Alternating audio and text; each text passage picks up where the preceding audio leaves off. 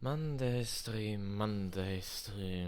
Sorry that I'm way too fucking early again, by the way. I mean, I don't think you guys mind, but yeah, still. Welcome guys and girls to this Monday stream. We are doing some more trials. As per usual, because that's just the name of the game right now. And yeah. You will probably do some more escalation, I guess. I don't know. Because I kinda wanna try to get a good XRay run. It's so funny, it's still so funny to me that we got a really good no loadout one. Like, that went to 30, and we even beat the 30. I mean, to be fair, it was because it was Orphanage, and Orphanage is fine. But the X-ray runs with actual loadout, like we... Not only with X-ray, but also with amps and stuff. We had 2 of them die, like, around 11 and 14. Like, actual throw. Hey, citizen, we don't mind. Yeah, I get it. I get it. It's just way too fucking early. Which, to be fair, is a good thing, though. Because when last stream, I started ultra late. And because of that, I ended the stream. Because we had that really good no loadout escalation run going. The stream ended around 5 AM. And I don't want to make that a habit. But I still want to do escalation runs. But they always take a long time. And you cannot go ahead and save still. So, yeah. There's that. There's that. But yeah. Probably more escalation on the agenda today. I didn't even bother changing the title. So maybe I will make up my mind and I have to change the title again. I don't know. But... it also feels that I have something in my throat, which is ugly, but that's just what it is. And yeah, I don't know what to do yet. I kind of wanna brabble again, and you know, talk nonsense for like 45 minutes to trigger everyone, because beginning of the stream is the best time to do that. But yeah, I also could probably do a reborn, since we are 20 tokens again. Oh, my room is all the way over there. Oh, fuck me. I wanted to double check how many rebounds I have. I'm pretty sure I have 119 right now. I've definitely skipped a few over the last few days. Like, when we were doing... yeah, 119. Like, when we were doing the escalation runs for, like, X-ray, the barricade one, the no loadout one, I was sitting on 20 tokens all the time, and they gone to waste. I'm catching up to you, Crots. Hey, good for you. How many do you have, Beavers? How many do you have? But yeah, I definitely skipped some rebounds though, which, to be fair, it's because I just can't be bothered. 67. Make sure to frame it when you get 69 rebounds. Make sure you do that. Also, hope you're doing well, Beavers. Hope you're doing well. But yeah. Right now, it's like, reborn is just a formality. It's just a formality. I would care a lot more if they actually put in skins. But... don't know if they will ever do it. I hope they do, because they know this is like a live service game, and they know that there are people, even an average Andy like me, like I'm not even a reborn fanatic like some other people, but even I now got to 100 reborns, right? So they should know that the demand is there, and hopefully they add some cosmetics or some shit. I still say 1000 rebounds is the nude skin. Fuck. Then I would have to grind a what? Yeah, 69 is really nice, and you know, really like necessary, to be honest. Like, that's the bigger milestone Even though it doesn't give you a reward, that's the more important milestone. Not 100, but 69. Obviously. So yeah.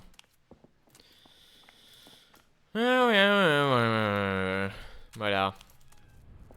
Also one thing which we can maybe do once I've done the reborn or whatever. I've prepared a potential tier list. So we can do like a tier listing on stream, because I'm terrible with doing I've noticed that I'm terrible with doing videos off stream, because I'm procrastinating like crazy all the time. So one thing we can do potentially is also do finally do the all trial and MK tier list, which would be fun on stream, because it's gonna be my personal favorite, like my personal tier list. And then chat can like judge me for how much of a weirdo I am, because I think some placements are gonna be weird and not align with the average player. So there's that. Oh, yeah, that may be on the agenda today too, because again my main problem is just when I have to, that's one thing I noticed when I'm doing level 1, because the most recent level 1 videos I've always done off stream. I was never doing them on stream, and what I noticed is that I'm procrastinating like crazy with some of these videos, until I actually get to sit down and actually do it in one sitting, and then it's good again, but I'm terrible with that, so yeah. So maybe this would be an idea to do that on stream. Just for funsies again. So chat can say what, like how much of a weirdo I am, which to be fair, I already know that I'm quite a weirdo, but it's validating the weirdoness, I suppose. If that even is a word, I have no idea. I have not a single clue. Yeah. Anyways, I think we can just go ahead and do the reborn right now. I'm gonna go full because fuck the reborn mission. Like, sincerely. I at this point, like, I enjoyed what they did in that update where they made the mansion a lot more interesting. But it still doesn't change the fact that if you're doing that for the 100th time, and it's always the same, like there's no RNG variation like on normal trials, it just feels like a formality right now. And it doesn't mean, again, that I want them to add variators or something like that to Reborn. That's not what I'm saying. Hell, for all I know, they can just go ahead and just leave Reborn as is, I suppose. For eternity. Like, I think that would be fine. Doesn't mean that I have to like it though. Like, they shouldn't put too much effort into Reborn mission anyways, and should more put effort into creating new charts, creating new MK challenges, creating new variators, because obviously that's what keeps the game alive, not Reborns, you know?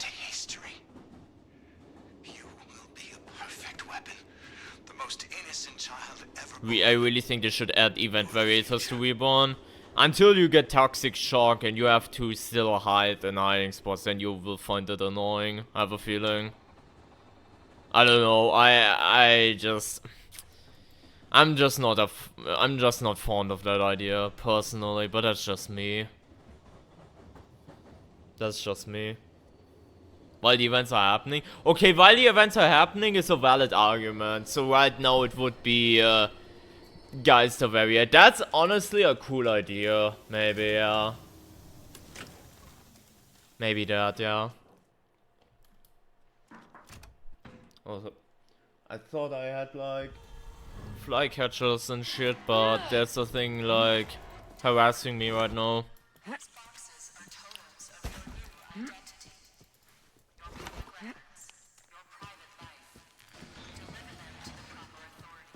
Probably came from the hallway, I would assume.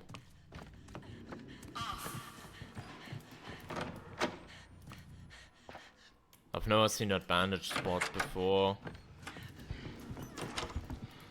Can I just drop it there? I can't. There's also no brick there.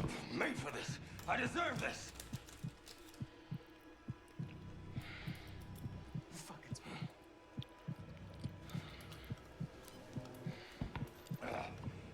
This shit will never get old, by the way. 5, 4, 3, 2, 1, on.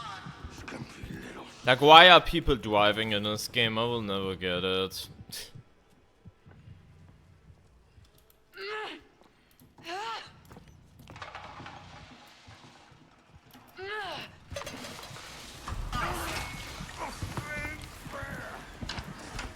Whoop, I didn't want to do that, but...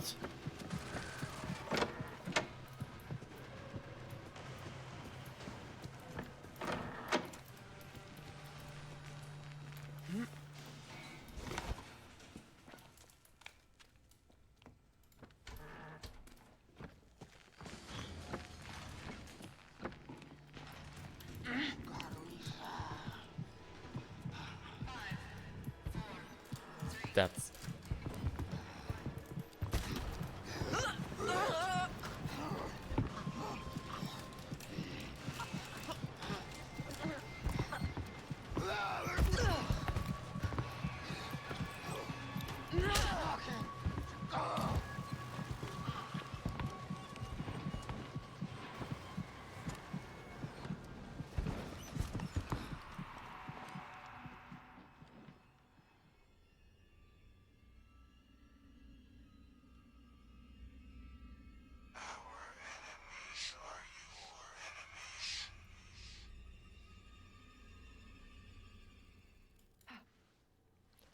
Anyways.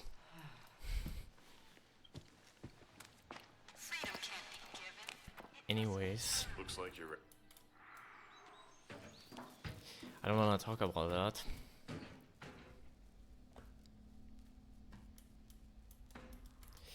Anyways.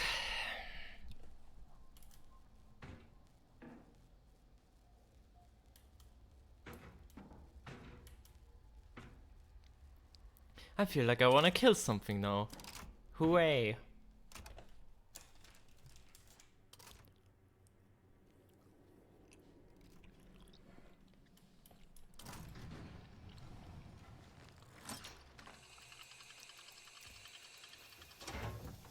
Why did she even do that? I have no idea.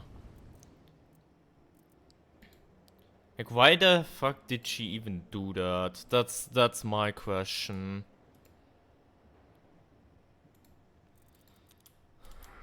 From which you must claw your way to freedom, to power, to history. You will be a perfect weapon, the most innocent child ever born. You're the future.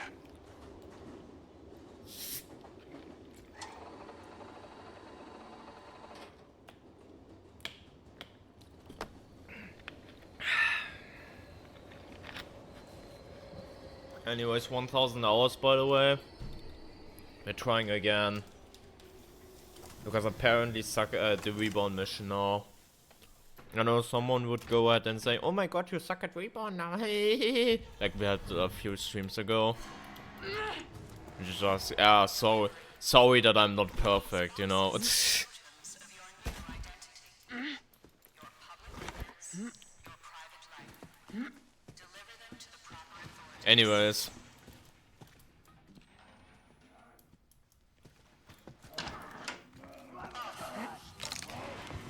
Dude, I stepped on glass again. Oh, but where are you coming from? Oh, you were just checking there. Okay, that's fair then.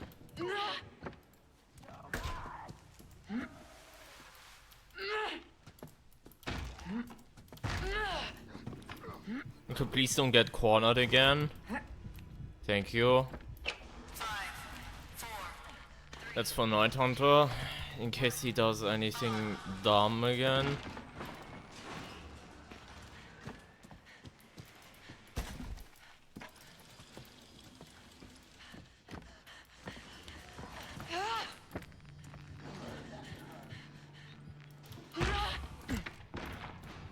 What's that?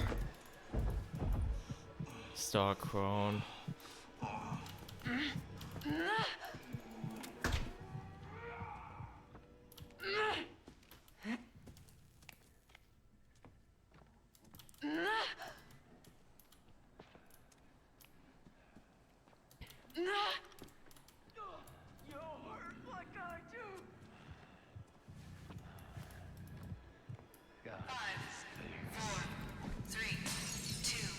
Didn't hear that.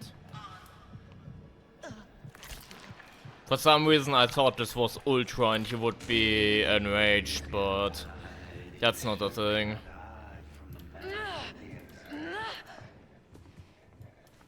For some reason I thought he was enraged, but...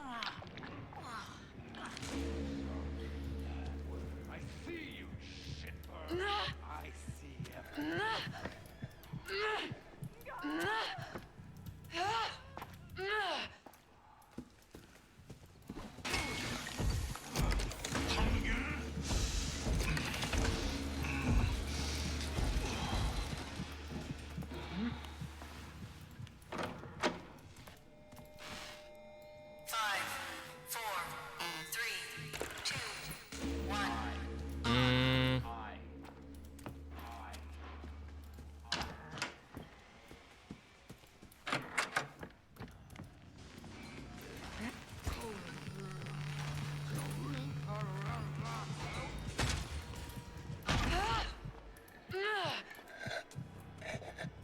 Kinda missed the sync wheel spawn. Yeah, I feel the whole movie sequence in general got quite a downgrade because it's always on the theater side anyway, so it's a bit of a downgrade, I won't lie.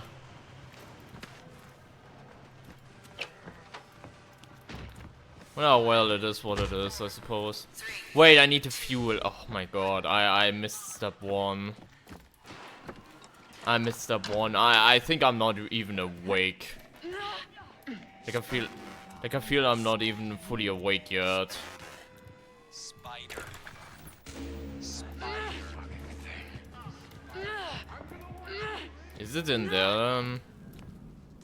Has to be right. Yep. I mean, there are two spawns, but I had no idea where the other one was, so might as well.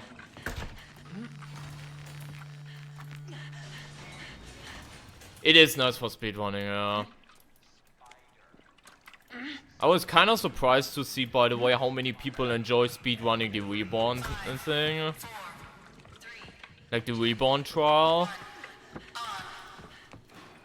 Because I would find that boring, but then again, speedrunners like consistency, right? So it's, you know, a lot nicer to speedrun something like this rather than a trial that has like a billion variables from enemy spawns to item spawns to objective spawns and so on and so forth. So yeah. Come here, little darling. Fucking close. Ah! No! What's the equipment?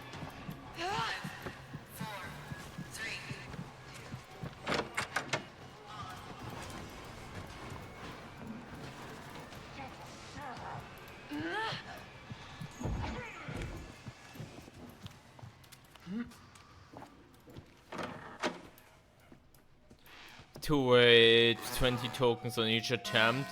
It's so funny because that one time where you know what bug we had when this update came out would have been the perfect time to speedrun it. When you just got failed Reborn over and over again, even though you completed it, that would have been perfect for speedrunning. Ironically.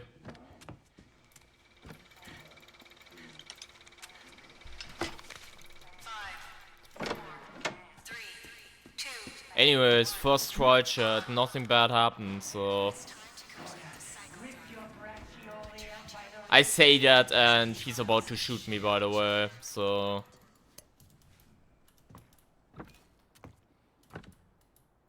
Yeah, he's gone.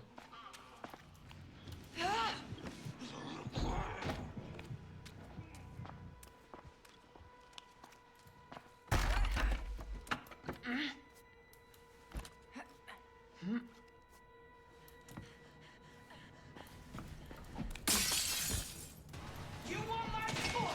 I'm gonna make you kiss. There we go. First try, nothing bad happened within the first 20 minutes of the stream. I don't know what you're talking about. I don't know what you're on about.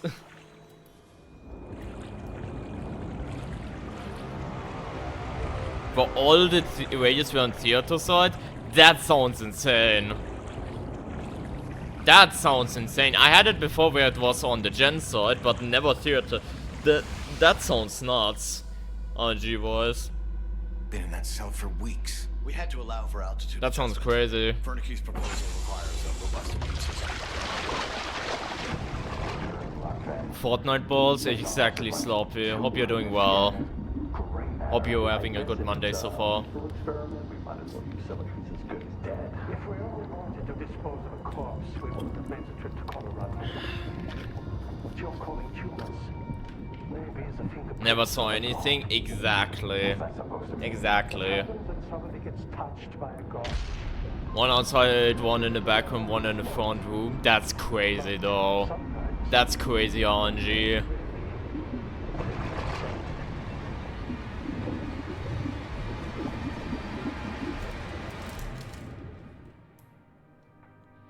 Like wasn't it with the old Reborn that there were specific rules regarding the radios that are now completely thrown off the window? Am I correct with that assumption? I swear I read something about that somewhere in the past, but not so sure. Welcome to the therapy. I'm Dr. Easterman. I want you to think of me as a friend, a father, a confidant. Somehow I can't help but feel like I've met you before. Like a princess in a dream. Maybe this place was made for you, and you for it. Maybe there's no such thing as too healthy. No such thing as too much love. I think you and I may achieve something miraculous. That shit is annoying, by the way. There's no character presets. That would be cool if that happens at some point. Seemed like they had a certain distribution. Yeah, that's what I thought. But I mean they reworked the entire thing, so it's fair to assume that. It's very fair to assume that that's not the case anymore. Simply put, it's just not. I read something else though. I'm sorry. Like, I'm looking forward for the Dildo Mafia or something like that to show up again. I had that the other day and I was like, okay dude. Back to the toy factory, back to the conveyor belt grind with you. Like, goddamn. Because we love conveyor belts. Woo! Conveyor belts are the best mechanic in this game. Woo! I don't mind them that much actually, but I know a lot of people hate them. Which is maybe the difference between me as someone who does more challenge runs in this game and a person that like speed runs this game. That's maybe the difference, because I don't like, I think conveyor belts, for example, main trial conveyor belts are more than fine. The only place where it has a lot more RNG to it and it is a lot more tedious potentially is like Crush Sex Toys. But main is completely fine, but seeing this again pains me, by the way. Why are you gonna be doing me like that, by the way? You think a reagent ever broke down sexual style in the trials? Dude, imagine something like, I know this sounds like fanfiction, but someone actually being so scarred that they let themselves be assaulted by Coil or something because that makes them feel validated and wanted and whatnot. I can imagine that that kind of shit is going on in the trials. What do you know? Because what is seen to us as a player, as a game, is in reality, lore-wise, obviously a lot darker. Like, not only from the perspective of like, oh my god, we are sawing this guy's legs off, woo! Barbecue snakes, woo! But like, what's going on with the reagents? When they break their mind with the trials. Like, it wouldn't surprise me if cases like that exist. Who you are in the trial is who you are inside. And some of that shit is, yeah.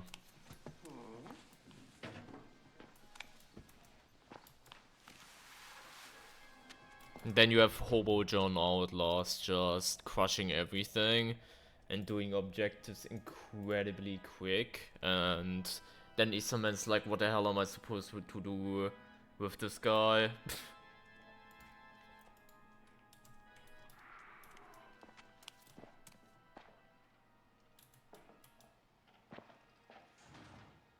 Nice.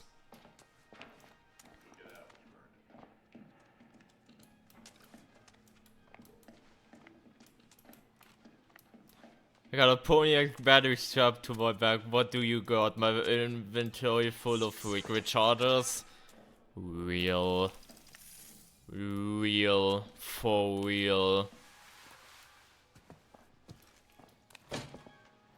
When variations and rebirth would be better. I don't get that sentiment. I'm sorry, but like the whole idea of like, okay, if it's a seasonal thing, then yeah, maybe I get it, but like maybe that's just my perspective of doing it for far too long. Like, I don't know how someone like Seba or, I don't know, Sas or whoever feels who has done that shit like 400, 500, 600, 700, 800, 900, or like 1000 times, but I just find the entire mission so boring, and it's just a formality more than anything. Do you think they will add something to Rebirth in Season 2? I hope. I hope they, get there. Like, they won't change the system. Like, don't, you know, smoke opium. Like, this system is probably going to change. Like, the whole... Like, maybe they will do something that, depending on the difficulty, you get more tokens. And I think that would be pretty cool. But, they won't go back to a Program X-Star system. Like, there's no shot. That being said, I hope they are adding more rewards over time. And maybe Season 2 is a good place to start. Increase cap. That too! Increase cap is a big one. Because right now, escalations beyond 20 are not worth it. Actually, good point. Yeah, they should 100% do that. 100%. It even used to be like that. Like, that there was an unlimited cap. Or something like that, but then they got rid of it because I guess it was not intended, but I know the mentality, because it's pretty dumb to be like, okay, we just basically beat the game by doing Reborn, now I can immediately do it again. Like, I get the quote-unquote mentality behind it, but it completely discourages you from doing any good escalation runs. Like, any big ones, that is. It just completely discourages you. Like, I'm still doing it because right now, escalation is the most fun thing for me in this game. Like, nowadays, I barely even play trials normally, unless I play with other people.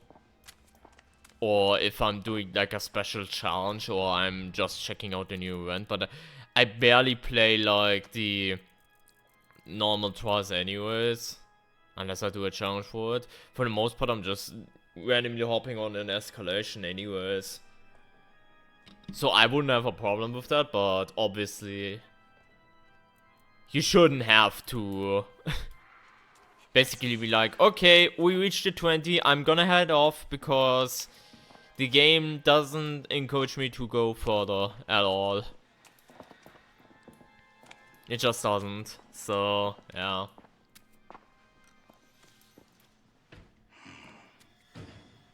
$60-80 is the spot? I mean, maybe, yeah. Maybe, potentially. But yeah, it would be nice to see that. Because I'm assuming that also affects randoms and shit. I mean, to be fair, with randoms, I've seen randoms in Escalation leave after round 2 or something like that. So that's another topic for that. But in general, people, you know, maximizing everything and then be like, okay, let's do a really, really long Escalation run. And only after 20, I know I have to put only in brackets because 20 is already quite big for the average person anyways, but only 20, they go ahead and be like, yeah, it was nice, but I'm gonna cancel this run now again before the ultra cap, which could have been interesting beyond 35, but I have to cancel now because I wanna do my reborn, I wanna get 500 reborns, and the game fucks me in the ass if I don't. I mean, it doesn't fuck you in the ass, but your time management is all over the floor if you don't just cancel now and do the reborn. And that's fucking stupid.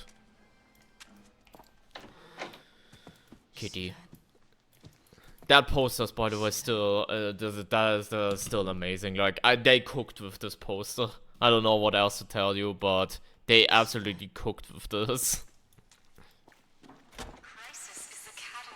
I have a new Steam name I want, but it doesn't fit into 32 characters. Have you already tried the whole capital no space thing? You know what I mean, right? Like remove the spaces and make capital letters instead where the words like start. That kind of thing. You can try that.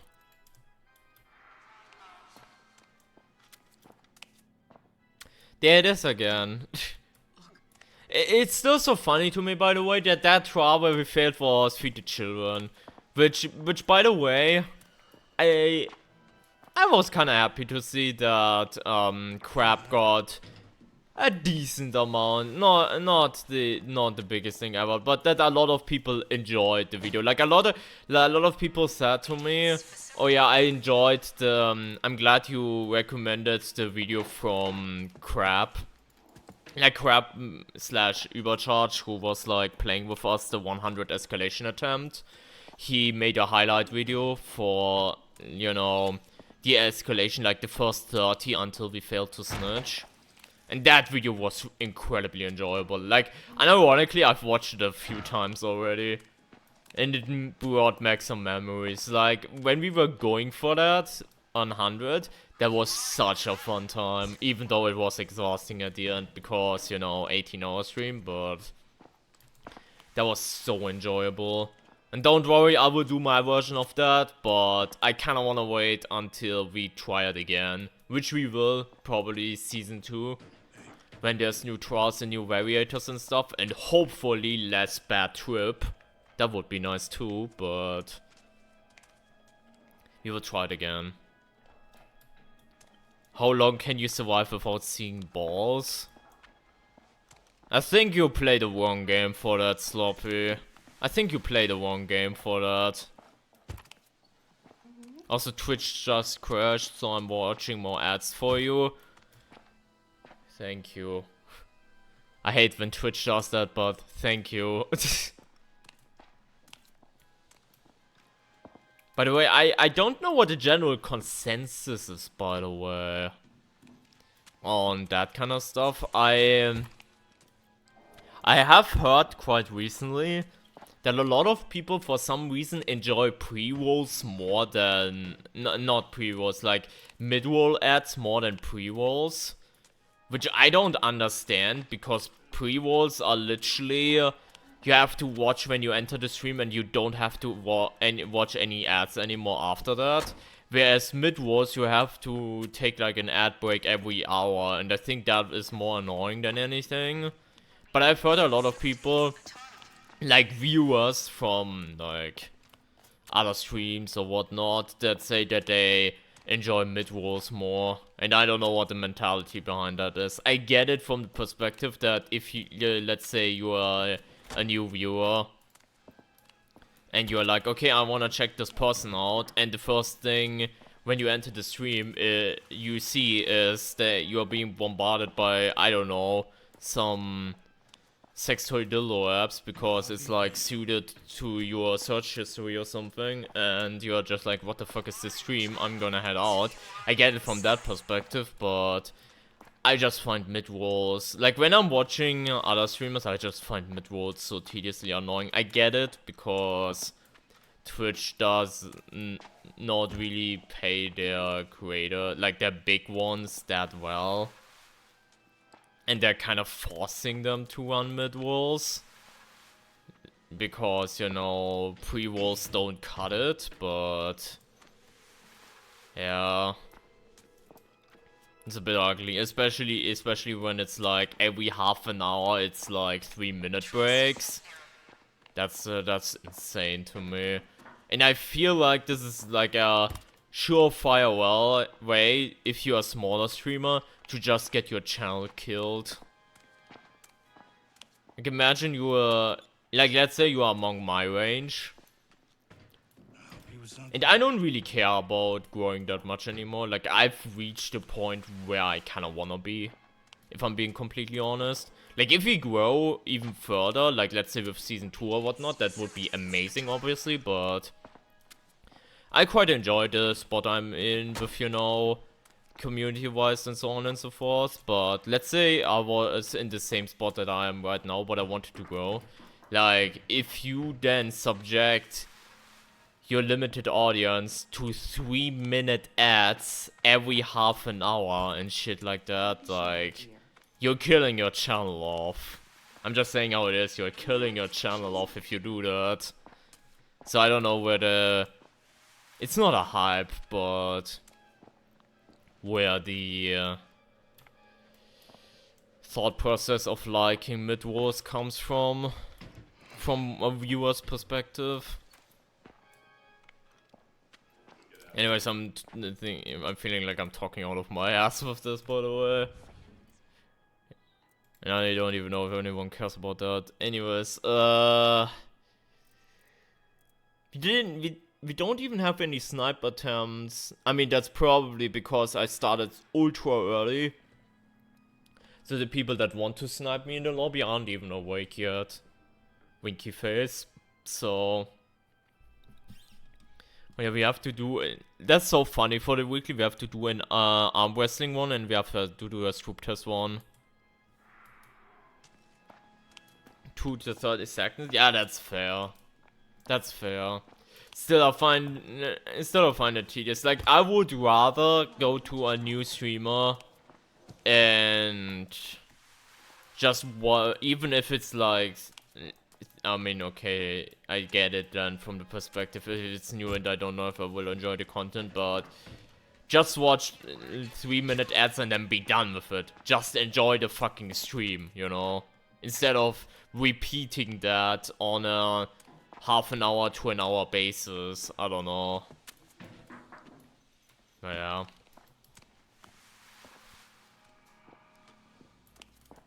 Then again, like the reason a lot of, especially the middle range streamers, like not the biggest ones, but the ones that are, you know, partner and can live off of Twitch and, you know, but are still in the state where they have to look out for themselves regarding if they will make it. They are pretty much forced to run mid-rolls anyways.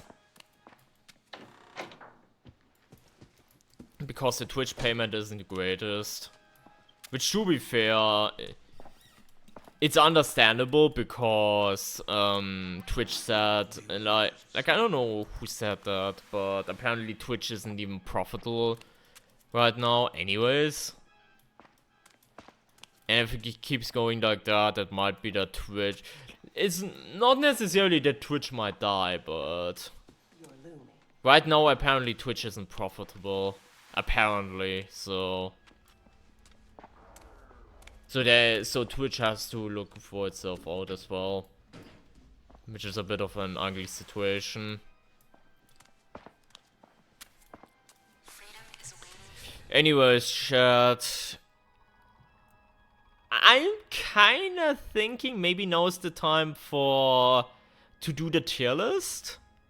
I don't know. How we thinking, chat? Do you guys want to have more yapping now and we just do the tier list right now, or what are we feeling? Because I think that could be interesting. What tier list? I wanna do my personal. I have to say that up front. This is gonna be like my personal tier list for all trials and MKs ranked for season 1. Just all the trials and MKs like in our tier list. Because I haven't done that yet. I've been procrastinating that for months.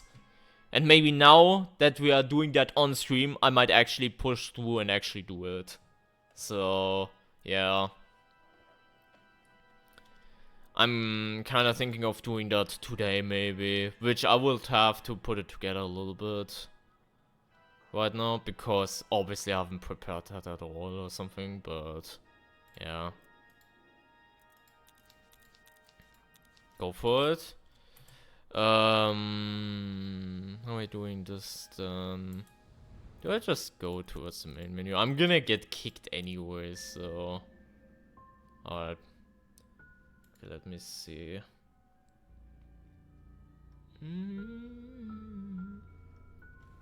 Outlast Trials Missions tier list. Alright. Ah, they're not in order, obviously. I think I will put them... Hold up, I'm gonna put them in order real quick. Like,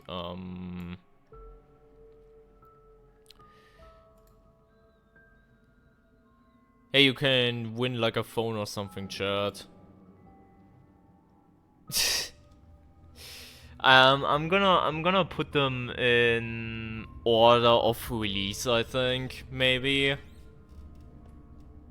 So, Snitch, Autopsy, Lockdown.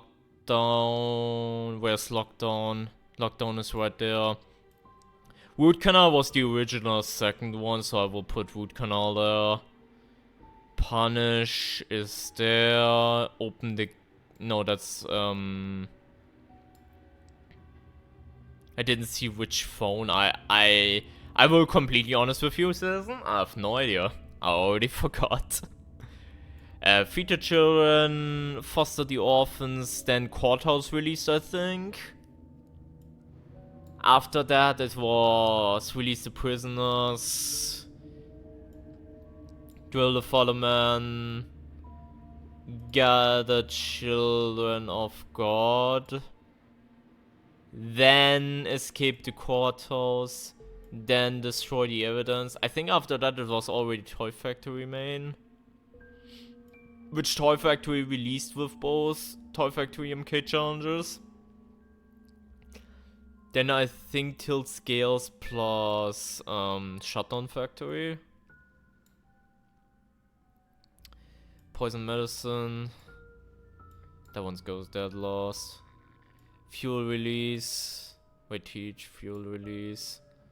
Poison Kettle. Empty Vault. Yeah, I think that's a great order, right? What's coming with the update tomorrow? Tomorrow is not gonna be an update. Niklas, tomorrow's not gonna be an update. It's just gonna be a rotation. By the way, that's the phone, by the way.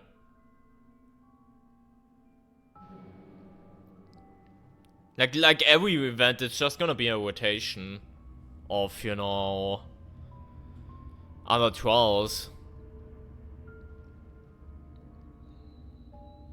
Tea time. I don't even drink tea. Prime, thanks. You wanna hear a fun fact, by the way, chat? You wanna hear a fun fact?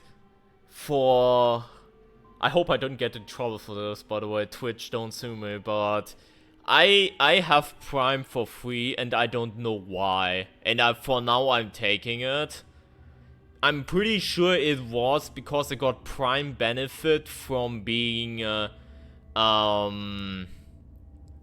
student, like university for a while. I'm no longer there, but I still have Prime benefit.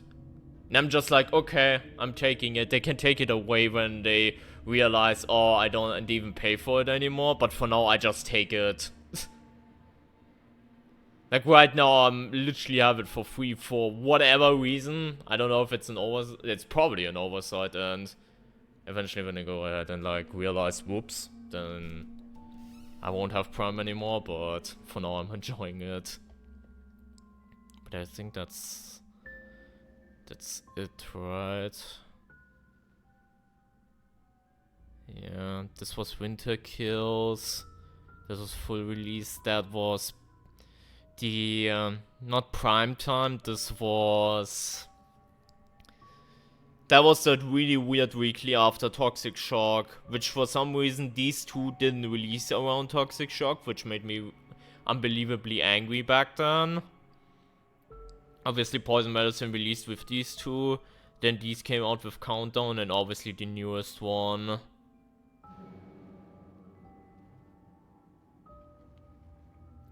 Yeah, the post-Toxic Shock update. Yeah. I still don't... it was so badly communicated back then.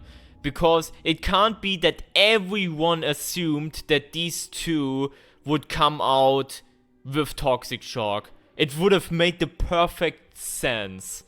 Especially since Toxic Shock was already a reskin of Winter Kills. But no, they went ahead and, you know, released them in the recent trial weekly or whatever it was called, like a few weeks after, and it was pretty bad. Like that was incredibly sour. That was incredibly sour. I won't lie. That was incredibly sour when that happened.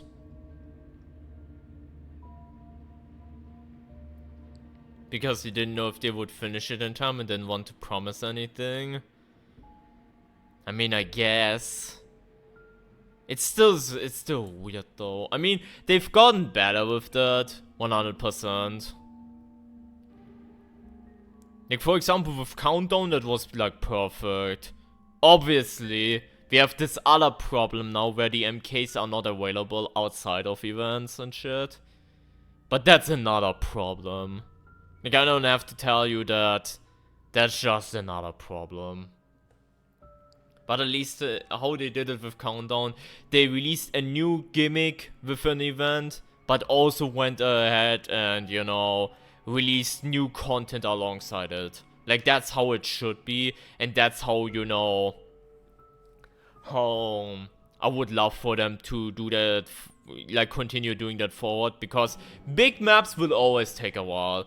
Like, main trials are also always gonna release like every 4 months or so, because new environments take a lot of time. But MKs, they can push them out, I feel. And if they keep pushing out MKs how they have been doing from time to time, you know, 1 or 2 new MKs like every event or update or so on and so forth, you are passively adding more and more content without taking too much effort, you know. Yeah. Like that's a good model, I think. Because people can cry all they want. Like, I've seen that before. Like, obviously I've seen it before, but I've also seen it recently. Again, people being like, oh my god, there are only 6 maps, just add more maps. You know, people that have zero idea about game development being like, yeah, just add more maps, forehead. Not realizing that it takes a while to do that. But MKs are like the best compromise. Obviously, it shouldn't turn into, you know, copy-paste. Like, MKs shouldn't be copy-pasted. That's something that shouldn't happen, in my opinion. But, yeah.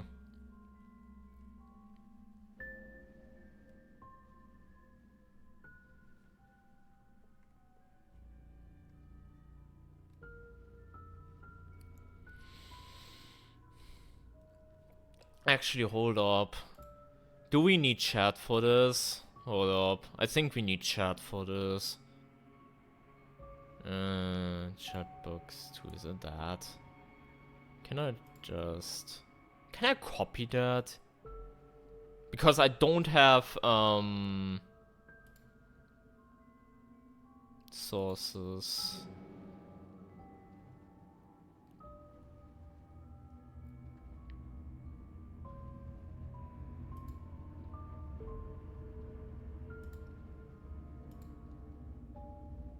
Is that? I don't know if that's that. Yeah, it might be actually. Okay, where do I put chat? Like this maybe? I don't know. Yeah, I think that would be perfect. I think for that scene though, I think chat would be pretty cool to have there. I never put chat in that scene and I don't even know why. Do we need to talk about Naked Coil now? Of course. I'm still surprised that YouTube isn't traumatized by the way. To be fair, we didn't have many uploads that were wild like that, but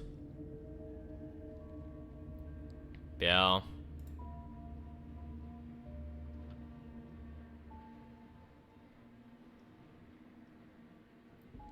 Dude, I'm a bit like, because I have to admit one thing to you, chat. I have to admit one fucking thing. I have no idea where, to rank some of these. I have no idea where to rank some of these. Also, can I... Okay, I don't wanna be like that guy, but... Can we like go ahead and...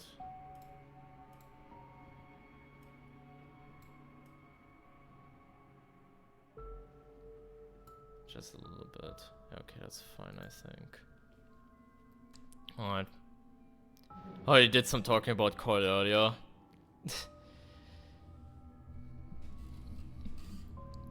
But yeah. But yeah, I think we can start, chat. So... This is my tier list for why no ad block, because I'm too fucking lazy. I'm too fucking lazy, okay? Anyways, enjoy your free phone, chat. I'm doing a tier list here, which is gonna be about all the MKs and shit for like season 1. And yeah, I haven't done that yet ever. Like, I haven't done that ever, so that's, you know, that's fantastic. So yeah, I think we're gonna start off with Snitch. Like the fucking monster I am, I run YouTube auto skipper, not an ad blocker. That's fucking wild. Yeah, I'm gonna go ahead and just start off. I have them in order to where they released, instead of the environment or whatever.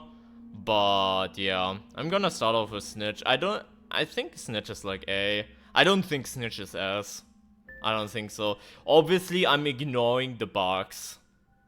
Like, obviously, right now there's the shuttle bug and so on and so forth going on. I don't have to tell you that. That's fucking horrible.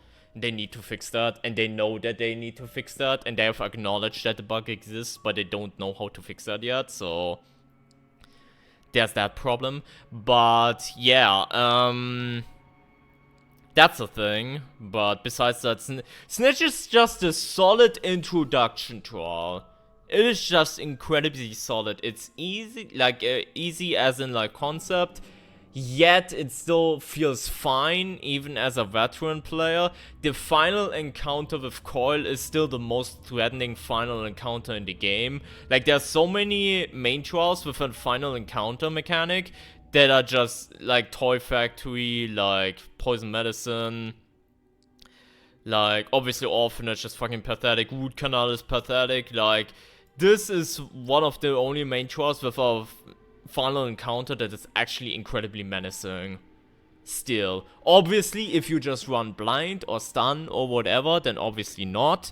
But you also keep in mind, I'm a guy who does a lot of challenges for trials, so I will obviously also wait a little bit, you know, on like the base difficulty without loadout and whatnot. And I think for that it's fine. I also think it should get bonus points because of the lock people in garage strategy. That's a thing that no other trial currently has. And I think it deserves to be like right here. I don't think it's S because it's, you know, not, oh my god, insane, amazing or whatever. But I think it can comfortably sit here, I think. What do you think? What do you think? I think that's a fair assessment. Like, the only thing that I would say is you could maybe make the argument, and you can barely see it even. Like, Night Hunter is obviously lacking, even on higher difficulties, he's like lacking. It would have been interesting if, for example, he was in the basement on higher difficulties.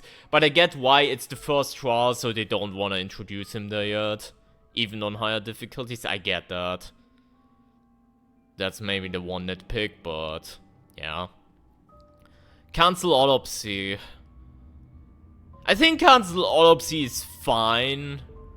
It's the good example of a small trial that is, you know, fine.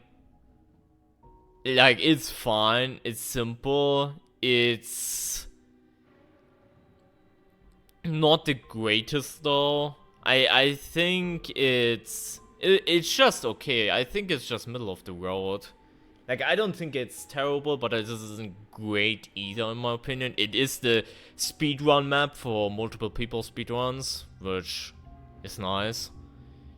It's a simple objective. You can utilize multiple stuff here. You can, for example, also use X-rays to find the keys. You can use blind. You can use stun. You can use barricade. Like, that's good too. Like, that's maybe also a thing to consider. If you, for example, can use X-ray rather usefully somewhere, I think that should also be accounted for, because that gives it a little bit more depth. Then again, you can just look at the TVs at the start and be fine. So I like what they have going with higher difficulties where there is Night Hunter in either A or C. I think that is pretty cool.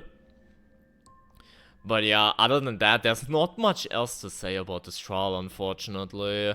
The map is really nice. Like, small, compact, but still, you know, I think satisfying enough. But yeah, I don't think there's much else to add to that. Which, to be fair, I think the reason why I put it around the middle is just because this is just the very definition of, okay, this is okay. This is like okay, you know? I don't have too strong feelings about not Sabo Lockdown, about Cancel Autopsy. I don't have strong feelings about that. That's maybe the main reason why it's in B, and I try to justify it now. But I think it's also cool that you have a little bit of the dynamic in Sector A, where, let's say you have the Night Hunter spawn on higher difficulties in A. You have in the darkness is Night Hunter, and in the brightness, if you are quiet, you are completely safe theoretically, because there's only the Screamer, blind guy, like the Berserker, and Night Hunter if he goes to some holes because of some blocked shit. I think that is very interesting, maybe true, but at this point I'm grasping straws. Sabo Lockdown. I don't like this map. I used to be like, okay, it's fine, whatever. I don't like this map anymore. I think it already started with Geister last year, which, if you don't remember, because maybe there are some console people who have never experienced that and have experienced Geister for the first time this year. But last year Geister was horrendous for grinding. You couldn't even enjoy the event if you wanted to get everything. So what you had to do was to grind out like trials in general. And people caught on to that Sabo Lockdown is the best for speedrunning. And as a community, in Unity, we learned Sabo Lockdown speedrun. And the thing is, you needed to do that like, I don't remember, but it was definitely around 100 times at least in order to get all the cosmetics. It was absolutely horrible. So that's what it already started. And it's also one of the trials that was constantly in past weeklies because it was like, okay, but we need to satisfy the speedrunners, so just put that in the weekly or whatnot. But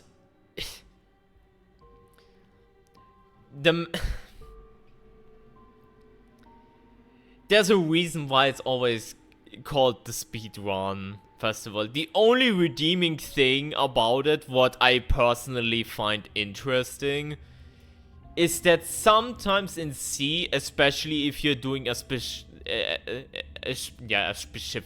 specific challenge, let's say you're doing no loadout or whatever on a higher difficulty, and you have the small guy and coil patrolling, then it has the potential to sometimes be ugly if you're getting unlucky and you have to rotate a little bit. But then that's annoying for speedruns too, because you are done getting a time loss because of pure RNG. But for the most part, you're just rushing through the lockdown sectors. The Berserker, 99% of the time, literally serves no purpose to start off. Coil patrolling, if you know where you're going, doesn't matter until you reach C anyways. And for the most part, you're rushing through. Either you rush through the outer skirts, which is, you know, that hallway, where there is no enemy anyways. Or you go through the, like, the shower area, whatnot, which is the shorter path, where you have to deal with a big guy, which sometimes can be a bit of a hassle, but it's not really engaging, I don't think. I mean, a lot of this, why it's probably in D for me, is maybe potentially because I've played it for too long. I won't deny that. Like, that is the trial I've played the most. But again, that was the reason why I explained the like the program geister thing earlier, because, you know, it's really bad on the route I take. Yeah, but normally you just take a left, and either you go through the door or you jump through the window, and then you're done. Like normally I don't even see a point in going through the double door. That's probably what you mean, Bebos, right? Like, I don't see a point in going through the double door because most of the times either the window or the door is available. So there's like no real point. Maybe one thing about Sabo Lockdown that's maybe not also interesting still, like one of the redeeming things, the exit can sometimes be ass, which makes it a lot more interesting. Like, once you're done with the generator, the exit with like the big guy with the axe and, you know, coil. Like, when I experienced that in Ultra for the first time, I was like, holy shit. I did not expect that, because they added that after an update or something. I don't fully remember, but it got added like an update after the official, like, you know, Ultra release. That was interesting, but this map is just, I don't know. To give me like 2 extra seconds. Oh, for speedrunning? Okay, that's fair. But yeah, for normal play, I normally don't... Like, I normally don't care about Berserker. And again, I'm talking from my perspective, and from my perspective, the Berserker is completely cosmetic. And I feel the only reason he is there is because he's also there in Sector A in Council Autopsy, and they just wanted to have consistency. That's the only reason, I feel like.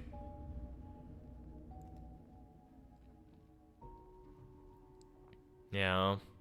So yeah, unfortunately, I have to put it down. I don't even know, because at the same time, I don't know if they should even improve it, because I know once they go ahead and do, for example, do the same thing that they did with Fuel Release, where is it, like Fuel Release, if they go ahead and do something like that with Sober Lockdown, speedrunners would just start complaining about that, and no one will be happy. So yeah, in my opinion, unfortunately, it reached the end right there. Anyways, I'm sorry, chat, but I will have to go to the bathroom real quick, BRB.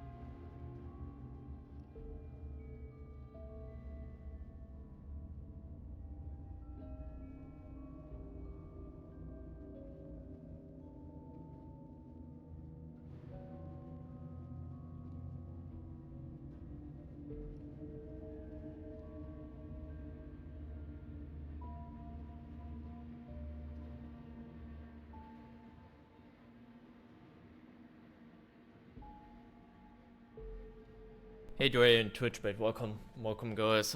I'm doing fine. I won't lie, I had a mental breakdown earlier, but it's fine now again.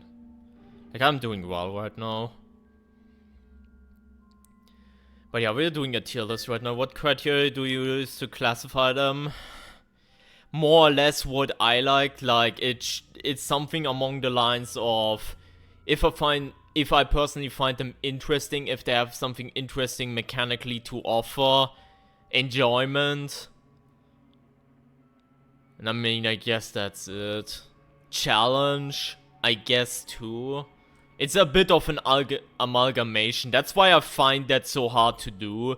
Because sometimes I struggle to just put in place, okay, do I actually like this or do I actually not like this, you know? I think I broke my toe, I'm sorry to hear that. The classic, I'm assuming.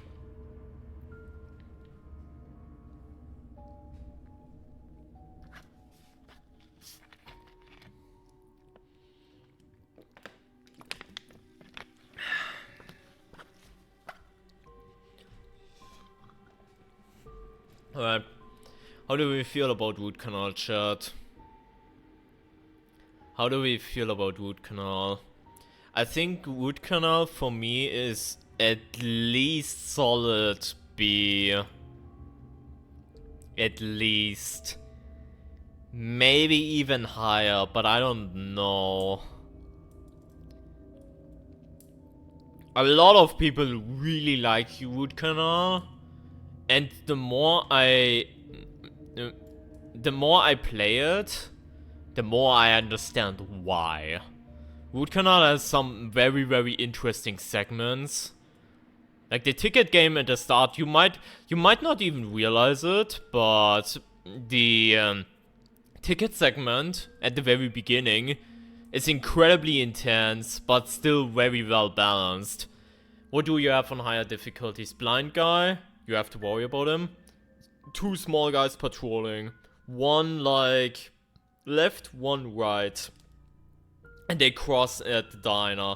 The entire segment pretty much almost has no darkness, which is crazy. Like, I find that crazy as a concept because that used to be the second trial. Not Orphanage. Like, Orphanage right now is, you know, the second trial. Root Canal, when this game came out, was the second trial. And if you put it into that perspective, I think that's crazy. Because where exactly is the dark area in the first segment? I mean, I guess the, hiding crawl space, I suppose. Where you go backstage. And the shit rooms, I suppose. But for the most part, besides some of the game stands, there's not much darkness, unless I'm missing something. And that's actually crazy. And yeah, the ticket game is very interesting. The follow wire is not the most innovative thing ever, but fine, sure. The valves are really fun, I will have to say. And the fact that you can learn skips for them, like Sus, like for example Sus did that, like the lay pipe guide, whatever the fuck. That is really nice.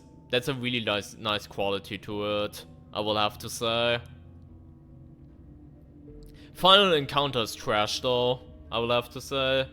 Like the final encounter, like it feels good to outplay it easily by just luring her towards the bright room and just looping around and doing another one cycle. But it does feel a bit cheap to be able to do that effortlessly without a loadout even. It's a bit dumb, in my opinion. Like, I'm not advocating to be like, okay, every single final encounter needs to be incredibly, like, challenging and tricky and whatnot, but final encounter still feels really, the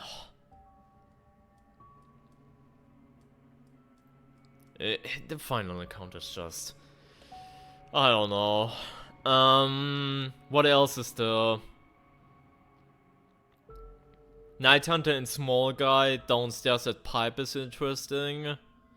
Goose is upstairs. Interesting distribution, I suppose.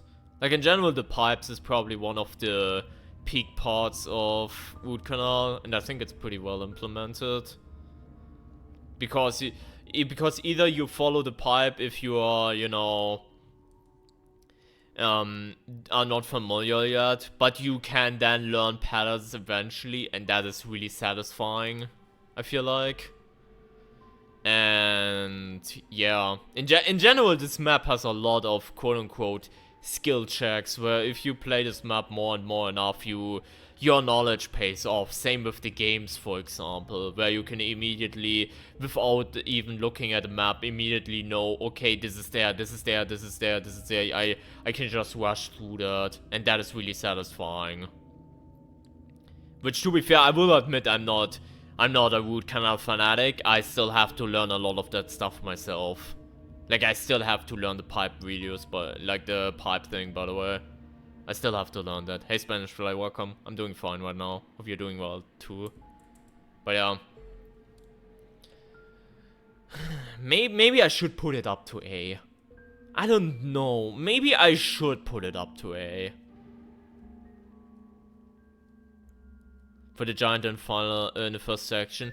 Actually, good that you mentioned that. Because the first push is actually really tricky, now that you mention it.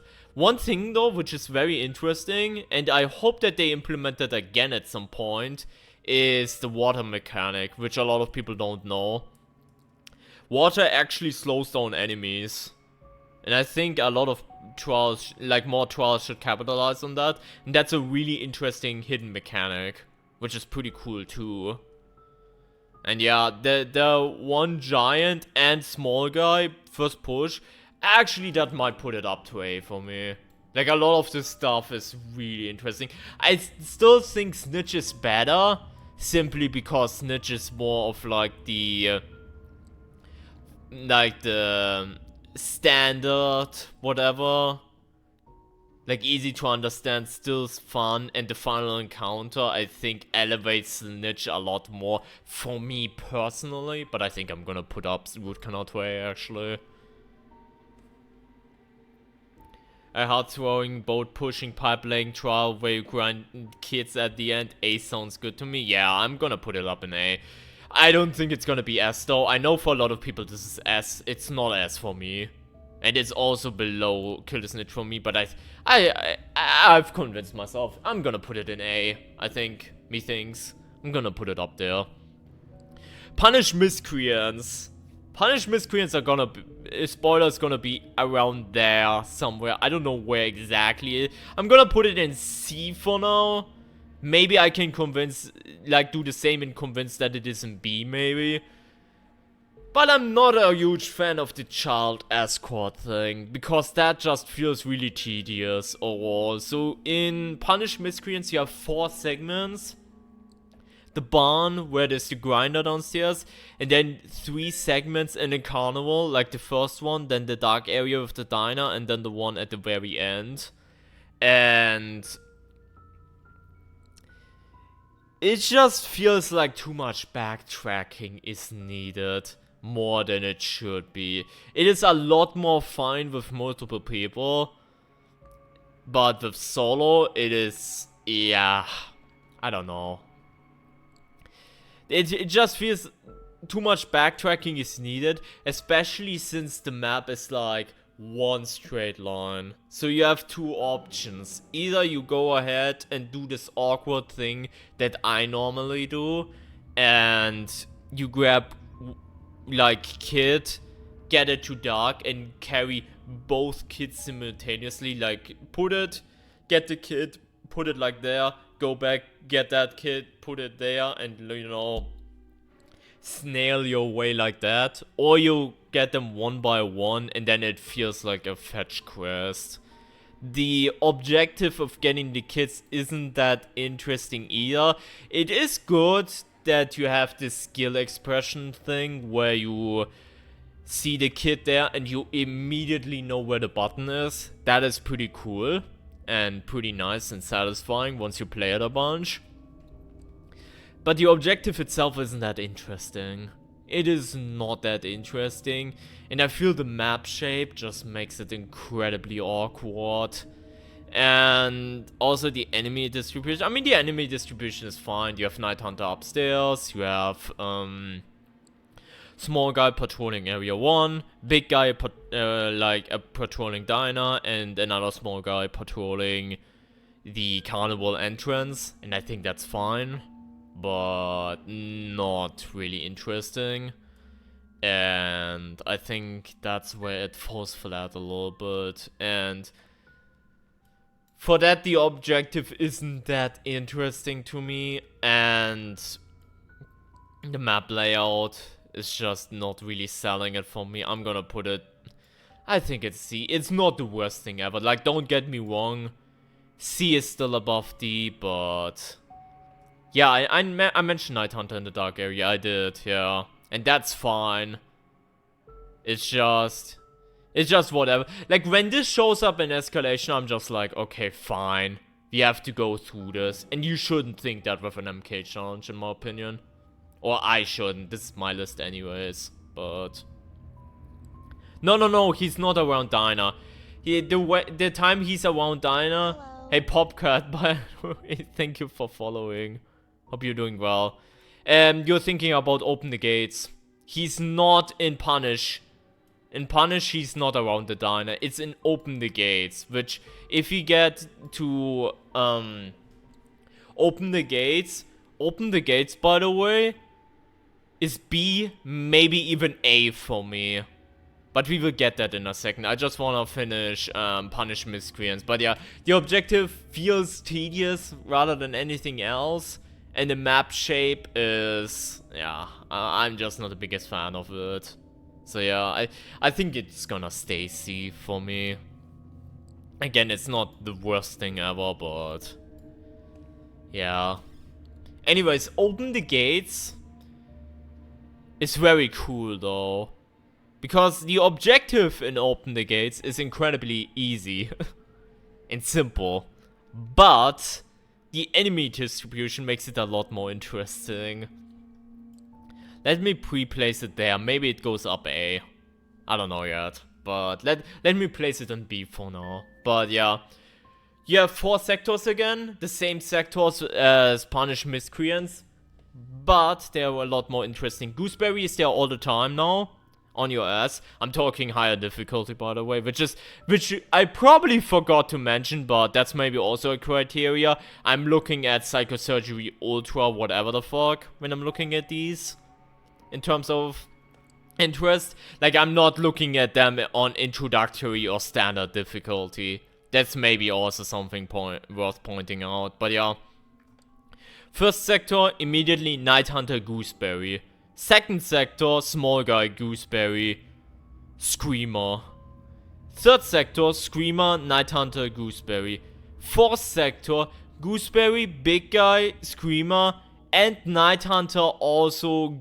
If you lure Night Hunter accidentally towards the fourth sector, he also chills in the fourth sector intentionally. Like, he normally chills around the, you know, the hidey hole? I don't know behind which game that is. But he chills around that area. Like, he can't see you. He acts more as a berserker then. But he also chills around the fourth sector as well, which is insane. The objective to break the cords is simple enough to make it not as tedious. But it does make it still very intense enough. And with the enemy distribution, I think it's like a fair and fun MK for the most part. Especially if you get variators like blocked paths or whatever, it can make it incredibly insane. Deadly Prime Acid, like, people keep saying Deadly Prime Acid plus this is their crack. And you can immediately tell why. And it's just... yeah. I'm gonna put it up here. I'm gonna put it up here, I think. Methinks. Hey Dritten, welcome. But yeah. Yeah, second area can be pretty tedious. You're completely right, but... I think... I wanna see this, by the way, with the padlock doors, by the way. That would be hilarious. But yeah, I think this deserves to be an A. Because yeah, at the end of the day, we open the gates boils down to this. Your objective is incredibly easy. You can learn the RNG similar to Punish Miscreants. You can learn the cord, like the wire cord RNG. But at the same time, it is easy. And yet, because of the enemy distribution, it makes it fun, you know? It makes it fun and nerve-wracking, and I think that is really cool. So yeah. Do we think this is better than Snitch? Do we think this is better than Snitch, chat? Because I'm always tempted to think maybe it is. We will get to... no, I'm not gonna rank Farewell. No, I'm not. Yeah, I don't... I would go with no. Yeah, probably not then, yeah. But it is still incredibly nice. Open the gates with sharp glass is excruciating, especially when you hop over counters and land on glass. That is very true, yeah. But yeah, I think it deserves to be an A though. Again, the main point, the objective is simple, but the enemy distribution makes it tense and fun. My opinion. Alright, let's go to Orphanage. Main Orphanage. Oh boy.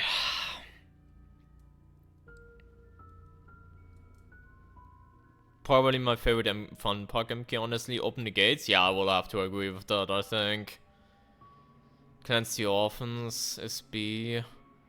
I don't think I'm with you with that. I get the argument about thematically and so on and so forth. But I think Cleanse the Orphans being the black sheep, I think knocks it down for me. I think it knocks it down for me. You have the frequencies, which you have Gooseberry patrolling, but if you're getting somewhat good with the frequencies, then Gooseberry is gone for the entire trial within like a few minutes, which is not good. Like it is definitely the easiest main trial to take that away like from the get-go. And yeah, the frequencies is fine. There's a skill component to it. But Smash also makes it easier, yeah. Like, the whole frequency part, let me phrase it that way. I don't 100% even know what the enemy distribution and frequency is. That's how fast it normally goes. And that's maybe not a good sign. Like, I know there's a small guy here, there's maybe a big guy there, there's screamers somewhere, and there's maybe another guy patrolling there, but I don't even know what the distribution is 100%. And that's not good. That's not good. And yeah, this is like the only Gooseberry segment. To take it away, like all main trials follow the same formula right now, except Cleanse the Orphans. You have an introductory enter segment, then you have a segment with the prime asset, then you have a segment without the prime asset, and then you have the final encounter. Orphanage does not follow that pattern, and I can appreciate it for that, but I also think it does it a bit poorly. The film reel segment is fine, I suppose, with the small guy and the big guy. I think it's fine. But it's also not the most engaging main objective as well. Like, it's heavy object plus the rotating doors for the first time, which will eventually lead to the conveyor belt mechanic down the line, which a lot of people hate. And the second half of Orphanage is literally Kill the Snitch copy. Back when there was only Kill the Snitch, Root Canal, and main Orphanage as the main trials, this was a little bit of a spit to my face. Because it was literally just gens and keys. Like literally Kill the Snitch, main trial, copy pasted towards another main trial, and that felt, you know, that felt bad. That felt really bad. Not to mention that the areas are also like, not the greatest either. Like, you have a small guy patrolling in a rather small area with a screamer. That's fine for like the keys, and that's fine, I suppose. And the Night Hunter segment has the potential to be incredibly ugly with a screamer down there as well for the generator. Like, I get that. But it's also not really original. Like, it's literally a snitch copy-paste. And now for the absolute elephant in the room. The final encounter of this main trial. The prime asset is missing. The prime asset is straight up missing. So, yeah. What do we say about that, chat? What do we say about that, chat? Because this alone, for this alone, I cannot recommend this B. I don't think it's gonna go down D. I don't think it's gonna go down D, because there is some redeeming things about Cleanse the Orphans. Like, spoiler, this is gonna be my least favorite main trial. But I think there's some redeemable stuff, so it's not gonna go down D. But yeah,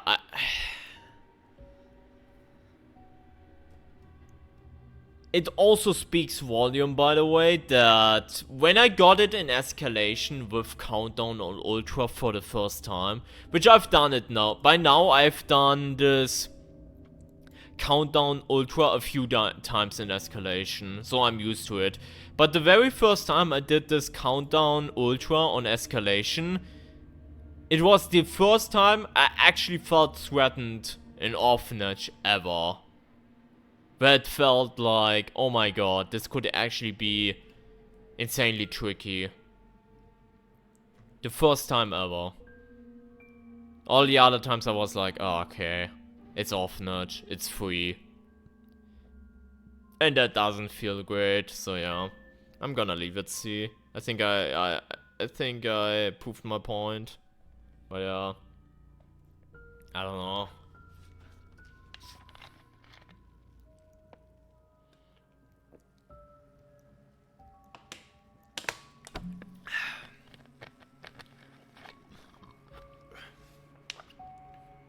Feed the children. Maybe, possibly. Maybe, possibly, around here. See, this is what I mean. I struggle a little bit to gauge that myself. Hence, I also wanted to do that on stream a little bit. So, I maybe get a little bit influenced and, you know, told like a few valid arguments, but I think Feed the Children is middle of the road. I will say I'm getting a bit tired because that is one of the trials alongside Sabo Lockdown that the devs just love to put in every single weekly. It's gotten better, but back when they rolled out the weeklies for the first time, these two, Feed the Children and Sabo Lockdown, were so often in the weeklies that it started to be annoying. But Feed the Children is just middle of the road, and maybe the gold standard for what a heavy object MK should look like. You have your dispose heavy object here thing in the middle, and you have two sides. You have the chapel side, one downstairs, one upstairs, one small guy patrolling. There used to be another small guy patrolling, but not anymore. And I think that's fine.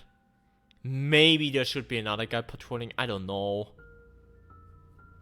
Like, it used to be that there's two guys patrolling there. Nowadays, there's only one. I think it's fine, though. And there's Screamer, one upstairs, one downstairs. I think that's fine. I think Berserker around Chapel side is a little bit of a missed opportunity, maybe. But unlike Sabo Lockdown, he still comes into play every once in a while. So I think it's fine. Like, especially if you get the RNG where the staircase double door is blocked off. And every once in a while you have to deal with Berserker. It's really interesting, I suppose. But yeah, that side is interesting. And then you have Laundry and Pool. With big guy, small guy patrolling outside. And Night Hunter patrolling Laundry. And I think one Screamer around Laundry, right?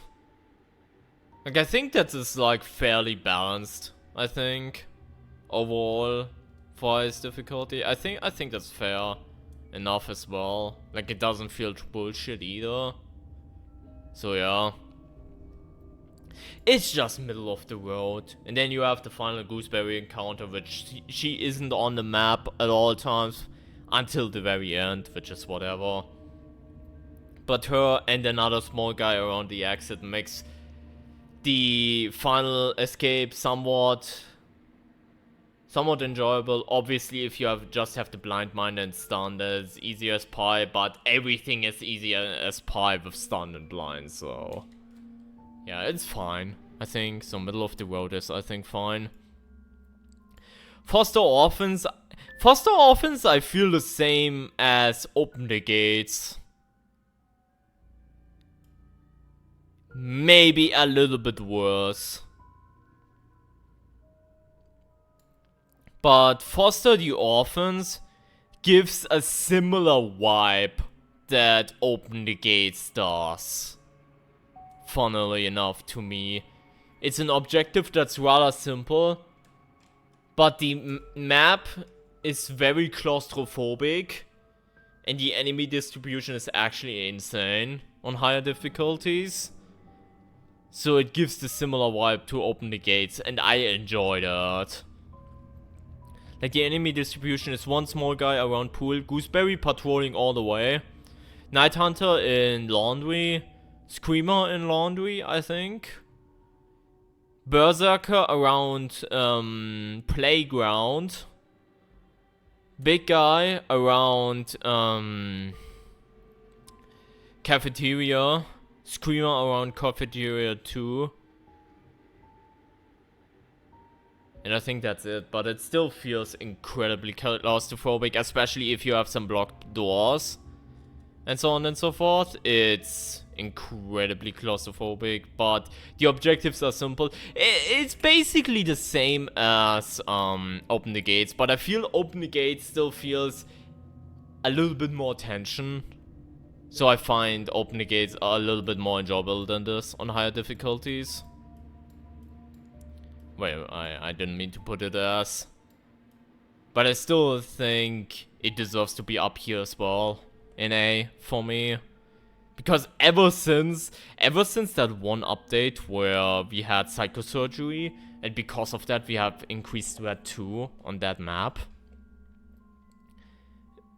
I low-key dread going towards cafeteria, because cafeteria, like the cafeteria area, has the potential to be so highly populated. And that's insane. Like, insane as in a challenging good way. That being said, I think what breaks this map a little bit is the potential for RNG to just be weird. Like, sometimes you can get all the frequencies around the laundry side, which feels a lot more like free, and it might feel not satisfying.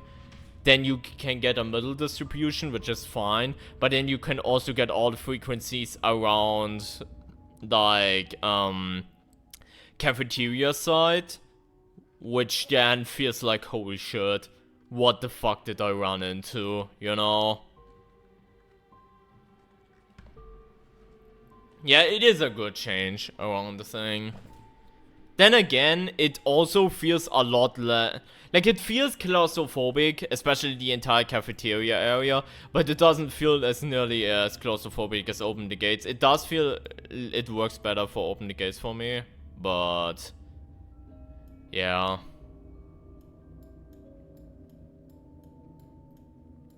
Yeah. Anyways, I have to take a break here, guys, I think. For a second, because I feel... I don't know how to phrase it, but... My throat hurts and my stomach also hurts, so I will have to... chill and breathe and calm down for a second. I'm sorry about that. Vindicate the Guilty, but Witness section sucks. Witness section is the best part about Vindicate the Guilty. What do you mean? What do you mean? It's the best part about it. It's the best part. Think water? Yeah, probably.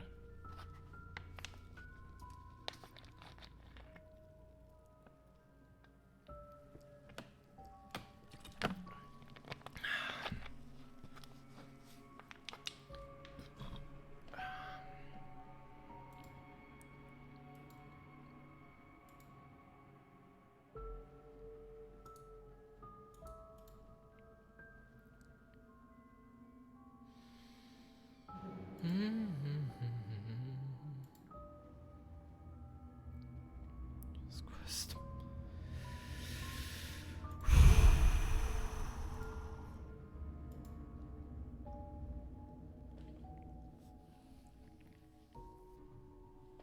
But I think so far, I'm, like, as a side note, so far I'm kinda satisfied with this, how we ranked it so far. Maybe some placements will switch, but I think that's fine.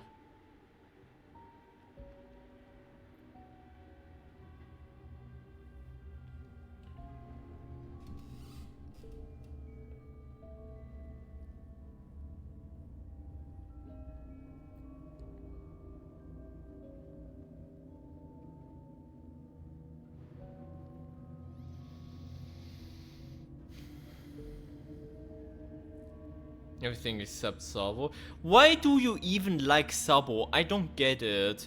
And don't tell me, yeah, because it's free and easy. Yeah, that's one reason for me to put it in D. That's one reason for me to put it in D. More than anything.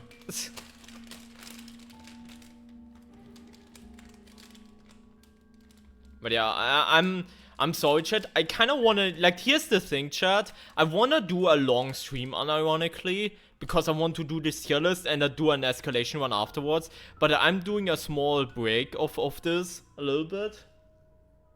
Because I feel like I'm losing my voice. And that sucks. So... I mean, yeah, that's probably the main reason, Nicholas. That's also a reason why I want this to be my tier list, though. And I think that makes it a little bit interesting, because I think Sabo and D is controversial as fuck. But it's my tier list and my ranking, and I think I'm valid with my ranking.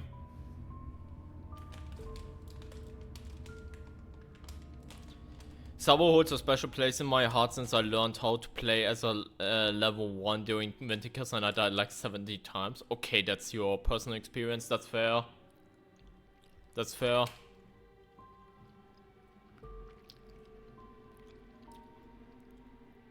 That's fair. But yeah, I just...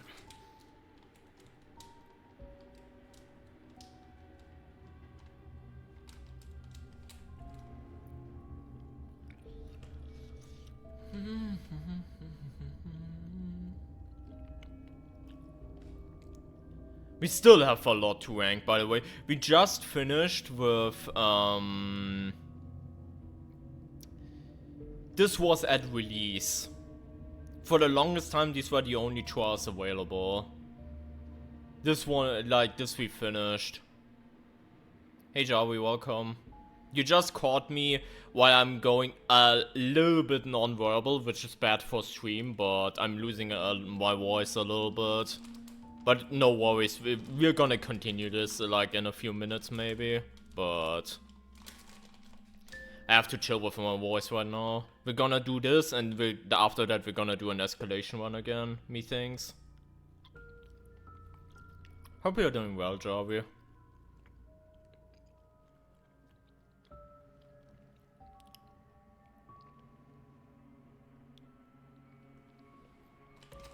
Hope you're doing well, buddy. I mean, I won't lie, like, as a side note, I don't want to mention it, but since you're asking, I had a mental breakdown today, which is not great. Don't worry, I feel a lot better again right now, but that's a thing that happened today. But it's fine. I'm doing a lot better again, so that's what matters.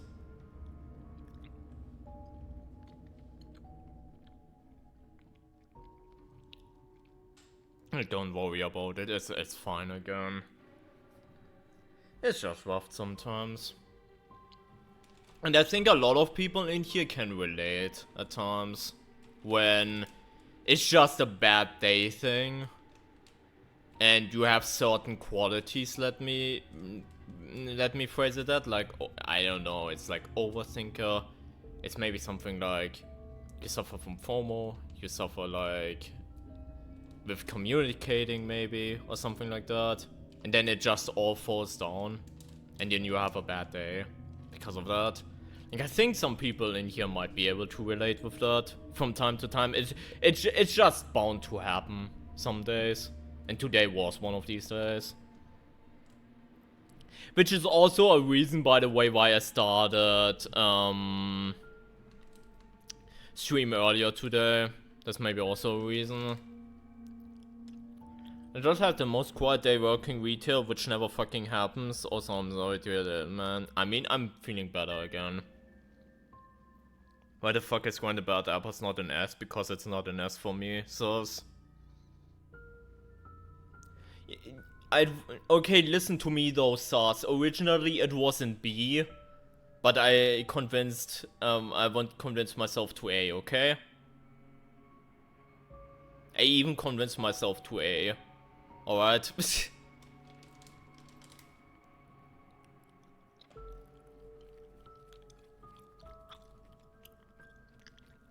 Some days one little thing goes wrong and my whole world can collapse. Isn't that a complete ADHD autism thing? Because I don't want to really say it, because I know people get triggered by that.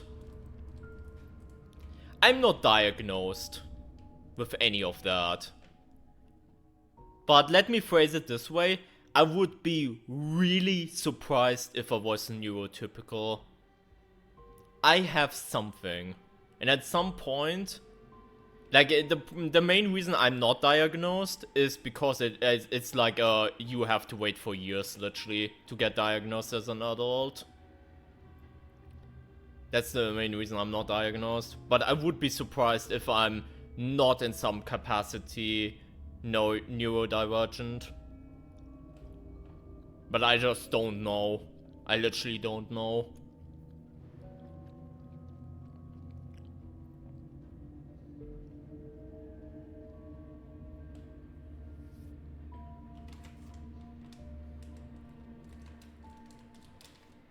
Grind bad apples. Spanish, he's talking about the mouse right there.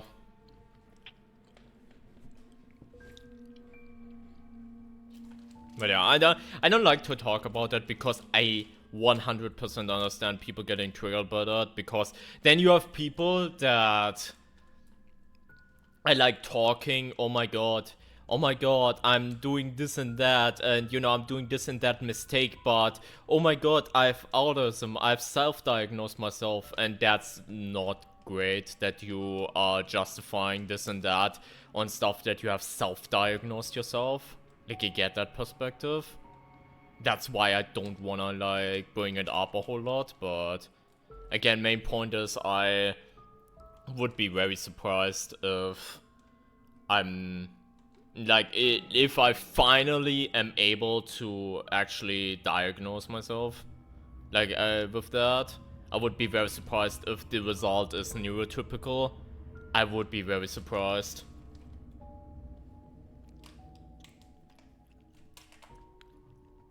Yeah, thank you, Javi, for the encouraging words. Again, I just know that, you know, like, I don't wanna be like, okay, I did this, I did that, I did this bad thing, because I know a lot of people in quote-unquote, I don't wanna say abuse that, because that's maybe the wrong word, but they just justify this and that because they think they might be, you know, like, autistic, or they think they have ADHD, and, you know, it's like, people that are actually diagnosed with ADHD and autism are getting triggered by that, obviously, because, you know, it's just shitty, doing, like, a shitty thing, and, you know, even though you don't have, you know, it's that right there, you're justifying your actions because of that. Like, I'm getting that from the perspective.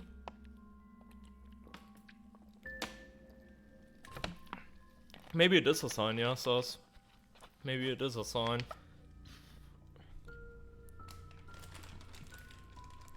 But yeah, I've talked to a lot of people, and a lot of people were like, dude, there's no way you're normal.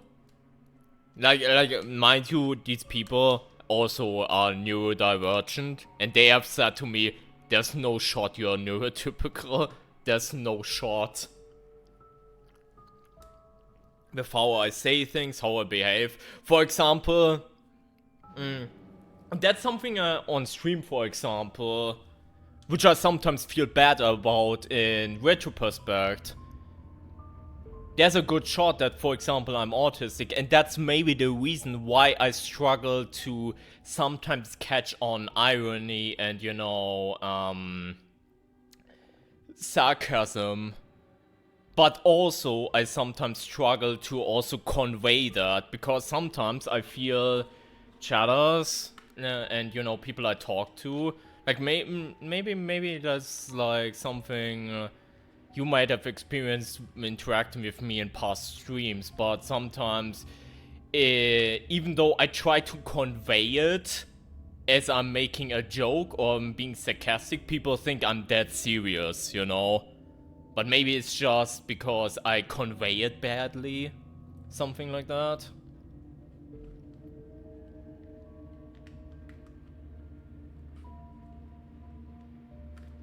If you're gonna monotone?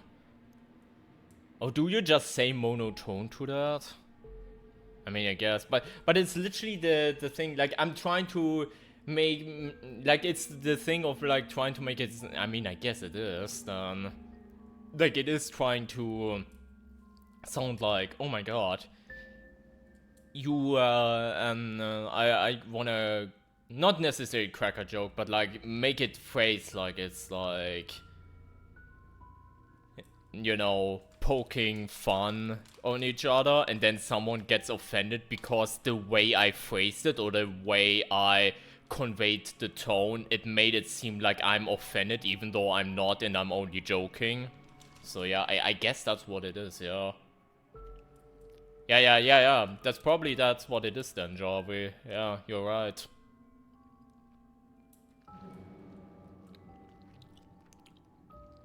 Okay, anyways, I think I'm feeling a lot better again. So I think we can continue this.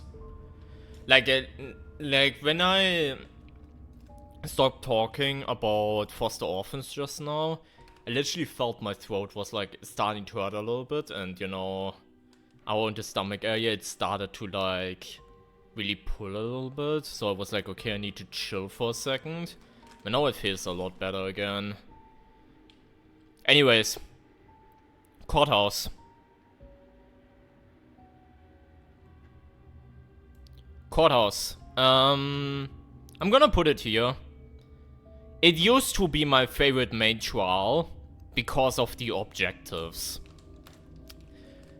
The witness objective is probably still my favorite objective in the entire game. Probably. I love styling on them, especially without a loadout. I think it's incredibly fun to do. The acid mechanic I'm also a fan of because it differentiates my no damage challenges from, you know, just any person speedrunning. That's the main reason why I like the acid mechanic. I know a lot of people hate the acid mechanic, but I enjoy it for that very reason. Where it's like, you have to be careful to do that. And the puzzle boxes are also really cool and interesting. Like, Courthouse, when that came out, had so many cool, innovative objectives, I have to say. The enemy placements are alright, even though Courthouse was the first map where you really felt, okay, this game at some point needs more enemy types. Let me break it down for you. There's Night Hunter in the library at the very beginning when you have to go to the courtroom. Then there's Night Hunter upstairs alongside a small guy where you get the acid. And then there's Night Hunter when you have to kill the first witness downstairs. Like, when that came out and you put it into perspective, it really feels like, okay, at some point you are... It conveys to me the feeling that enemies are, like, not necessarily overused is maybe the wrong word, but it just feels like a desperation for maybe there should be new enemy type at some point. I don't know. It's, yeah. But yeah, you first have the evidence segment. I mean, first you have to get to the courtroom, which was the first introduction to the concept of you don't immediately enter a place. Which was amplified by Toy Factory And I suppose also the dogs a little bit, but you have the library segment with the Screamer and Night Hunter, which is really cool. I like that segment. Like, it's a small one, mind you, but that's cool. And then you have the Acid and Evidence. Evidence has Coil, Acid upstairs has Night Hunter and Small Guy. I think that's very fair. And one thing also, Vindicate the Guilty was the first map to introduce the no wig zone, which right now is only on 2 maps. And I think that mechanic is really cool as a concept. To be like, okay, you can always use wigs except here. So that means all people that crutch on stun and blind and all that all the time, now all of a sudden have to, you know, deal with that segment without it. I think that is really cool, and for the time, it was also innovative as shit. And then you have the witness segment with the witness downstairs. They changed it. Previously, there was the big guy. And once the witness was at 1 HP left, then Night Hunter spawned. They switched that up, so Night Hunter is first and then the big guy arrives. Which is a really, really good change they did, balance-wise. And then you have the witness upstairs with, you know, in the no wig zone with a small guy and a big guy with an axe spawning in afterwards. And yeah, like I just like the witness segment. There's a reason I made a guide for that. There's a good reason why I made a guide for that, because I love the mechanic on its own. But yeah, it is it's really nice. The final encounter is also fine. However, here we come to the point, because previously, like, if we were doing this few months back, I would have maybe put it in S. But I can't anymore. And the main reason for that, Vindicate the Guilty is the map that has the most balance changes, and some of them are so fucking weird. It had the head thing, which made no sense, which for the record, Snitch, I haven't mentioned that when we talked about Snitch. Snitch also had that change, but I think with Snitch, I don't want to say it's fine, but it's a lot less noticeable, I suppose. With Vindicate the Guilty, only having to do one head as one or, like, as solo or duo versus 2 heads, it's so noticeable, and it feels so bad. Like, especially since this is supposed to be the 4th trial. Like, Kill the Snitch I still understand to some degree, because it's like the first main trial or whatever. Like, I'm not trying to justify them taking away the gens, but I can understand it. I cannot understand it for Vindicate the Guilty. And the final encounter has been so trivialized with what's it called? Like, it was so nice back then when you were locked in with Coil in the courtroom. Like, before, I don't know before which update it was, it might have been before 1.0.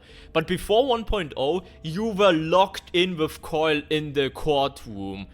And that was great. It wasn't obviously the hardest thing ever, especially if you were multiple people, you just lure them around and so on and so forth. But right now, you can just, if Coil threatens you, you can just run across outside the courtroom, and it was just, yeah. Like, that's kind of missing. Like, that.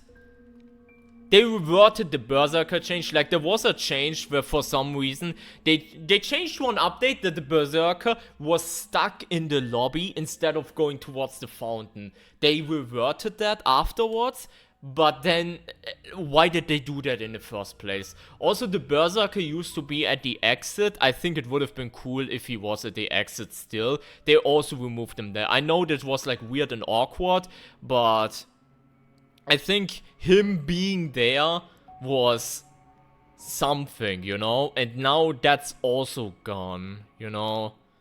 Like, the exit is now Coil is after you and spawning in front of you if you're too fast. Big guy with axe and small guy outside. They used to be berserker, like, chilling around the...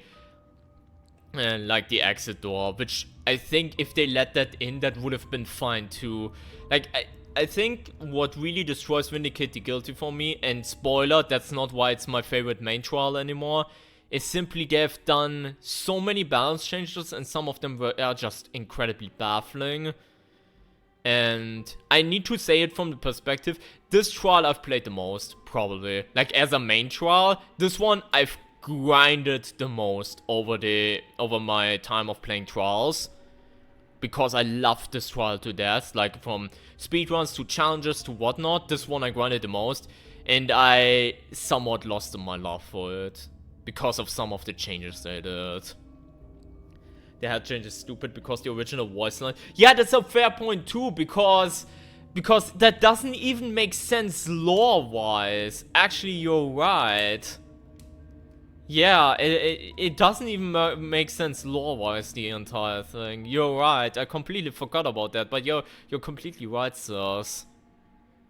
One head and one acid bucket should be only for solo.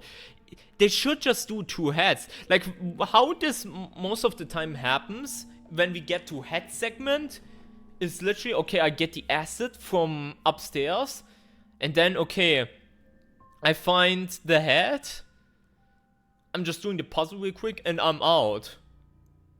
Like, most of the times, because I'm just have to do 1 head solo, most of the times I don't even have to deal with Coil at all. Whereas with 2 heads, it was like a bit more, you know, it was a bit more there. You have to stay longer in that area. And yeah, it's, yeah. After doing 240 rebirths with Vindicate to get the final exam, all the voice lines have been engraved into my brain. I bet. But yeah. Unfortunately, I wish I could bring this up in S tier, but with good conscience, I can't. With good conscience, I can't. Because there are just too many icks, especially as someone who has grinded Courthouse so many times. Again, I've not played like Kill the Snitch, Root Canal, Orphanage, like Pervy Fatherman. Obviously Poison Mats is the newest one, so I haven't played that much either, obviously. But this one I've played the most, and especially from that perspective, I can't recommend it, like, higher up. Yeah, we're doing a tier list right now. Welcome in, Spinner. Welcome.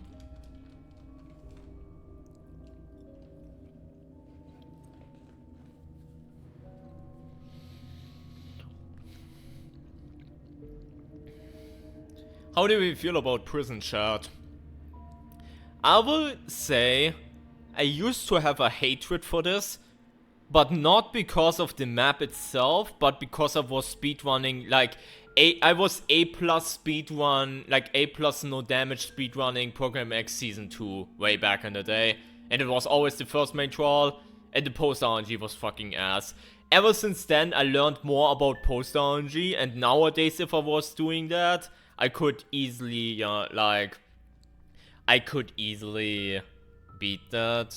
Like, I've gotten better at the game. Like, back then, a lot of the runs were also skill issue, mind you, but... That being said, I think this trial is fine. I think this trial is low A. Maybe? I don't know. But yeah, this trial is fine. You separate your... 1 sector each. There's 4 sectors. Every sector has a key. And you have to go out. Call patrolling is actually incredibly menacing. And... you know, fun to deal with. Like, because it's only that one straight hallway. Like, that L-shaped hallway. And I think that's really fun. I know a lot of people die there, but I find it hilariously fun. The exit is fine. I think what is stupid is that for solo, if you wanna go for all the posters, there's a really good chance that you have to go into other sectors in order to get the posters. which is not the biggest fan of that, but fine.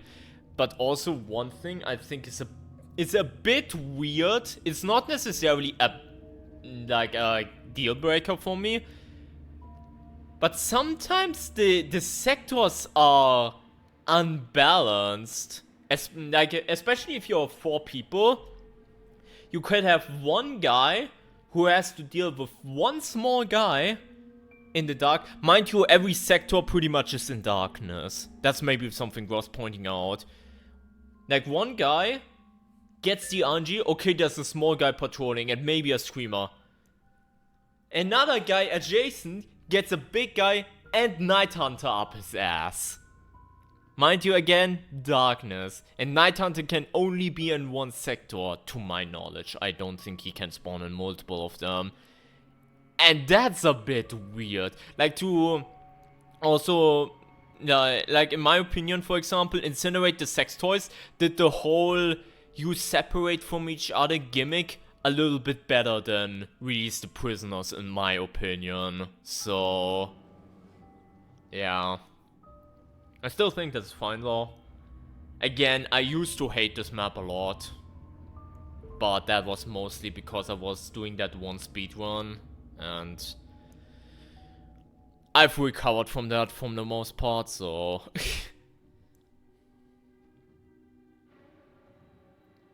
It's more balanced. Yeah, it is more balanced. Like, Incinerate the Sex Toys is more balanced than Release the Prisoners, because again, you can literally have... Have I even seen... No, I don't think I've seen 3 enemies in a sector, but there's literally a difference between, okay, I'm in Sector A now, and I'm lucky that I have a small guy there, and that's it. And then you have someone who is like, oh, there's a small guy here, there's a screamer here, and there's Night Hunter also chilling his fucking nutsacks, you know? And that is weird. And especially if you're going in solo and it's just the draw of the luck if you get, you know, the one person that's maybe even staring at a wall and you just get your key and get out, versus Wall of China right in front of the lever switch gate. Yeah. I think it's high B, though. I think it's high B for me. Like it's fine. And I think the gimmick saves it a bit, but I also don't feel too strongly about it. Like, this is not something that would tickle my brain like some of the A contenders, you know? I don't think. So I think like high B, I think is fine for this. What do you think?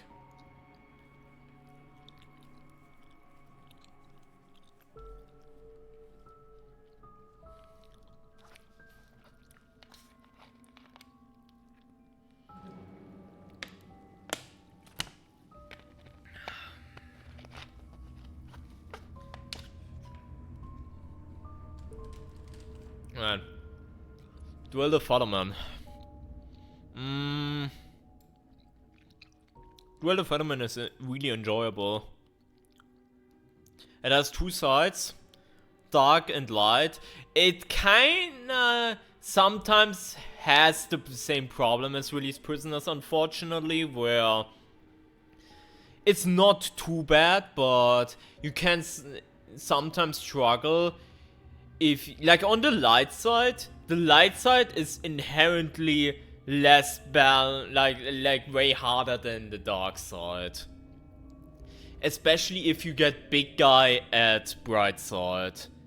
If you get small guy at bright side, you can use your door locks and shit, which all the doors are, you know, unlocked doors, because it's like a trial objective, so there's like this red thing around the doors when you enter. But yeah, there's a reason I normally do dark side first when I do like runs or speed runs or whatever the fuck. I normally do dark side first because dark side is indefinitely easier. Because on light side, you not only have to deal with an enemy that can actually see you, but also you have to deal with a screamer, which I don't get why they had to put in an extra screamer there, when on the dark side they didn't. It's a bit weird. Yeah, but yeah. I think throwing hearts at targets will always be fun. I hate it because that means I have to actually hit something. Like on with the targets, and I always miss my shots, so that's on me.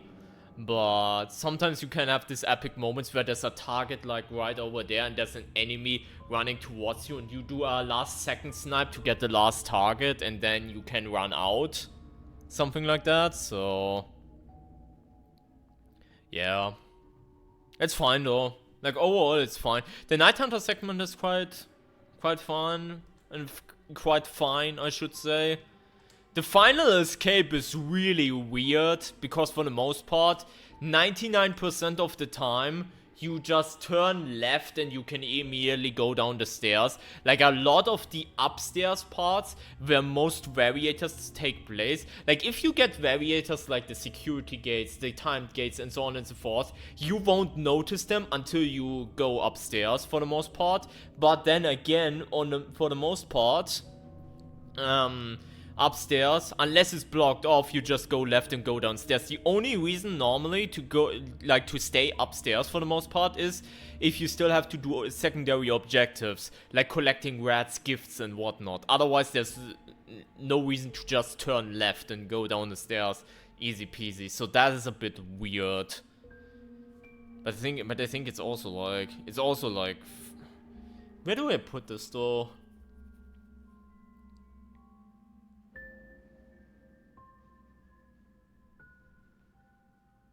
Maybe around here too. Like it's fine, like it's 100% fine too, but I don't think it's on the level of these. I'm kind of figuring out what I like more of this. I think I like drill more. Yeah, I think I'm gonna place it right there.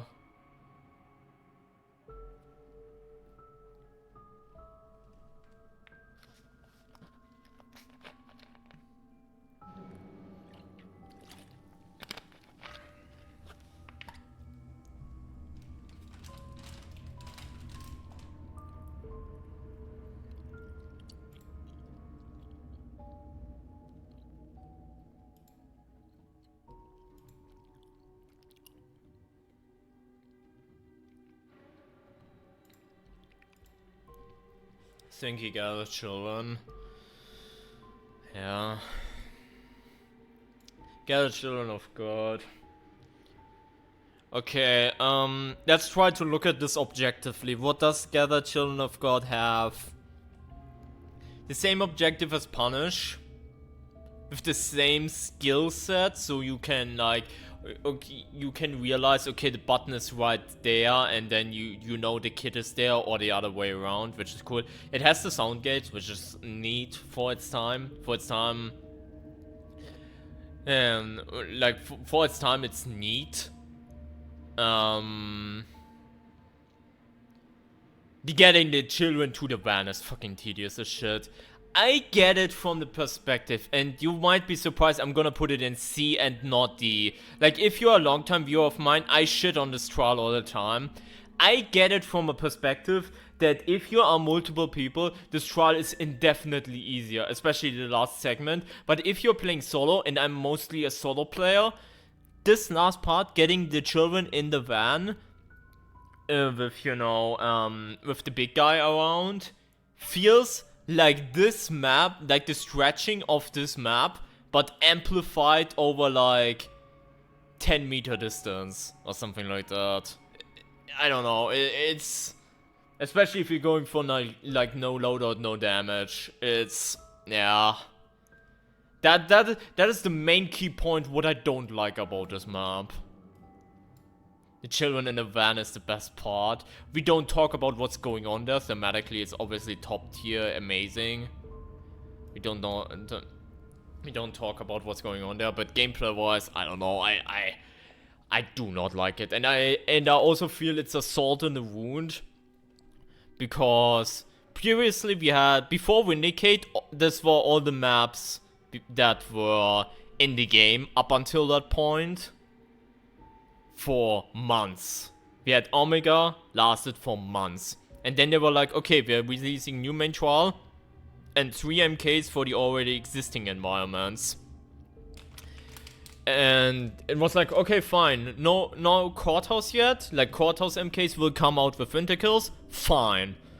And yeah, but they went ahead and copied with, you know, they copied the mechanic from like Punish Miscreants with the new sound gates that later on will not be exclusive to this trial anymore anyways.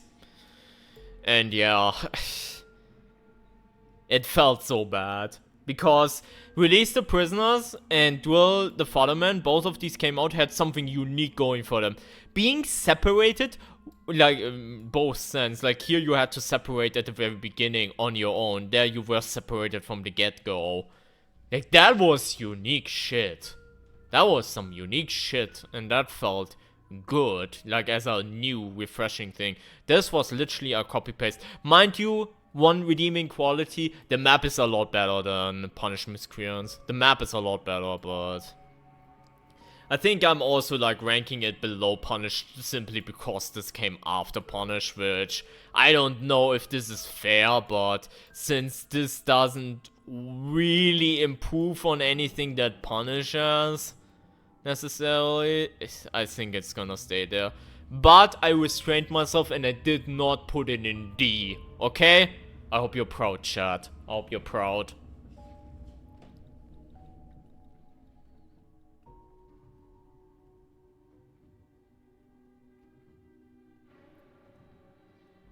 Wait, do you... Hold up, do you want me to do this, by the way? Maybe not that. Is that better? Is that better, chat? I think that's better, right? Nope, it's not. Oh, fuck.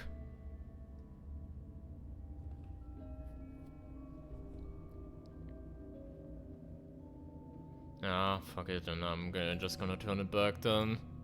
So you can see the entire thing. Feet should be an S for stay together. You're bringing up trauma again. I should time you out for that. Oh, man. Anyways, now, in our timeline, how much time passed? Like 2 months? And Winterkill releases for the first time. Alongside Winterkills, Escape the Courthouse and Destroy the Evidence released. Escape the Courthouse.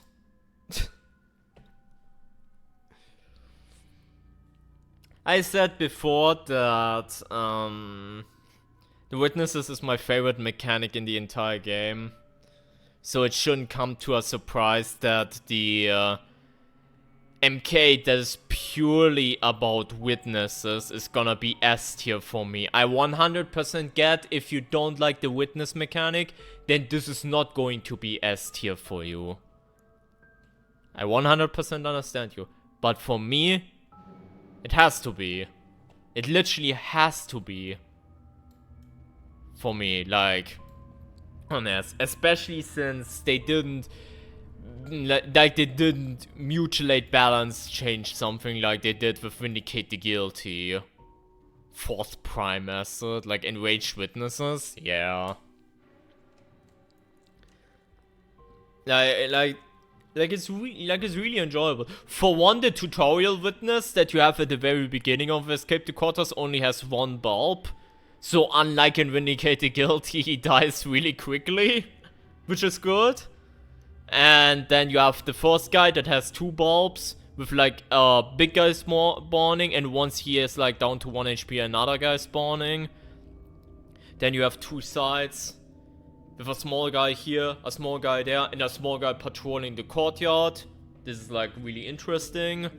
Crossing paths. And a lot of environments that, especially if you don't have unreliable doors and you can use door locks and shit, you can just style on them. Like snipe kills through windows where they get sniped and then run all this way towards you. Like there's this one spot in like the darkness, like in the evidence, where you can snipe him through the double window, and because his AI comes towards you, he goes all the way, then the microwave is off cooldown and you can immediately kill them. Small stuff like that just tickle my brain. It just tickles my brain. And yeah.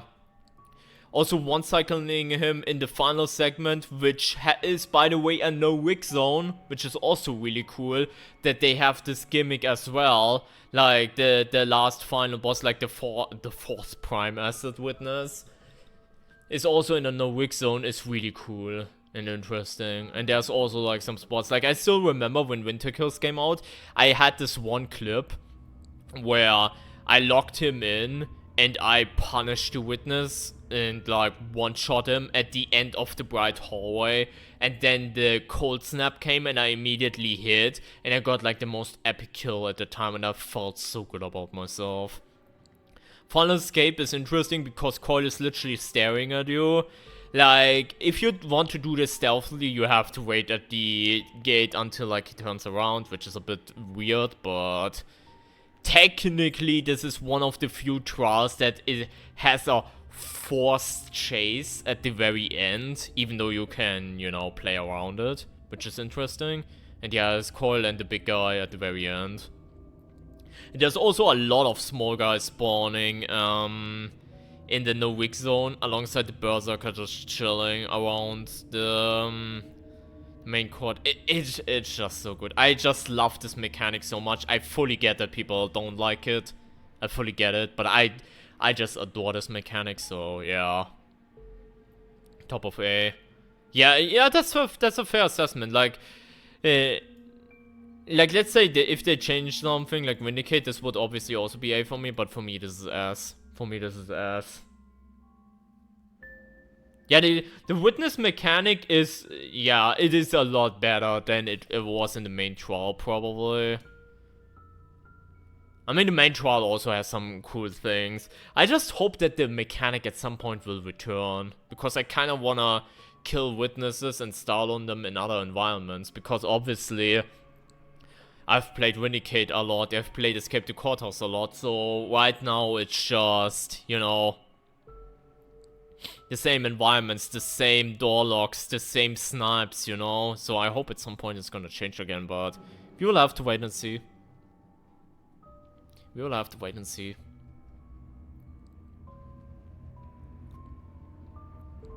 Destroy the evidence.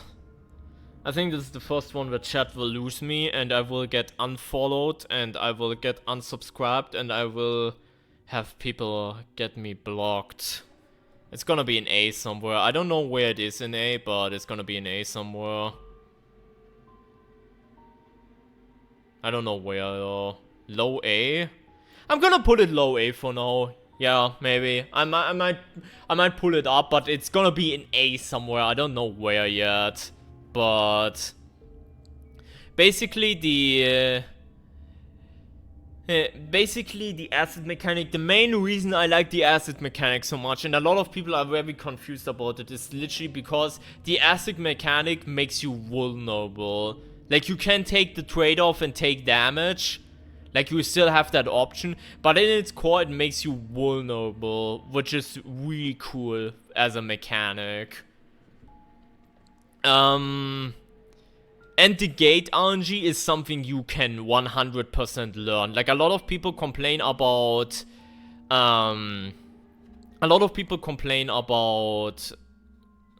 the gates being completely randomized. Like, feeling vulnerable, it's confirmed. I'm not a bottom. I just wanna point that out. Anyways, the gate RNG you can 100% learn. I will not keep in mind that this is currently bugged. Like, currently the gate RNG, instead of being 1, 2, 3, it's 1, everything close, 2, 3. Which is currently, right now when I'm making this video, it is a bug. So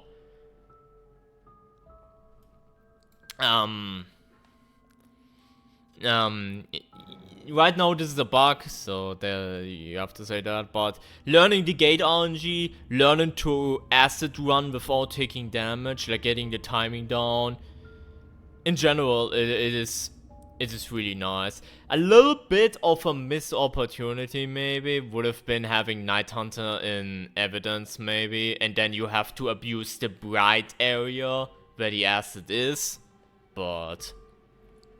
Also, Smash buff makes this incredibly interesting because you can smash open the corp doors to get the acid easier. I think that adds another layer to it, which is pretty cool. And yeah, cold patrolling at the courtroom itself is also really interesting. Like in general, I'm a huge fan of this mechanic overall. Maybe the thing that's holding it back for me from being S is just like the witness mechanics, like a lot more fun, and maybe at this point also a bit of repetitiveness because I'm always running the same way. Then again, this is also a plus. Like, for example, to put it in perspective,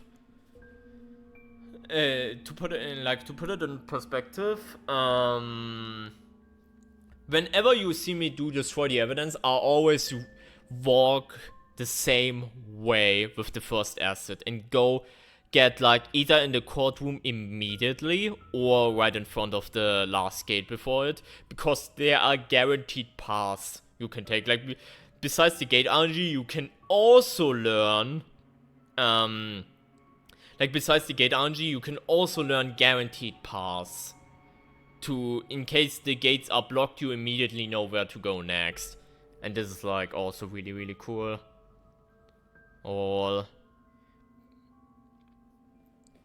But yeah,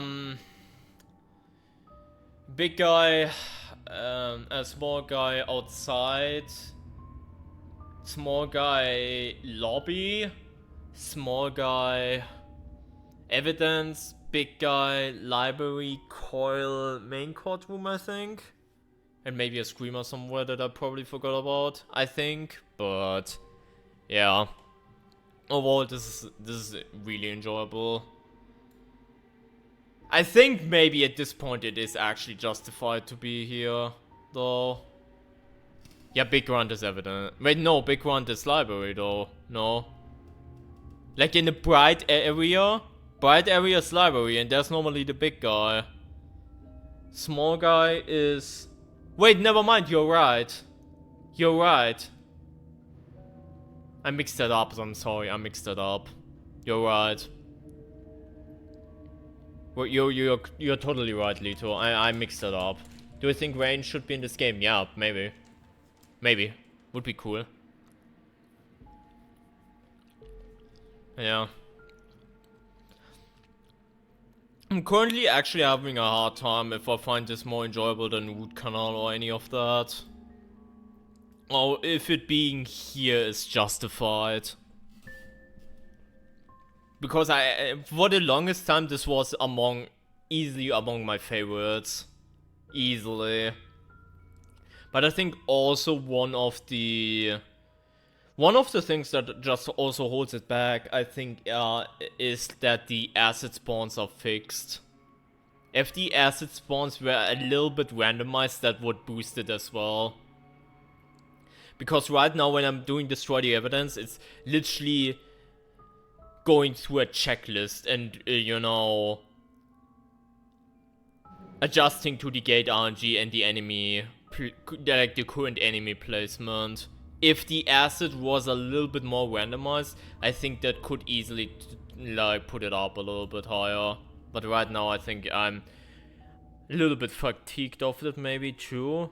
Doesn't change the fact that this is among my favorites, so like it being an A, like it deserves being an A in my opinion, even though it's probably A- at this point. But if it's randomized, speedrunners will complain. They already do that they can't use stun and they have to use heal in a speedrun. They are already complaining. Actually, I don't know if I don't even know if speedrunners complain if, you know... Because if you're speedrunning this, you have to use heal instead of, you know, your precious stun because of the acid mechanic. I wonder if there's a complaint about that. I don't know, actually. Little underrated. True, it is a nice surprise to see it in a weekly. That's very true. That is very true. It is really nice to see in a weekly. I 100% agree with that. Anyways, I have to go to the bathroom again. BRB.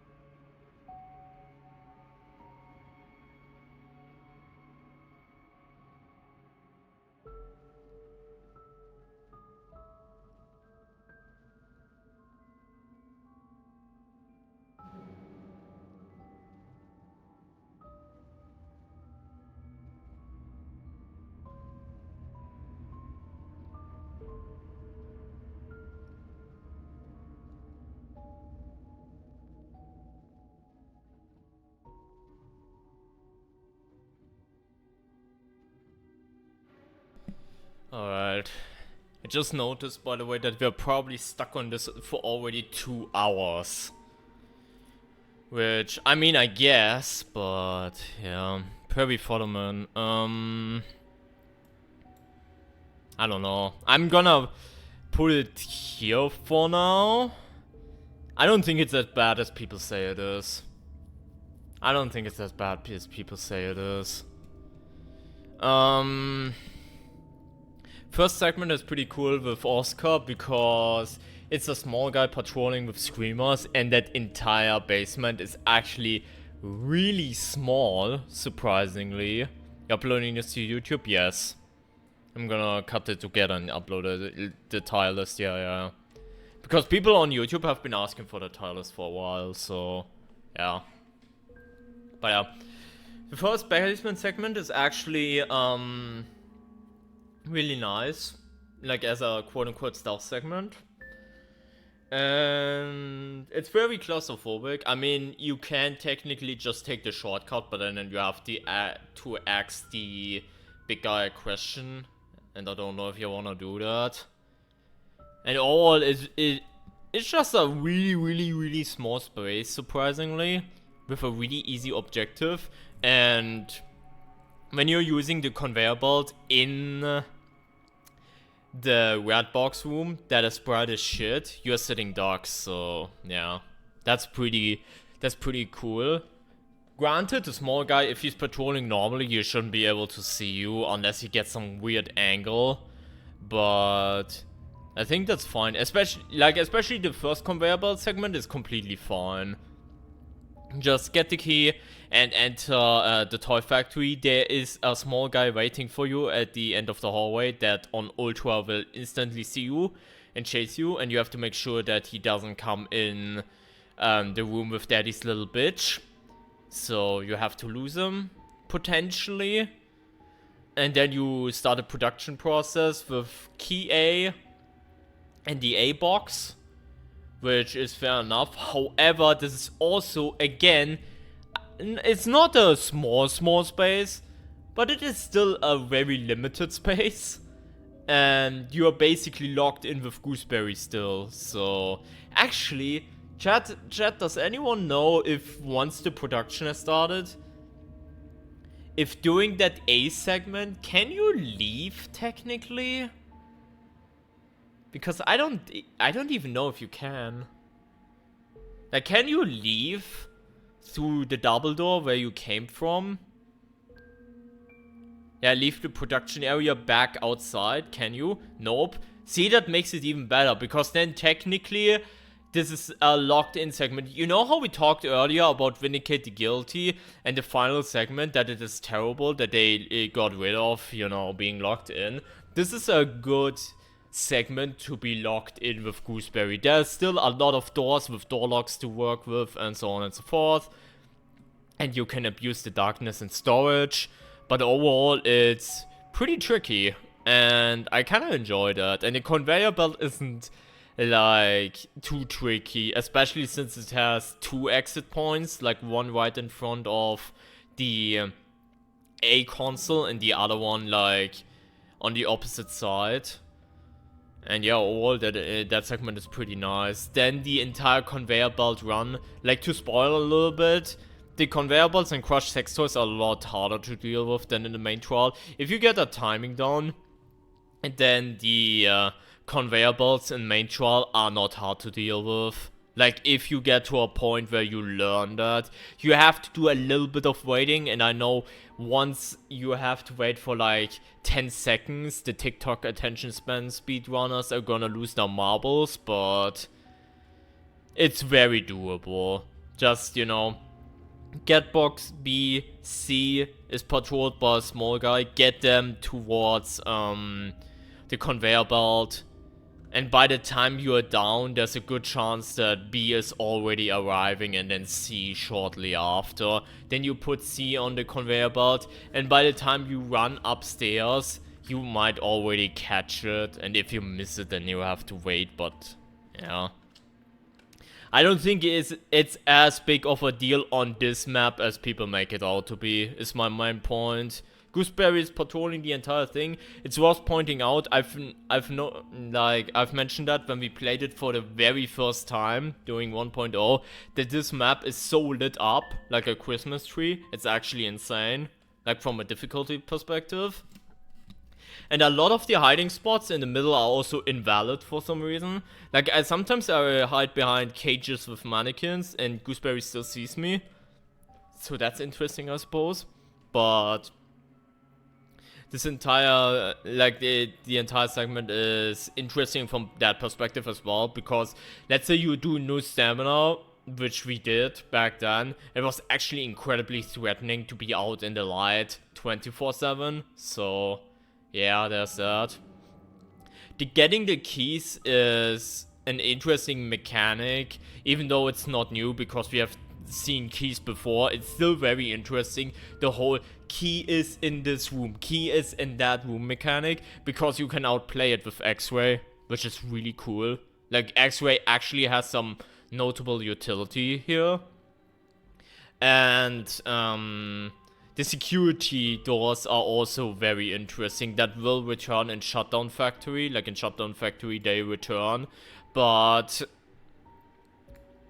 it is also a very interesting mechanic. There's a small guy and Night Hunter upstairs, which is fine. Night Hunter is alright utilized. It's still funny though, because I still remember the very first time I played this. I actually did not run into Night Hunter at all, because I think I got maintenance and break room. So I didn't even have to go to the office. And when you get that, that's like God tier RNG, which is a bit funny. But yeah. Then you do the key thing, then you do the cranking little bitch towards the incinerator, which also has a big guy, which sometimes can be a problem. That part is completely RNG though, because you can get an early spawn or you can get a very late spawn where you can just do the objective literally for free, and it's really inconsistent and really weird. And then the final encounter is not the worst final encounter, I think. It's not the worst, but it's so weird. It takes a really high difficulty and very bad luck for you to have to go and use the pump again, like use the valve again. Like, normally you deal with the one small guy and the one big guy and the screamer in the area. Hope for a good RNG, to be fair. Like, sometimes you can get really good valve RNG that is right next to the shortcut, and sometimes it's like in the middle of nowhere, and then you're just like, okay, how do I get out of here? And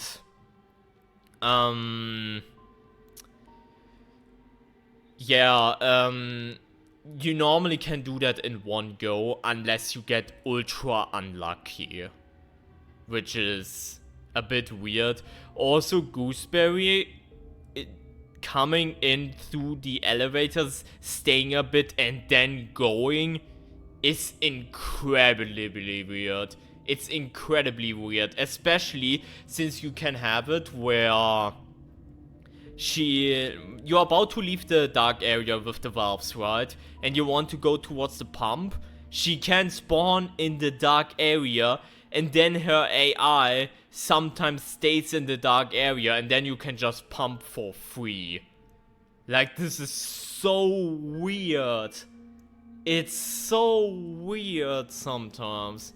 And sometimes she's just, yeah, she can spawn behind you in the dark area. You know how right in front of shortcuts there are also elevators?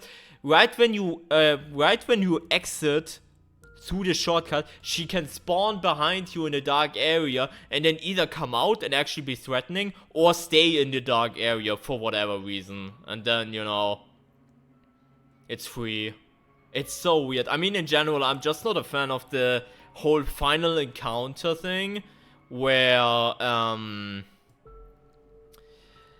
like in a final encounter, the enemy spawns, like the prime asset spawns in and out. Part of me hopes they never do that again, because that is so weird. Like, I get why, because the area around the incinerator has not much to work with, and you are pretty much locked in until you unlock the shortcuts towards the dark area or the shortcut towards the exit. You're kind of locked in, so I get it a little bit, but it's still so weird. Again, it's not the worst final encounter. I think the final encounter in Root Canal is worse, for example. I think that one is a lot worse executed, but that one is also not great. The exit is actually menacing though, like with Gooseberry and the big guy with the axe. In that, like with all the cars and like the parking checkpoint area. That is actually menacing for final escape. Probably the most, no, is it the most tricky? I mean, yeah, potentially the most tricky escape in a main trial, maybe. Yeah, I think Courthouse is even easier than that. Like, Courthouse is easier than that. Okay, I might be talking out of my ass, to be fair. I might be talking out of my ass. Anyways, how do we rate Toy Factory after this? I don't think, like, it's not C or D. It's somewhere in B, probably, but I don't know where exactly. There's a lot to appreciate about Toy Factory, in my opinion, for me. I just don't know where exactly that is.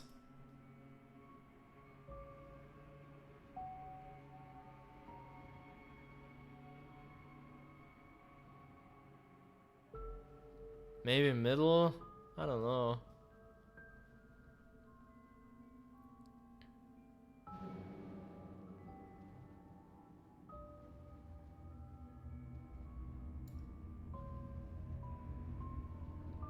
Like, thinking it a little bit in my head, I think maybe here. I might have to change that placement again. One thing is for certain though, it's gonna stay in B somewhere. I just need... We just need to develop this maybe a little bit more, and then I maybe get a better understanding. Like, my thought process was... Like, it's better than these two, for example, because these 2 hours all this time, and I find them less enjoyable because of it, I guess. Maybe that's the reasoning right here. I don't know. But I think, yeah, I think that this might be fine. That might be fine. Crush the sex toys. Crush the sex toys is the MK that also features the conveyor belt mechanic that all people enjoy, I've heard. Here's the thing though. One thing that is really cool about this MK is that there is the UV light mechanic. I think that is an underrated mechanic, I think. Because you have to do an objective without doing an objective in order to get the other objective correctly. I think that's really cool. What would be cool, on top of that, I don't think it's in the game, but I've talked about this a lot with XRay and shit, on how to buff XRay. If XRay showed the correct box, this would unironically go up to something like A. I'm not joking. Because that would give this trial such a level of depth. Of like, okay, you run X-Ray, you see the correct box, but you sacrifice offensive capabilities with stun or blind and whatnot. Or you don't run X-Ray, but you have to do the generator, or you risk taking damage. And that would be very interesting. Right now it isn't like that, unfortunately. But food for thought, could be interesting. That being said, the conveyor belt mechanic is... piece of work on, like, unlike Pervy, it's... Like, to be fair, it's not the worst thing in the world if you can just get it and do it and you are somewhat stealthy. I get it, if you want to speedrun, it's like actual ass, but if you are mindful about everything, it's fine. Like, to put it into perspective, there are only 4 enemies, and that's something I keep forgetting. There are only 4 enemies in this area, small guy at the very beginning, Gooseberry patrolling throughout, big guy with axe patrolling the shipping thing, and small guy patrolling sea. Like, there aren't that many enemies in this map at all. It's just very interesting, but it's still incredibly threatening.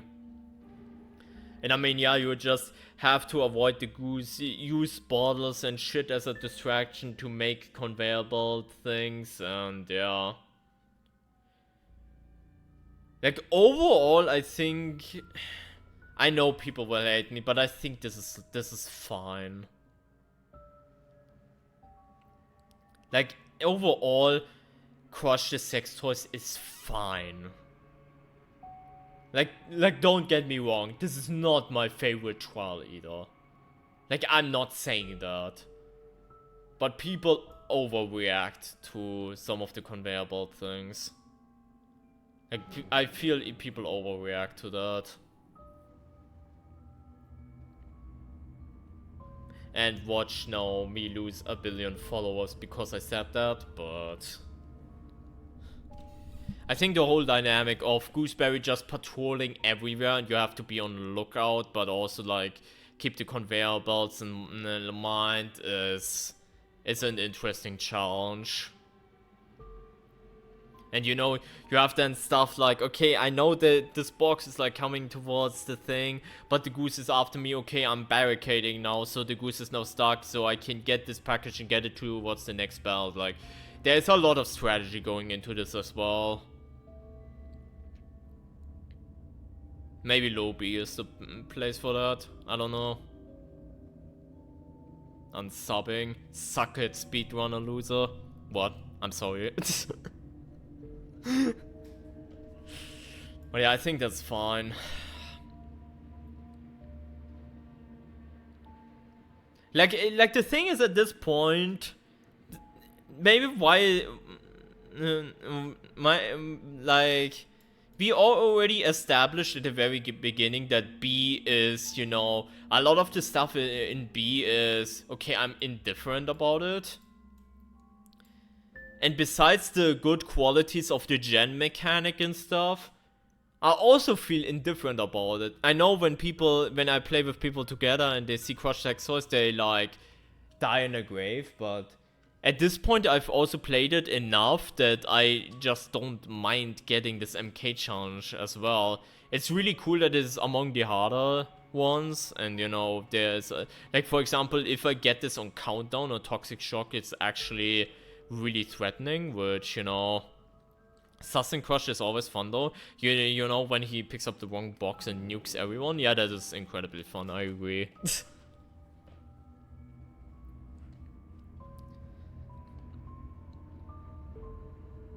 Yeah, exactly, Twitch bait. I think a lot of people have been scarred by... I think that's also true for Powered Fatherman, by the way. I think a lot of people just have been scarred by Perry Fatherman, Toxic Shock, and Crush Sex Toys, Toxic Shock. Yeah, exactly, Toxic Shock. They have been scarred by that. Yeah, I think I'm gonna place it here for now. Incinerate. Incinerate is gonna be one of these that is like higher. Like in A somewhere, me thinks. Incinerate is one of the hardest MKs in the game right now. And I think it's like, it's hard, but it's hard in a sense that it is hard but fair once you learn what you need to do. Like, it's not hard, but, you know, it's not necessarily hard but bullshit. So, I'm just gonna place it right here for now. It's fun with 4 players, agreed. So yeah, with Incinerate you separate again. You have up to 2 cards on either side. And you have to push it. You have to get keys with the before mentioned key in there mechanic. Which also X-Ray comes in play again. I'm gonna rate it up because of that. And yeah, it's a push objective. You can push it fast and draw attention to yourself, or push it slowly, surely, and stealth, which gives it a little bit more depth. I didn't mention that about root canal and kill snitch push because it wasn't really necessary there, but here it is really worth pointing out, especially on higher difficulty. You have one big guy at every entrance, two small guys patrolling in the adjacent sector, and the goose spawning in and out. Which the goose spawning in and out is fine, and I think also good. Because it gives you that sense of dread. It's just really funny if you get the RNG where you're on the bad side. Like for the record, there's a good side and a bad side. For me, the bad side is the one with the bathroom, and the good side is the other one. And let's say you spawn on the bad side, and you just get Gooseberry 24/7, while your co-op duo is like going home free. That is something that can happen, and that is pretty funny. That being said, we talked about it earlier in the release prisoner segment. This one is a lot better balanced because the enemy distribution is at least even. Now, I mentioned before there are like two different sides, and one side is easier than the other one. There's nothing to avoid that. Like the one, what is that one? The one where like the one with the bathroom is the harder side, in my opinion. For both the entrance and the actual, like, inside the factory. I think that one is harder. Of course I will Twitch bait. Of course I will. I hope your toe gets better though. But yeah. I think Incinerate is just, it is, like, on higher difficulties, Incinerate is actually really tricky. Like, again, as a perspective of, like, okay, like, Incinerate from a perspective of, like, no loadout or whatever is actually insane. But insane and somewhat fair. It's also worth pointing out that everything is lit up, but you have these checkpoints, like this room is dark, this room is dark, this room is dark. The track all the way is bright as shit, and enemies will catch you if they see you pushing, but you have a lot of evasion technically into dark rooms, and I think that's also fair balanced in that regard. That being said, I don't know where to put this. I think it's above these two. It might even be actually, it might even be higher for me personally.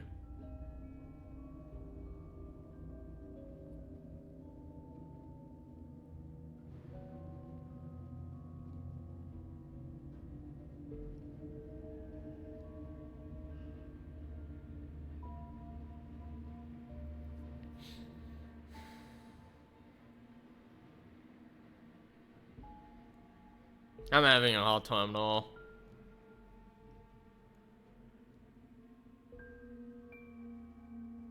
Open the gates like this? I can see that. I can see that actually. Yeah, fine. I can see that.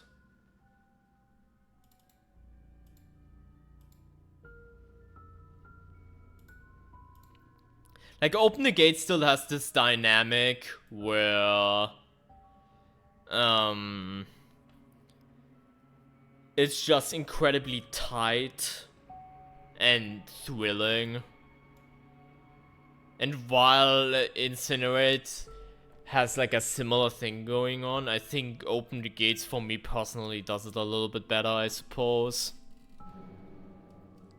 I have no idea, Jarvi, I have no idea. I'm sorry. Tilt scales.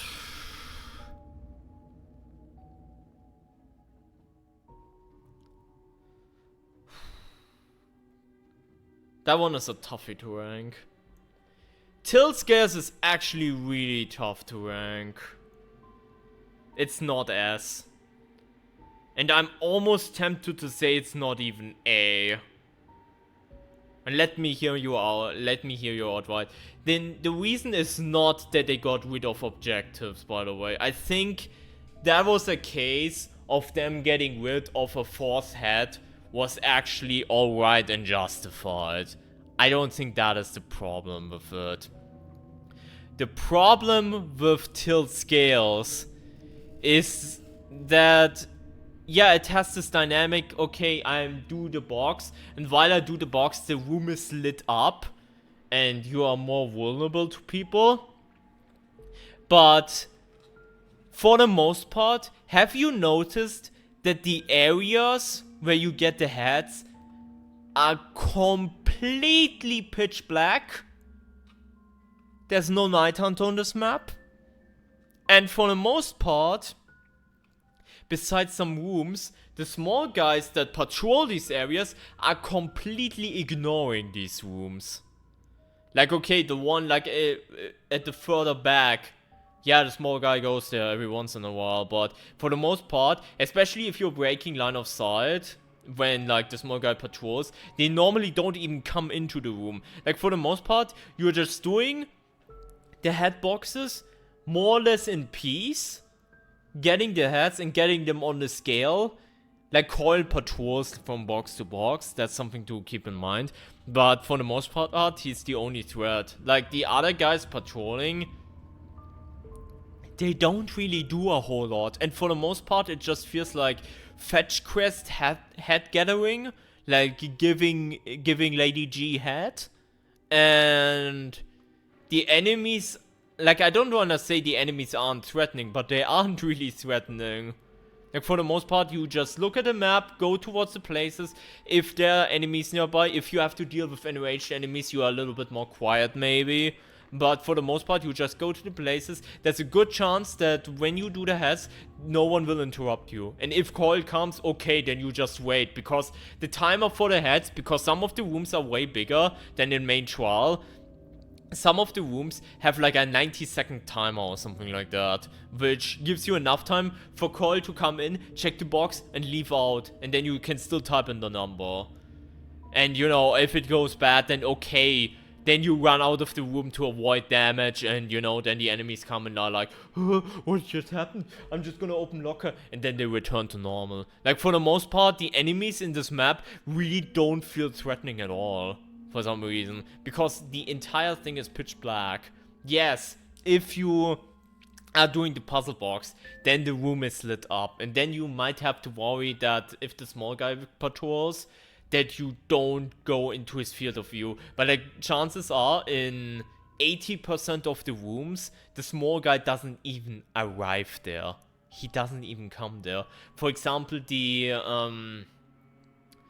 besides civil trials, that other room besides civil trials, like at the very end, like on the opposite side of that other room that is almost guaranteed to have a head, that room, the small guy never shows up. Same with the under construction room, like the big bright room where in the main trial is like the big bright room with the acid. The small guy also never shows up. The only threat there is maybe a screamer, Frank if he feels like spawning in, and Coil. But that's it. That's literally it. And Coil you can just avoid by breaking line of sight. He checks the box and he pisses off if you turned on the box. If you didn't turn on the box, then you just wait in the dark for a few seconds and then he pisses off and that's it. It's like... Tilt can be really long and fun like a one night stand, but it can also be really miserable and also like, yeah. It doesn't help that it's really long. That's what I meant. Like this was, like originally, when this patch came out, and they were like, okay, we are removing a head from tilt scales, I was like, okay, this is... I don't agree necessarily with this, but I can see why they did that. Now playing with it a little bit more, it's so much better of an MK with only 3 heads. Because previously, it was the exact same thing, just to avoid enemies that, you know, aren't as threatening. Just doing your head fetch quest, but instead of 3 heads with 4. The only redeeming quality besides that is maybe that the exit is a little bit tricky at times. With the small guy, with the big guy, with Coil chilling, and so on and so forth. And then you have to make sure you don't run into homeless people. Can be exciting. And again, I talked a little bit of shit about this one, but it's still gonna be like maybe around here, because the mechanic itself is fun. It's just the trial around which it is built upon is not really. Like, let's say if one, let's picture this. You have a similar thing to, let's say, Council Autopsy. One guy has Night Hunter, one guy has a small guy, and that can, like, switch around. Let's say they did something like that. It would be a lot more interesting, because then, thank you Furbyte, by the way, for following, thank you. Because then you would have the dynamic where, okay, on this side, this time it's Night Hunter, so I have to be careful of the dark, but then I can do the box and turn that on, and then the room is bright, and then all of a sudden he loses his eyesight and pisses off, you know. It has a little bit more dynamic, but right now it's literally pitch black. You just do your thing, and for the most part the enemies don't even care about you. Or maybe that's just my experience. Maybe it's like, yeah. Also, the one thing that's interesting is, like, you can... What I'm always doing is you can delay the, picking, like, dropping head, and that call comes even rarer. Because as soon as you drop a head of a box that you've done, he doesn't check that box anymore. So he checks the boxes that are left, but also, you know, the, like, the Lady Justice room way more often. So that's, I guess, a cool strategy, I guess, but it's not really redeeming factor. The sound gates, I guess, are nice. Like the sound gates themselves, as a cool side mechanic, I suppose. It does feel a lot better than something like Gather Children, if you want to have a comparison, because the head thing is an actual, like, engaging mechanic with the numbers. In some numbers and some of the rooms are actually really tricky, which is enjoyable, but yeah. This was like a one-time thing, but I once had a time where Coil and the normal ground were in perfect rotation camping a box, so I literally couldn't turn it on without getting into a chase. Yeah, sometimes I guess that can happen, you're right. But then again, the chances for that happen... Like, most of the brightness in this area is literally the entry and, like, the middle segment, where it doesn't even really matter if you're seen. Like, you then have to be, okay, stealthy, I just bunny hop past a sound gate, for example, and then I'm fine again, you know? Yeah, unfortunately I have to place it a little bit low, I have to admit. I have to admit, I wish I could rank this higher, because overall I enjoy the courthouse environment, but yeah. Over the time that I've played this, I've grown to dislike it a little bit. Like, like, around courthouse MKs, like, escape quarters always, destroy evidence always high, like it used to be, like, higher or whatnot, even, like, destroy the evidence. That one was always not among the highest ones. It was fine to me, but it wasn't among the highest, and the more that I think about it, it's like middle of the road for me. Anyways, I'm gonna take a talking break again. I'm losing my voice again. And after that, we can do like the final stretch, and then we're finally done with this shit. But I'm glad we've done it then by then, so... Again, I wanted to do this for a few months now, but then it was like, okay. And then I was like, okay.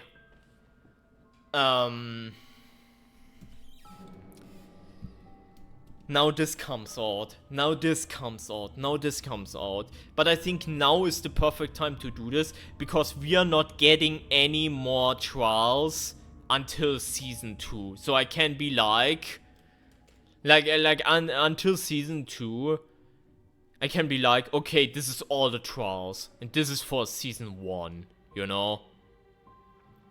Like, that's a good finishing spot.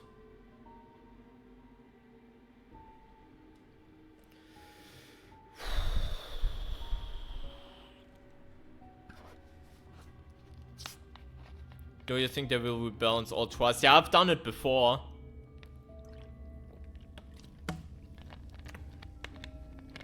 Like, Courthouse, unironically, up until, like, I think even Toxic Shock, every single update there was a balance change to Courthouse, man.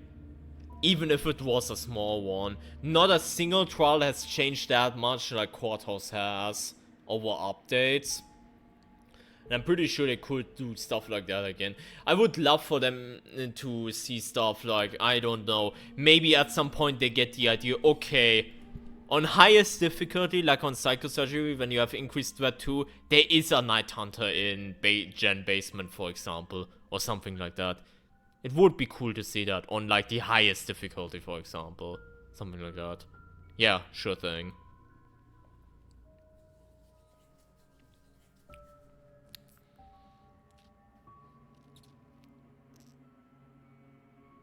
They're ass gonna rebalance Orphanage to where you only have to collect 1 film reel. Don't give them ideas, please.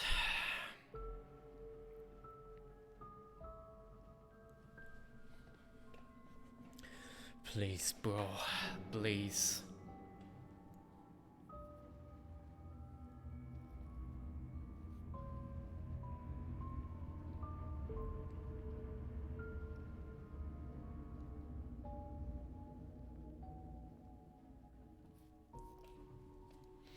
I'm surprised that it's very much distributed that there's only one S and one D right now. I don't even know if we will see another D, by the way. I think there's not gonna be another D tier, so Sabo Lockdown might be the only D tier on this list, actually. Like, looking at what's left.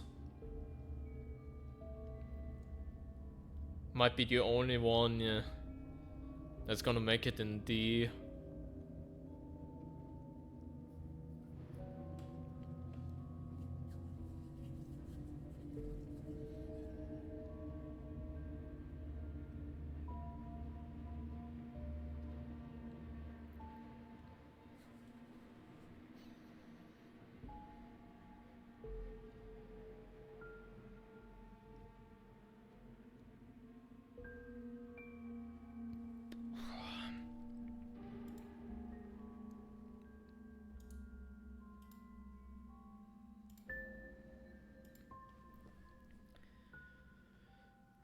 Also, I have no right to talk with my fucking 75-minute Psychosurgery Courthouse run. I do think they do need to change Psychosurgery, so it's not just Mouch, it just takes 5 years for the victory charge.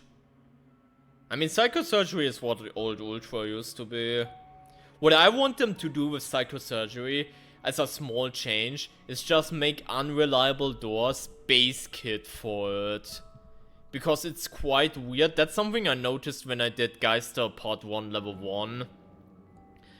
If you have Psychosurgery, Unreliable Doors is not guaranteed. And that's kinda dumb.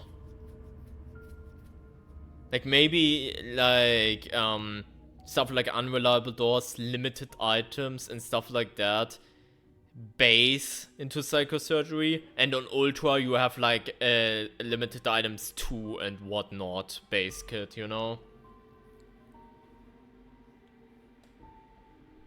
Like, I do agree, like, Psychosurgery is a bit weird in the sense that the variator itself doesn't do as much. It's just that on the difficulty is like 6 variators, and like there's Unreliable Doors, there's limited items 2 and whatnot on top of it.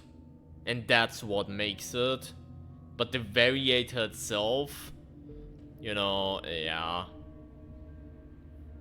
maybe needs to be looked into a little bit. Granted, I don't care about it too much because we have Ultra, and Ultra is just the... Just make us play Ultra. Just add Ultra as a 5th difficulty. And all the vets are gonna be happy, and then, you know, cry because Ultra at some parts can actually be incredibly unfair.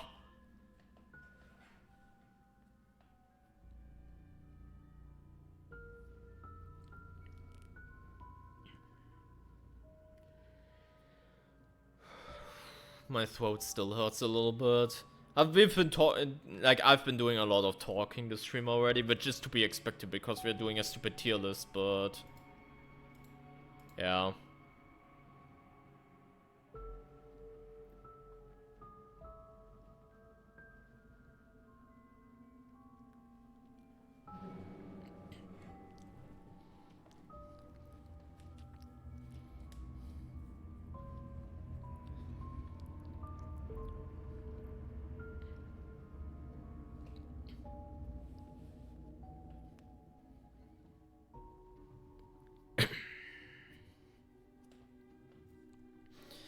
Anyways, I think final stretch now. I think final stretch now, chat. Shutdown Factory. I think that one is okay. I like the dynamic of the panels, and then you lock down the sector, and either you have to do the corp thing, the shutter door, or spawn in more enemies that I think stay permanently. Don't quote me on that, but I think they even stay permanently, the enemies summoned from the security gates, unlike Pervy Follow-Man. In Pervy Follow-Man, they despawn after a while, but I'm pretty sure in Shutdown Factory they actually stay permanently, which is a really interesting twist. Like, it isn't like that on Pervy Follow-Man. It is not like that at all, so that's really interesting. Panel thing, we have seen it a bunch of times. Not really the most unique thing ever. What even are the patrols? Big guy, small guy, small guy, gooseberry spawning and occasionally. This is the kind of map where the prime asset spawning and occasionally is perfect, because they are done always up on you, up your ass for the most part, and that's the idea of that. That, you know, they spawn beside you, like where presumably you are onto the objective, and then they spawn right behind you. So that's really nice. Blocked shit can make it really, really tricky. There was one part where I was playing with someone and we actually got soft locked. That was the only map that soft locked itself, because we shut down sector, I think it was B and D, and we couldn't get to C anymore, like C upstairs, because the only way to go to C was a blocked path, so that was unfortunate. That's maybe worth pointing out. That's the only map that I've ever seen had an actual soft lock like this. And yeah, I mean this is chill, but it's also, in my opinion, just middle of the road. Like it's chill overall, it's chill, fun, whatever, but I think it's also just middle of the road. It's not really innovative. It's only getting incredibly tricky potentially if you trigger all the alarm gates, which you don't have to. Which, to be fair, that also just adds a layer of depth to it, but yeah. There's also just not a whole lot to point out. The exit can sometimes be tricky, but you can just bait Gooseberry to break down the door, which I've been doing for a while. That works quite well. And yeah. Dealing with two big grunts when trying to open the door is scary. Yeah, if you're interacting with the security doors, then yeah. There are a lot of enemies spawning, and then it's like, holy shit, dude, what the fuck just happened? But like, this trial is alright. It's not bad, but it also doesn't have anything special going for it. You get what I mean? Like, it's not, oh my god, this is like special. This is probably one of the most nice but basic MKs we've gotten in a while, you know? Like, the objective is also like Like, we've seen the panel thing a billion times before. It's not something, you know, new or anything. But yeah, it's cool. One thing that is cool about this, though, is the change in light. That if you shut down a sector, the light actually goes off. It's a nice touch, I guess. That's maybe worth pointing out. That's pretty cool. But yeah, overall, it's just the middle of the world. I don't mind it at all, but I don't get like thrill or hype for it either. So I think B is absolutely justified. Like, B, I think, is absolutely justified for this. I like how basic it is sometimes, and then sometimes they go a bit overkill with a simple MK. Not wrong. Anyways, the question is middle of B the correct placement for this? I think I like Drill a little bit more, actually. I think I like Drill a little bit more than this. Cancel Autopsy?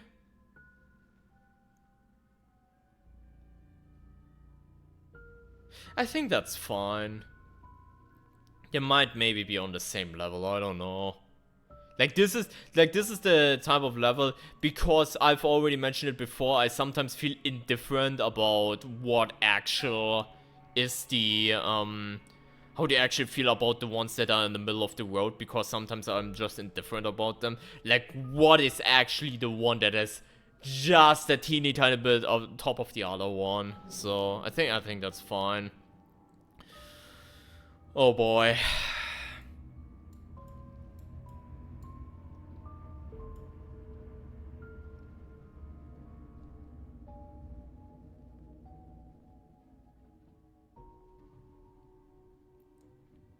Maybe.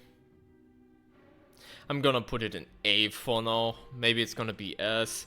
I think this main trial is going to change depending on how it goes. I have a feeling I have some new content bias towards this, because this is the main trial that has the new prime asset Franco, who has a fucking gun. Like, as a fucking gun, as a ranged weapon that introduced the laser traps, which, holy shit, these things are actually menacing. Like, this kickstarted new mechanics that I've been yearning for, you know, a long time. Ever since they nerfed the Screamer, I was yearning for mechanics that actually, like, that didn't force people to play completely stealthy and whatnot, but punish them for being reckless. And Franco and the laser traps do that really well. But yeah. Start of it is lifting up the crane, fair enough. Big guy smashing down the corpse is hilarious with a screamer right there. Depending on the variators, like with ranged enemies, you get instant chase, which is like, holy shit, dude. There's a small guy patrolling the loading of the trains itself. You go down up the tower, press the button, you see pinata action, and then you go to the drug lab. Same small guy might chase you, big guy right in front of the drug lab. You go into the drug lab, you pull a lever, there's a small guy patrolling. This segment is pretty easy. Like, pretty easy stealth segment. Getting them through, same mechanic as Cleanse the Orphans film reel, which, you know, fair enough. And you're just getting them on the, like, the drugs on that. Then you have to push the cart. That one has the same mentality as Incinerate, that if you push slowly, the enemies don't hear you. And on higher difficulties, this is especially, like, useful and important. Unlike Kill the Snitch and Root Canal, you can, with these two, you can get away with pushing stuff faster. With Poison Medicine, it can be a lot more tricky on higher difficulties, because the small guy in the lab is gonna notice you and chase you a little bit, and it's gonna be a bit more annoying. The code symbol mechanic is quite cool, in my opinion. It's not my most favorite mechanic ever, but it is a really cool twist on, like, having to hold an item like the microwave thing and still gathering symbols like you did with the heads. That's pretty cool. And the training segment itself with Franco is really nice. Now, there is one thing that I would have loved to see more, and that is this segment has a shitload of darkness for a segment that could have been a lot more threatening, if you get what I mean.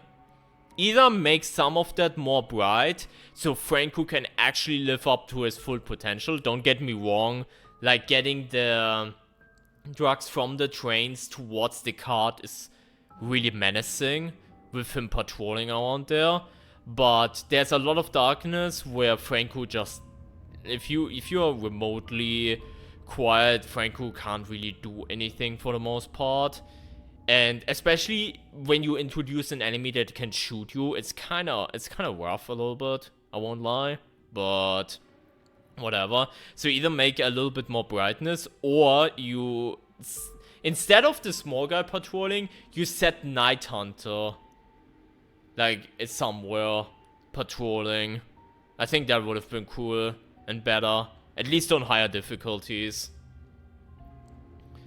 But here you have that segment. Then you have the thing where you have to push the cart back, which is probably the hardest segment in the entire trial, where you have Franco, like, shooting at you if he sees you.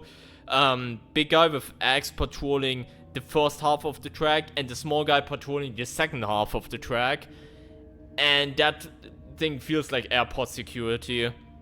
Which I should probably also point out, for this trial, I've done so many dumb challenges for already. Like, we had the run recently in Escalation without loadout, with Countdown, that was incredibly intense. But I also did the thing doing the no humbling, like the humbling weekly, with the health sickness thing, where I did that without running and shit. And that was on that map too, so I guess I might be biased towards that as well. And yeah, you get it towards the... You get it back towards the drug thing, fill up the drug, same thing as the first segment, then you get the poison. The poison mechanic, it's okay. I think it's better executed than Poison Cattle. It's a bit better executed there. Because you don't really need to use hiding spots in like the Chemco facility. You don't really need to, for the most part. Because there's a lot of safe areas around it. But it's still okay. You have Night Hunter downstairs, small guy upstairs, big guy patrolling boat alongside Screamer, and the small guy patrolling the lab. And yeah, you get the poison from there. You have a bunch of options. You can take the shutter gate out, you can take the shortcut, you can go over the boat directly, which is, you know, quick but gets you exposed. You can go like towards the crew cabinet thing, like towards the side, which is a little bit safer, but you know, it takes more time. There's a bunch of strategy involved in that as well. Then you crank the lever, which is probably the most boring part of the mission, I won't lie. Then you get the drugs, which is a bit of a twist because you have to get a shitload of them and completely fill your inventory. Then you have the final encounter with Franco, which has this really cool gimmick that you can immediately hide when he shoots the window, and then he insta-loses you, so you can technically stealth this, or you can play aggressively. It is really weird in the final segment, though, that the saw of the blade and the drug package filling make zero noise. That is incredibly weird. That is incredibly weird. At least the saw should make some sort of noise that triggers Franco. You know, in the same vein as Kill the Snitch, where you push the lever and, you know, and you hear that because it has like 3 bars of noise or something. The saw should at least do the same amount of noise. So you have to do that quickly, and then Franco is like forced towards your position or something. I get why Franco isn't that much of an issue, because the idea of the AI is that he patrols like the sub deck, whatever the fuck, but then he also patrols above the deck and be like right in front of the drug lab.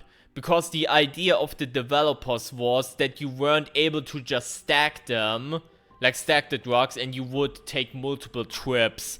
Like, Franco is balanced for that. That's why his patrol times are really weird. Maybe you can fix that with an extra enemy, I don't know. But yeah, the final segment obviously is not the hardest. I think... I mean, it might actually be among the weaker ones, I won't lie. Final escape is incredibly hectic because you have multiple escape routes, but all of them are incredibly long. You can go through the special escape in the train station, where for some reason Night Hunter is at, which is really weird. You can go back all the way through the drug lab with the small guy and the big guy and go through the tracks that way. Or you can use a co-op jump right next to the train station as well. There are multiple options. And, you know, Franco... if the Franco area around the exit of the trial is actually really cool, because it's really weirdly built with, like, different elevation and stuff. And it's really cool designed, in my opinion. So you can have some dodging maneuver if you wanna dodge his shots and shit. But yeah... All, it might be that it is new, but overall this feels like such an incredibly fun trial. If I were to invest a lot of time in a trial right now for some dumb challenge, I would do one for this easily. That being said, there are some negatives to this. I think the enemy placement itself is actually genius, considering that we are still using basic enemies. The small guy around the lab is really well placed. The big guy around the boat is actually threateningly placed, and so on and so forth. Like, the enemy placement is better than in any other trial, I think. Like, for how limited it feels like, because these are basic enemies, right? But they're still fairly well executed, in my opinion. That being said, Blind Guy is still missing. I haven't mentioned it, but he's missing off of the entire toy factory. He's on vacation. Where's Toy Factory there? Like, he's not in the Toy Factory environment at all. And the same goes for the dogs. Like, he's completely missing, even though you could have utilized him somewhere, I feel like. Like, somewhere you could have been able to utilize him, probably. And Night Hunter is also just sad how underutilized he is. I know earlier I talked about how in Vindicate the Guild he feels a bit overused, but here it just feels straight up like an insult. Like, a lot of the times when you play this, you don't even need to deal with Night Hunter, because the 2 times he spawns, one is at that very specific exit route in the train station, and the other time is downstairs in Poison, where sometimes if you get the RNG that Poison is middle and upstairs, you don't even need to go downstairs, and you don't have to deal with him.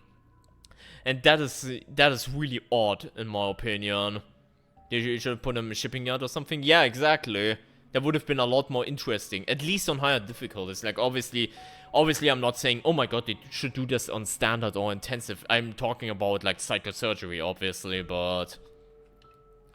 yeah, that being said, I have to do this. I'm gonna put it in S. I have to put it in S. I just like the overall package. It has flaws. It has some flaws for sure, but... and when we do this again, I've said it before, it might drop down. Like, maybe like, when the next main trial comes out, which I'm assuming it's a Franco trial.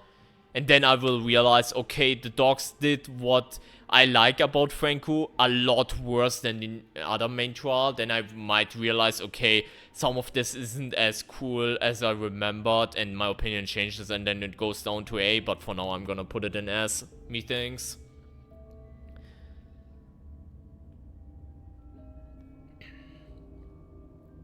Naja.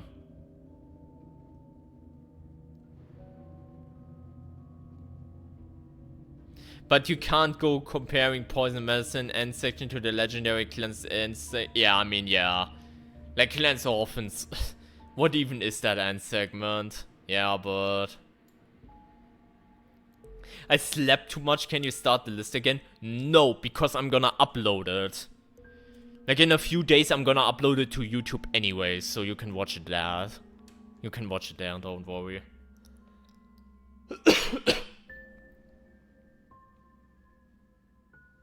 No, it's not gonna be D tier. It's definitely not gonna be. Like, I feel dogs will always have a special place in my heart. Which, to be fair, Vindicate the Guilty does too, but... Vindicate got changed too much for the worse, in my opinion. Anyways, I'm going to the restroom again. I'm very sorry, guys, but... Be right back.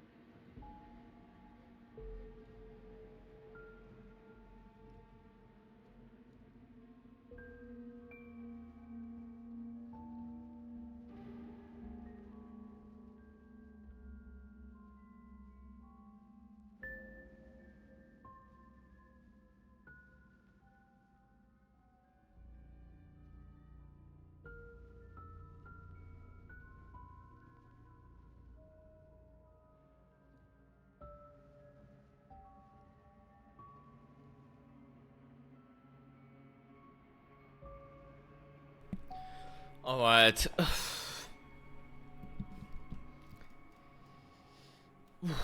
Anyways, Teach, let's just fucking finish this. I'm talking way too long about this, by the way. So apologies for that. This is gonna be a way longer video than I wanted it to be. Anyways, Teach, instinct tells me here. Like, that's what my instinct tells me, but basically, can you tell the YouTube audience how cool us Twitch chatters are? Anyways, Teach, has a gimmick where there's 3 floors on a police station. You need to get a film reel. There is 6 doors. You get a key at the beginning, you open a door, you get 2 keys, you have 1 for each door. Behind each of these doors are another 2 keys, and then there are 4 last doors, and one of these last 4 ones is the film reel. It's incredibly RNG heavy. You can get incredibly lucky and get it really quickly, as we did in our 100 escalation attempt that Crab posted in his highlights, where we got a stick together under 2 minutes, which was incredibly insane. Or you can go it can happen that you have to go through every single room. Upstairs, small guy. Downstairs, big guy with axe. Some screamer somewhere. Like, basement is Night Hunter. Patrolling, chilling. The rooms are entirely randomized, which is fine. Like, this is fine RNG in my opinion. And the cool part about this is, if there is one map I can recommend X-Ray on, it would be this map. Because with X-Ray you can see the key, and you can also see the film reel, which speeds up things a lot if the stars align. Unfortunately, right now, X-Ray has an incredibly long cooldown still of like 100, not 100, maybe 90 seconds on psychosurgery, so you can't really make use of it that much, but it's a map that has really cool X-Ray synergy. You know how we talked about how cool it would be if Crush the Sex Toys supported something like that? Teach 100% supports something like that, and that makes the map really cool overall. Hold up.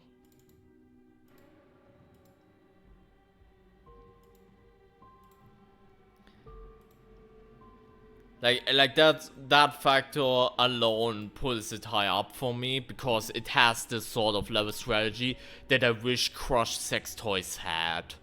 This does have that level of strategy. But yeah, cool environment, just right enough RNG, just right enough the enemies. I think this is like among the most creative and best in the game right now, in my opinion. It's simple but effective in my opinion, and I find every time I load into this in Escalation, I'm having a good time. So there's that. I don't think there's much else to add to it though. So yeah. Gambling is pretty Sigma, and Teach is gambling, so Teach is also Sigma. Oh my god. Haven't even looked at it from that perspective. My bad. Anyways, fuel. Fuel. I'm gonna put it in B for now. This is how you do a Sabo lockdown properly. The first segment is weird. You can have the cool thing where with Smash you can just skip the first segment. That is a plus. A minus is that it is really weird that sometimes you just have a Screamer there, and sometimes there's Night Hunter there, and that's just entirely up to RNG, similar to how you can have good enemy or bad enemy RNG and release prisoners. It's really weird. You do the first gen, then you have to go either left or right, depending on what you get. It might be easier or harder. Normally the dark side, like evidence side, is way easier than, you know, the right side, which is a lot harder, but overall not too bad. You go through the courtyard, you do the second gen, then you get the third fuel, which is, you know, the other side that you didn't get this time around. And then you get to the final part. And the main reason why this is not C or D for me is simply because the final part is incredibly intense. Because on higher difficulties, there are like 6 enemies in the final part. There's Coil, who previously patrolled already. There's Night Hunter. There is 2 big guys. There's a small guy. There's a Screamer. And maybe even more enemies. They camped the Jan. Not really. Like, they're patrolling. They're not camping necessarily. But they're patrolling from, like, light side to bright... Like, from bright side to dark side. And so on and so forth. It feels incredibly menacing to have to deal with 6 enemies. But at the same time, the game is fair enough that you have a lot of evasion places. In theory. But also places where, you know, you will find death. I feel that this final segment elevates this MK a lot, and I hope a lot of MKs in the future have a similar spiel to it. Like, obviously on psychosurgery, I don't want this to be the standard, but I think for that reason alone, I will put it. Yeah, I think I will put it low B. I think that's fine actually. Yeah. It's also like the new speedrun map, but unlike Sabo Lockdown, it feels way more skillful as well. Like, it feels incredibly more skillful. I'm thinking to even up it. Maybe above Crush, maybe. Yeah. That is good, maybe. But yeah, the final segment of this, like on higher difficulties, where there's like 6 enemies or so, is really, really cool and really, really nice, in my opinion, and elevates this quite a bit. Poison Cattle. Oh my god, people are gonna shoot me. This trial has a lot of problems, unironically. Most of the map is not really utilized that well, because all the poison is in Chemco. And there's a good chance, for example, you can completely skip the shipyard, for example, for the most part. Unless you're playing on countdown or whatever, then you have to utilize all the extenders probably. That being said, there's a lot of good about this map as well. The chemical area actually feels, unlike Poison Medicine, actually feels threatening enough that you have to quit out or use hiding spots effectively. That is something that is missing from Poison Medicine, and I think that is good. I also like the gimmick with the one-way lever, that you can use the lever as a shortcut to the train station itself, but you can't use it the other way around. I think that is really cool as a gimmick. I think this map is also really merciless, by the way, if you get blocked doors, so that is rough. But the map has a lot of enemies. It has like big guy patrolling Casino and Screamer there, small guy patrolling Chemco, and I think small guy and Screamer in the shipyard, and small guy also right in front of the casino as well. So there is a lot of enemies there, but the main reason why this is S for me is the train station itself, and you guys know why. Because Franco can live up his full potential. The train station is completely lit up. He has a gun, and if he sees you, he's gonna shoot you. And this, for no loadout, no damage thing, is the most intense shit ever, and the most intense shit in the game. I've been asking a lot ever since they nerfed the Screamer. That was actually the first video I ever talked about, like, balance and, you know,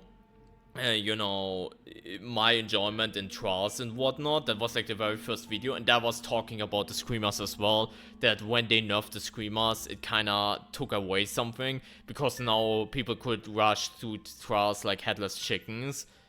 And this segment embodies what I kind of want to see more. I know people hate that, but that kind of embodies what I want to see more in Trials. Segments like these where you have to be careful. You're not forced to be entirely stealthy crouching everywhere, but you have to be careful and you get punished when you're being reckless.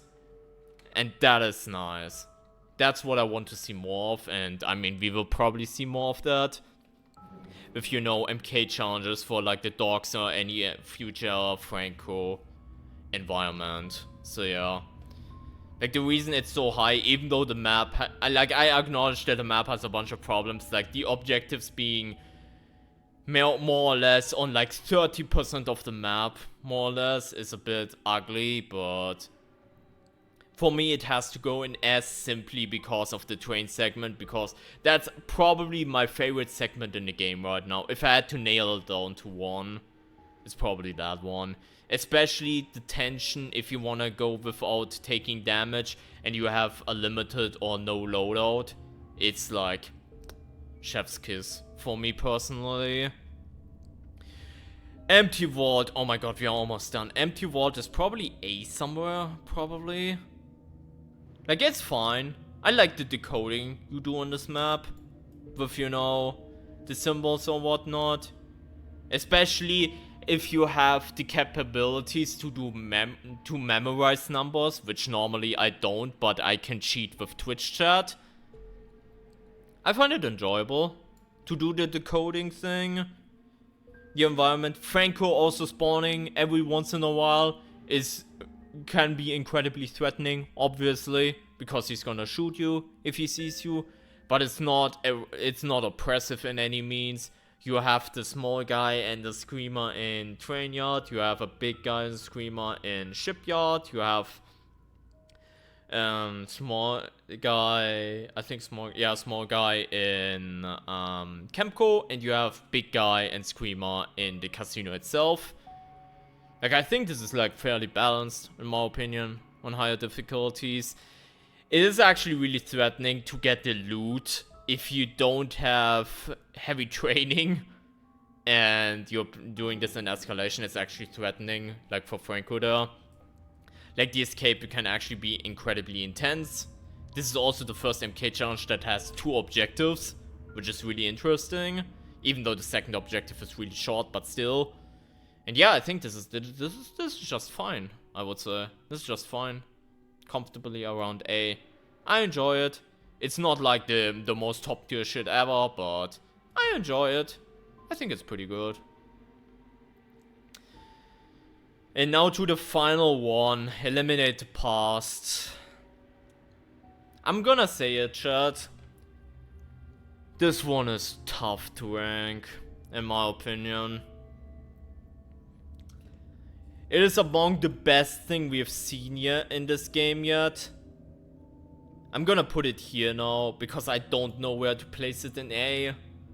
Because it's so unique with you have a time limit. But once the time is up, it decides how bad your exit is. It's such a good mechanic. However, we've seen the exact same map a billion times. If you are a long time Trials player especially, you've done Autopsy and Lockdown so many times, so you might be sick of that map. The mechanic is also literally straight up copy from the Mansion tutorial, so it's not really that engaging either.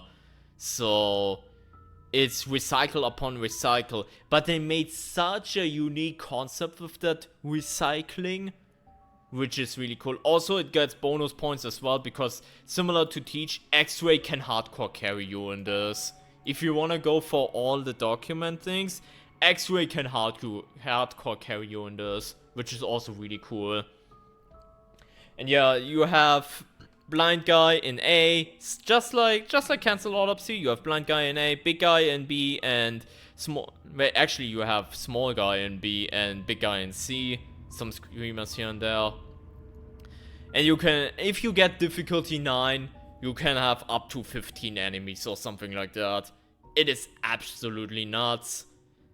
And for that concept alone, I should put it in S, but I don't think if I'm comfortable in that, because everything that is on this map has been, like, reused. Like, the map is the exact same as Council Autopsy. And, you know, has the gimmick of Sabo Lockdown Escape, technically. And the mechanic has also been used a bunch, so I don't know. It is incredibly highly replayable. It is really fun to go for perfect game, but it's also incredibly fun for highest difficulty escape. Difficulty 9 isn't hard enough in my honest opinion. I don't know about that. I think difficulty 9 is fine. I think difficulty 9 is fine. I don't think that's the deal breaker of this.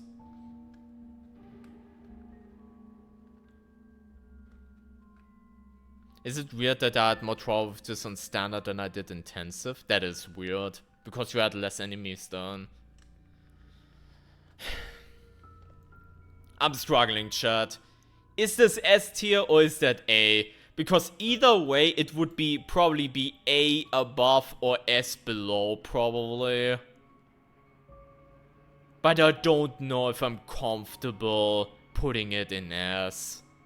I don't think I am. I think it's like the highest of A, but because of what we've seen before, I don't think I can put it in S. I don't think I can. As good as this mechanic is. Like, I love this mechanic. Like, when we did the challenge recently, like, we recently did the challenge, like, the difficulty 9. The difficulty 9, no stamina, whatever thing. That was such a good challenge, and it felt so good. But at the same time, we've seen all of this before. And again, you have to commend it. You have to commend it. They did so much with so little. You have to commend it. And that's the reason why it's an A. But I don't think it's enough for S. And I think that's it. I think that's my list. There might be some things that I would need to get more thought into. Like, put more thought into this.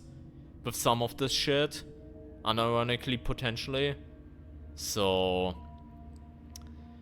But I think that's a good list. Like a good, decent list. Like some placements are variable. Like this is not the most accurate thing ever. But I'm comfortable with this list, I think. But yeah. But yeah, I think that's it. I think that's fine. Anyways. Fucking hell. GG's, I suppose. GG's, I suppose, to everyone who's stuck around with this shit.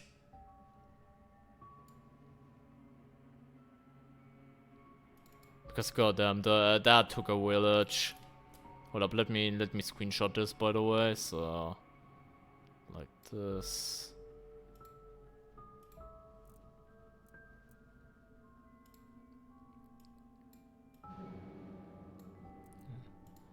This real quick and save desktop. There we go. So I have that saved up. But yeah, there you have it, chat. I finally did it. It only took a few months, but right in front of season 2, it was about time that I finally do that for the first time. It won't be the last time. Like, if we add more trials, after a while, I will obviously do the tier list again. And maybe some placements have changed since then, or my opinion has changed on some of these things. And maybe there are new balance changes coming out to trials, where, for example, all of a sudden, like, maybe they rework Orphanage. And it's actually quite decent, for example. Or maybe they remove an objective from, like, Root Canal and then it feels like ass. Like, let's imagine they remove a valve from Root Canal and then it feels cheap, you know? Who knows? So, yeah, probably some changes that will come down the line. But yeah, this is the first time I did it, so... Yeah, expect this to, like, I'm gonna cut it together so we don't have all these stupid pauses and whatnot. But expect this to come out maybe this week still. I don't know if it's gonna be this week. Either this week or next week. I'm gonna put it up on YouTube for all the folks to see. And yeah, this took way longer than I anticipated. I was like, okay, we're done in this with like 2 hours maybe, and now it's 4 hours into the stream and we finally did it. Anyways, Ghost Bitch, what's up? You okay? I'm getting ghosted! I'm sorry. Can't wait to do it in a year. Yeah, exactly. At some point we're gonna have 10 main trials and maybe like 30 to 40 MKs. And then we're gonna do it again. I'm looking forward to it. Who you are in the trial is who you are inside. Oh yeah. That was fun though. My throat hurts though again, so... Oh man. Yeah, maybe pre-season 3. I think doing it... when season 2 ends would be too early maybe, but maybe I don't know. Season 3, I don't know. Rank all the cosmetics. I know one thing a lot of people have asked me to do is do a variator tier list, and that's something we might tackle in another stream maybe. That could be an idea. But I might wait on that until season 2 weekly tier list. Maybe we can do that. I've done that before. Like, I've done a weekly tier list before. So I don't know how much would change. Obviously, there are the new ones, obviously. When is season 2? December. Like, at this point, if you follow how Red Barrel's release schedule works, by the way, 2 weeks more of Geister, then we are end of November, then it's probably gonna be like 2 to 3 weeks of weeklies, and then it's gonna be season 2. With, you know, winter kills, new main trial, and all that stuff. That's probably how it's gonna... 10th of December? Yeah, would be a good guess, so... That's why I wanted to do it right now, because I just know there's not gonna be any more trials coming out until season 2, so I can just be like, okay, this is the tier list for season 1, you know? No, season 2 is gonna release with winter kills, presumably, if I had to guess. Like, it's gonna release with it. Like, if you look at the roadmap, I have to pull up the roadmap again, haven't I? Don't I? Hold up, I'm gonna pull up the roadmap, chat. Where the fuck is it?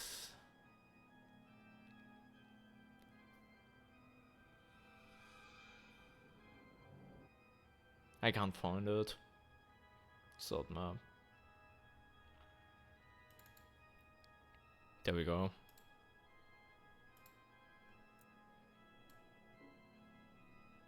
Like right here. This is right now, Geister, and next is up season 2 plus winter kills. It's coming out at the same time. With a new map environment, obviously new catalog, the season 2 catalog. Probably also a catalog for winter kills. New MK challenges, a new wig coming out, new enemy, which is what we are all hoping for, new storylines, probably a new ending, and obviously more. Which, if you know about leaks, please don't talk about leaks, but if you know about leaks, you know exactly what the end more potion is, and why it's so exciting.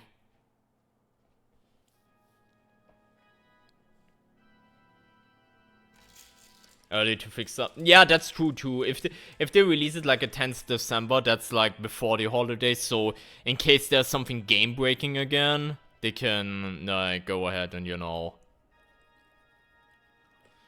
fix it. I mean, to be fair, I say that and people are like, oh my god, but Red Barrels never fixes the bugs. The killer snitch bug is still in the game. So I shouldn't even talk about that, because that's just triggering people if I say fix bugs, because that's like their reagent keyword to like write copy pasta about how Red Barrels is the worst indie company ever because they never fixed the bugs. By the way, why am I lagging like... What the fuck? Yeah, they're gonna go on holidays. Like every dev team, like, that's not exclusive to Red Barrels. Like, every dev's gonna be off on, like, holidays around the Christmas time. So hopefully, hopefully it releases around 10th of December, so winter kills and all that stuff is fine. And if some problems arise, they can just hotfix that, so they don't have to worry about that during the holiday season. Because it would be fucking ugly if someone had to go into the office during holidays and, you know,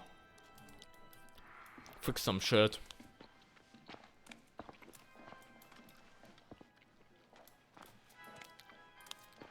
No, man. Dude, I really did not expect it to take this long. You know. The tier list.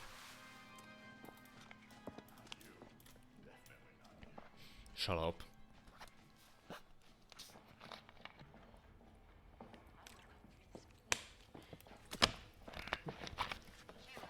Fucker. Why are you in here? Why are you in here, Greg? The fuck? Someone I play together with sometime.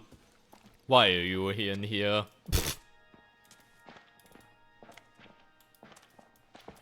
That's funny.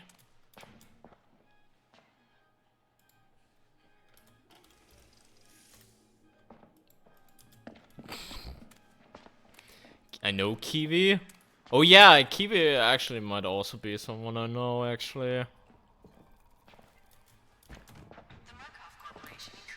That's crazy, yeah.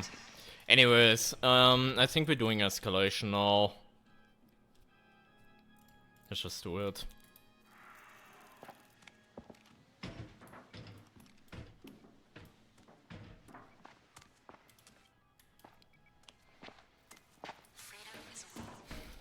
Granted, it's now 11 PM again, because...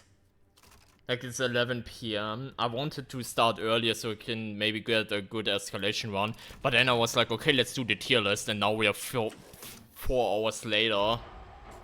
So... That's, you know... Yeah. You care with one hand and take with the other. If the children will not feed themselves, poison them. Then we will let you out.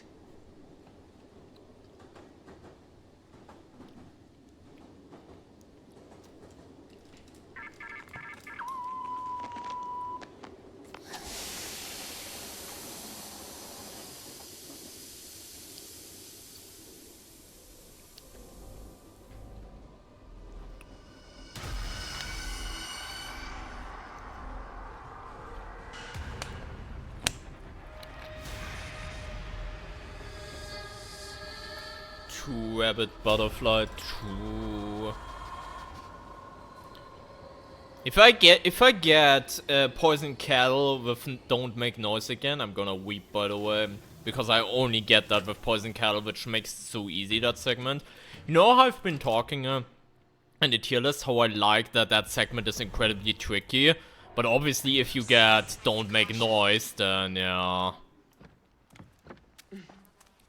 By the way, we got the security cameras around pool area, by the way. We need to check up on Easterman again, so... There's that.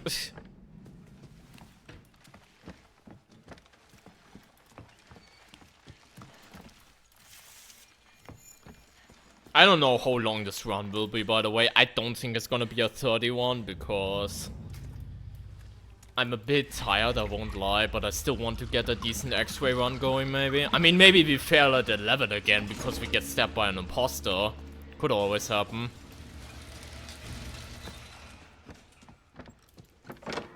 Could always happen.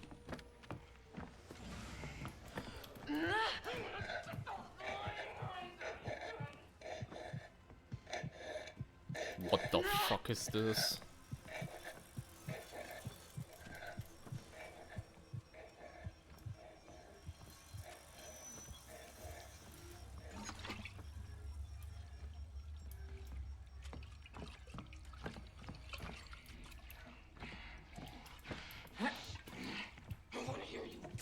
suffering fuck. That's rough, Joey. That is rough. There's another camera there. No wig, we have X-ray. I wanna get a decent X-ray run going. Like, we already got a good no loadout run. But I also wanna get a decent X-ray run. To see how much value I can squeeze out of it. If any.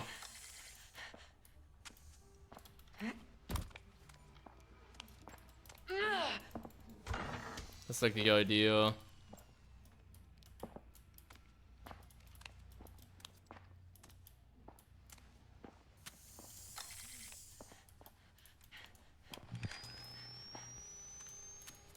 Oh, you're above me, huh?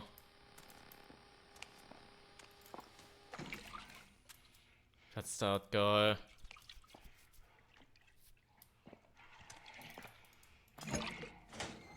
They're just going in here. Might be.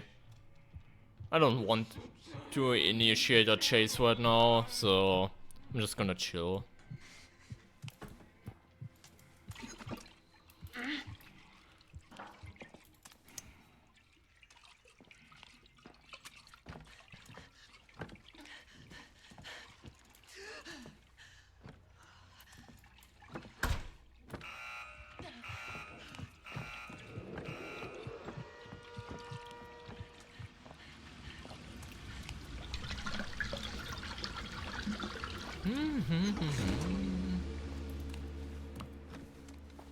This is also just a small guy patrolling here, so should be.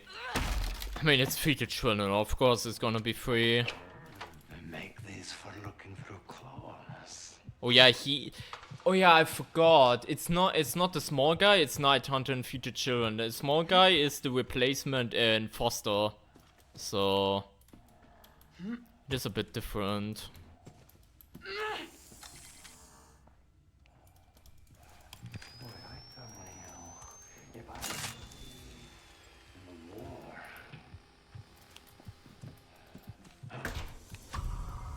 I see everything.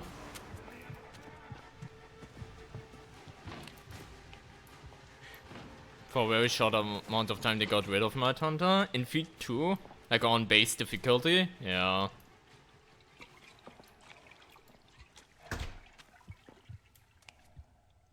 I don't fully remember that, but I believe you. Like, that wouldn't surprise me.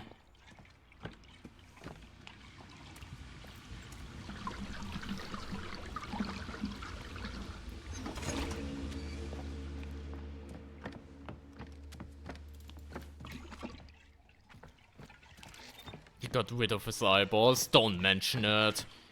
Or if you're gonna mention it to Sus. He loves hearing about that. Like, Sus loves hearing about that.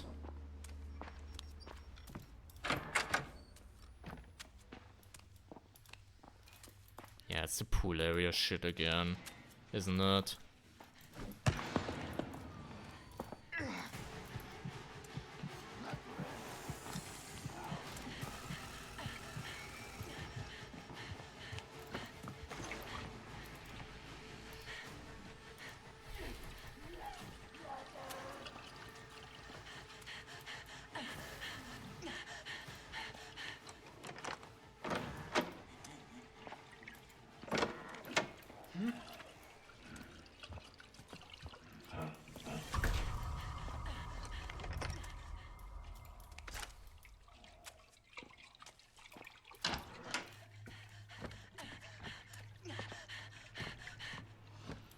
Alright.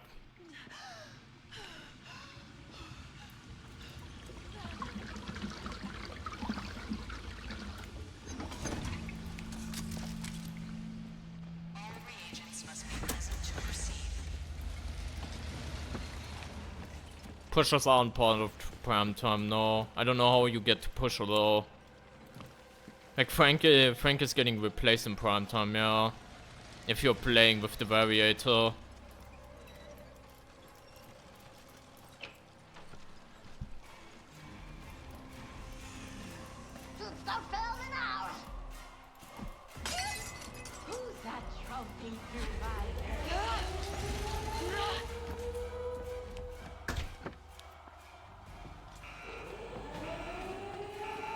Speaking of whomst.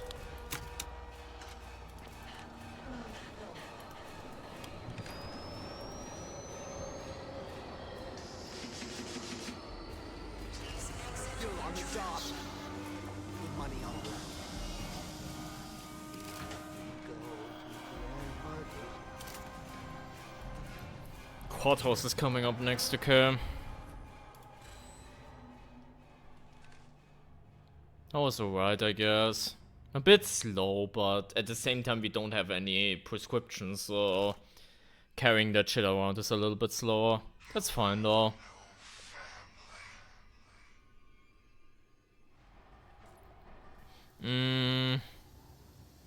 I guess we take boosted. Decrease cooldown? I guess.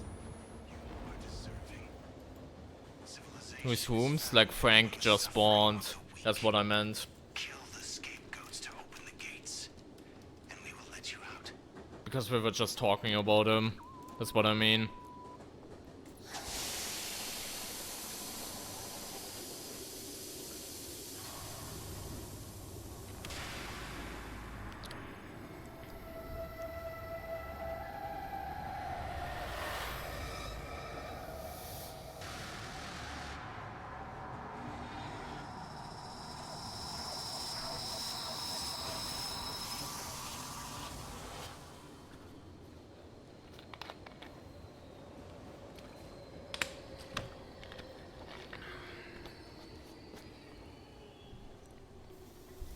Okay, let's see.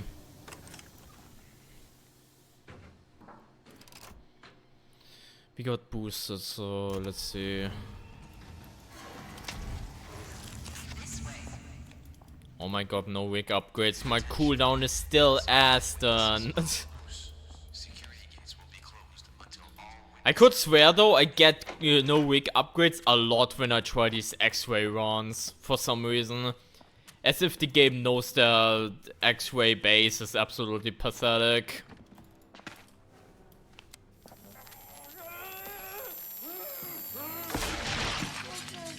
How is Escape Courthouse D tier for you, Twitch bait?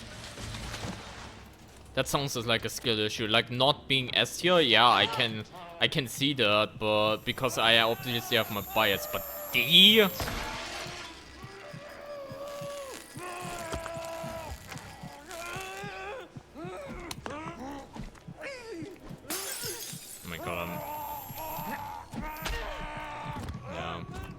Stun didn't register, that's unfortunate. That happens.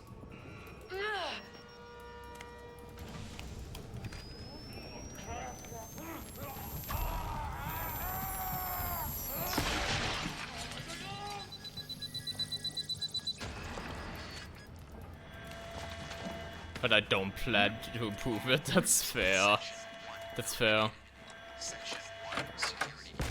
I think I just threw the thing too early, by the way.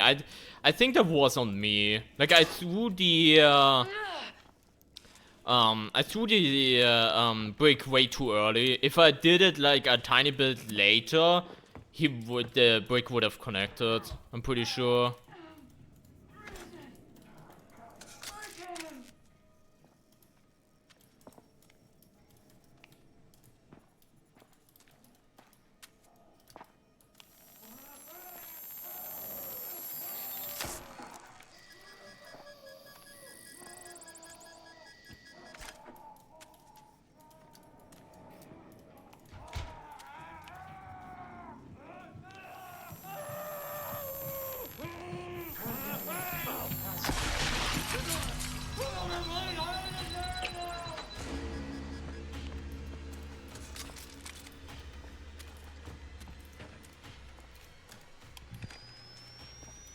This is like right here, that's not oh, he's there. I hate that spot. Especially without items, I hate that spot.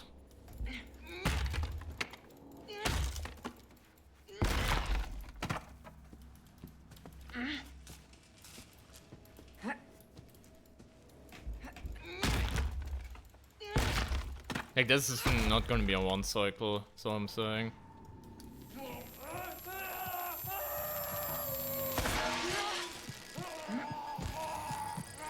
Wait, I do have a brick actually.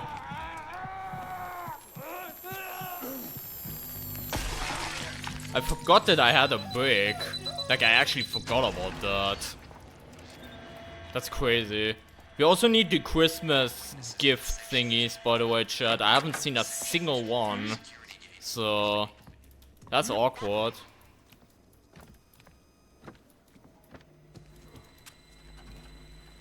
Probably somewhere in here. There, I see one. Right.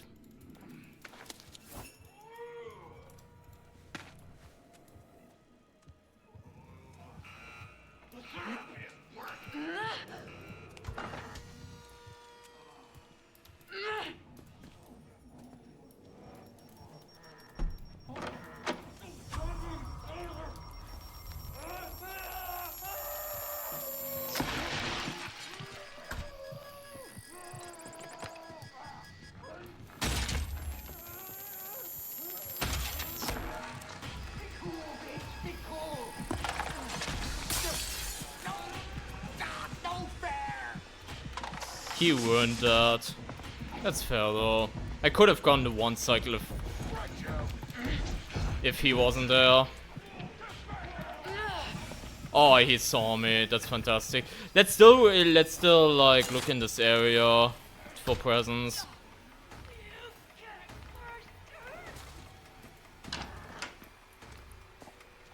To be fair, that was a weird interaction with the tin cans, yeah. I didn't even register until you spelled it out in chat just now, but that was weird, I agree. Didn't know there was a thing.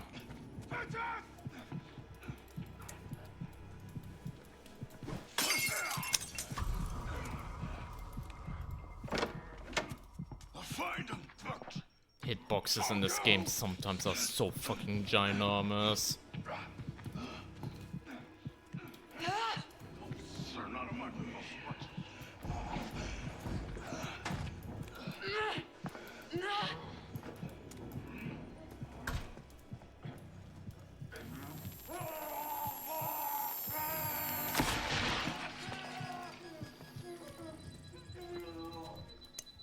Wish I could have gotten just a one cycle there, but that's fine.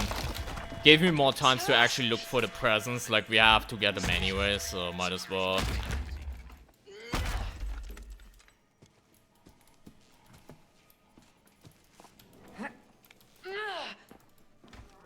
Also, a lot of doors were locked here, by the way, so I don't know what was up with that.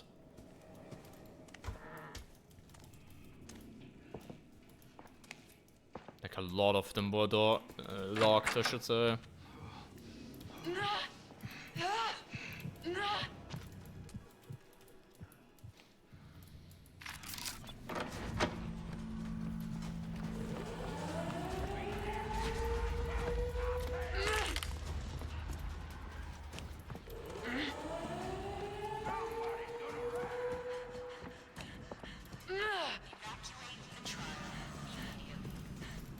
I can't even see the presents yet because I don't have the X-ray upgrades.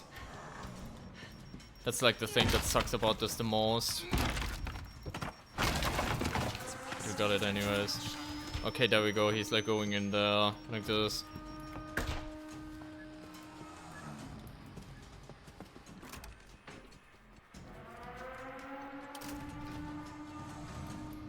The courthouse again. I'm not playing with crap. Why the fuck am I getting courthouse again?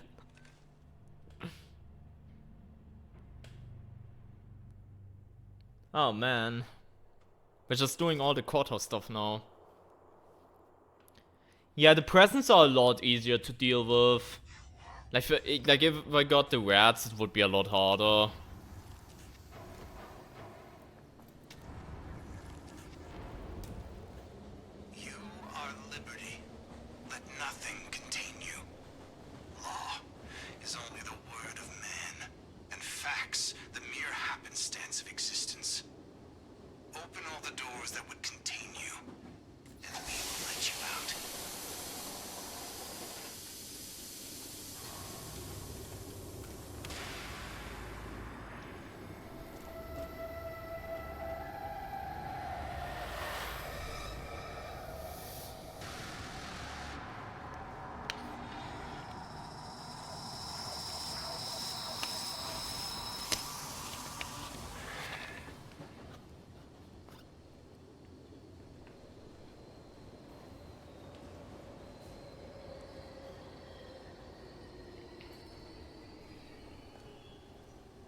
Let's go, only MK brainwash tape in the game. True. True. True. That is nice. To have that as our boost item. It's gonna be ass without heavy training and other stamina upgrades, but at least we can go ahead and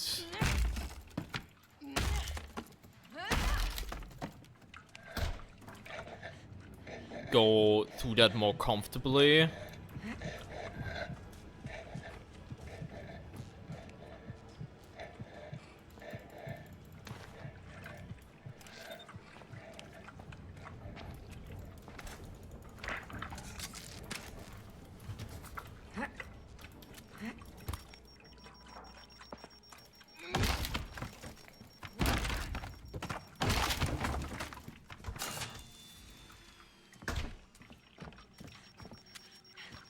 Alright.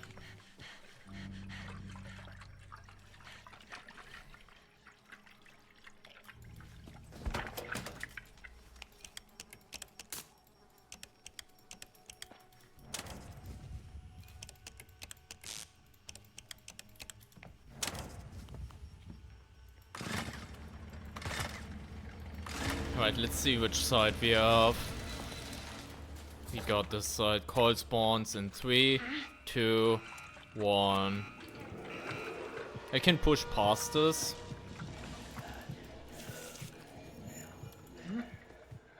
Because I have the stamina syringe, that's huge.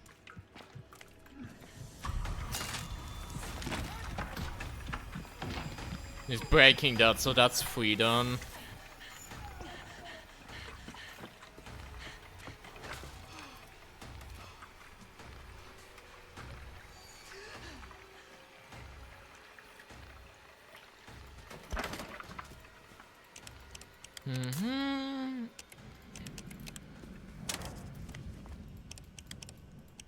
Oh.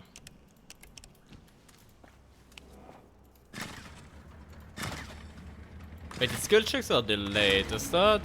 Yeah, we are in US East, by the way. That's fine, but obviously, yeah. Hopefully not Asia Pacific next, or Sydney or whatnot, so... Hey Cold Veins, welcome.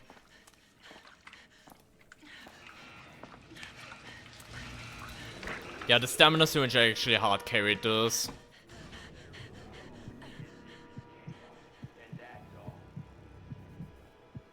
Yeah, I had good post RNG, that's very true, yeah.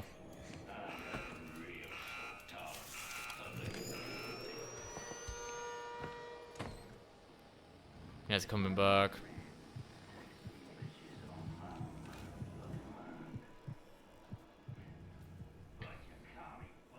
How's it going so far? I mean, we just started the run. We are at 3 right now. I was spending 4 hours on doing my first trial rating tier list, like of trials and MKs. And again, it took like 4 hours, which I didn't want it to take that long, but what can you do?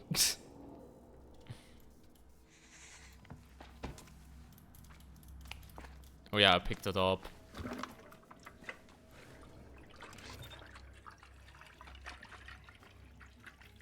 It happens. He's like in there, right? Yeah, he's in there. That's free done.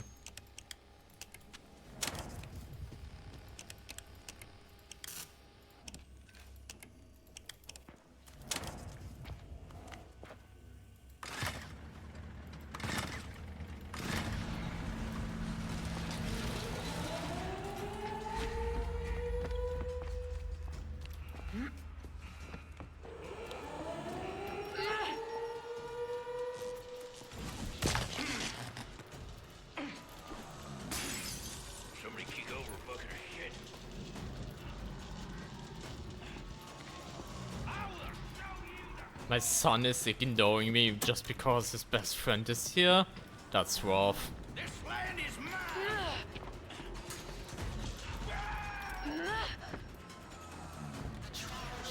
This is actually scary because I didn't even pay him too much mind, but this is DPA.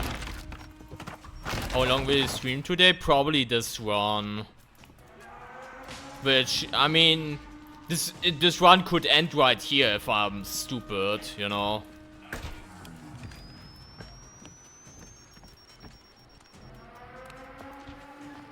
Okay, it does not, but... I will definitely not do a 30 run though. Because that shit, like, it's gonna be until like 5 AM again, and I'm not doing that. Like, maybe a 20-25 run, maybe.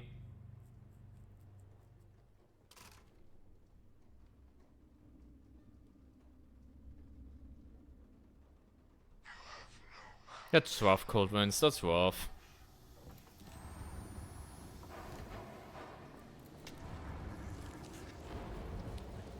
You are the defense. The guilty cannot be allowed to face justice. I mean, yeah, that's a fair point, Twitchbait. That's a fair point. Like, I did it thoroughly, obviously, rather than just, yeah, this is because I like this, and, you know, move on to the next. Like, I feel I did all the trials and MKs justice by, for example, talking about the enemy population and stuff like that. Like, going a bit into detail about some of the intricacies and mechanics, so I think it's fine.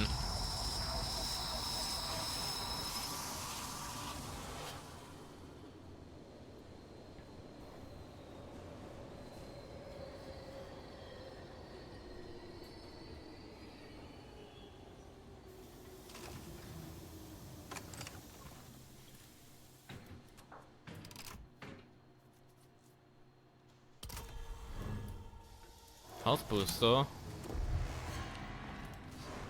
More sound detection gates in this trial. Yeah, that's funny. That's funny. Wait, I just realized this is the third courthouse in a row. This is the third courthouse in a row, chat. I just noticed. The fuck is this? Like, I'm not even playing with crap and I'm just keep getting courthouse. That's crazy. First main is also gonna be courthouse. I'm calling it right now.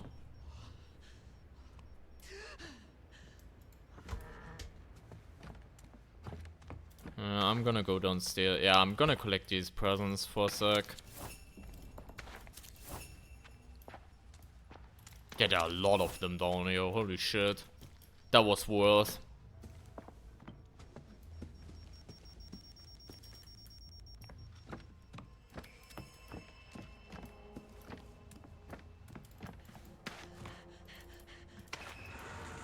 Okay, what is this?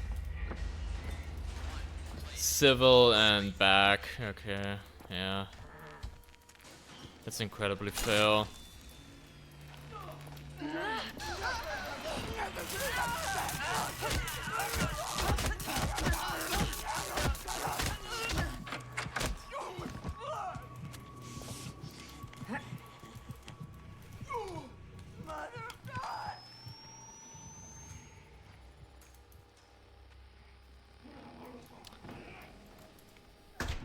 The health booster. If I didn't run boosted and get the health booster, the run was over, by the way. I just wanna point that out. What the fuck?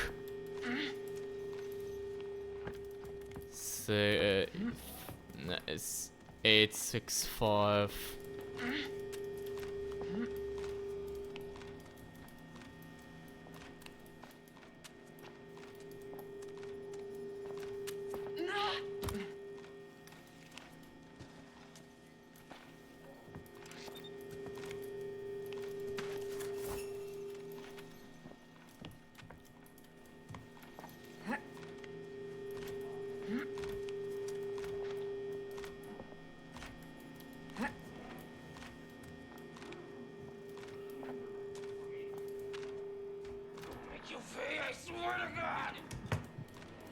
Dude, what the fuck is this shit now?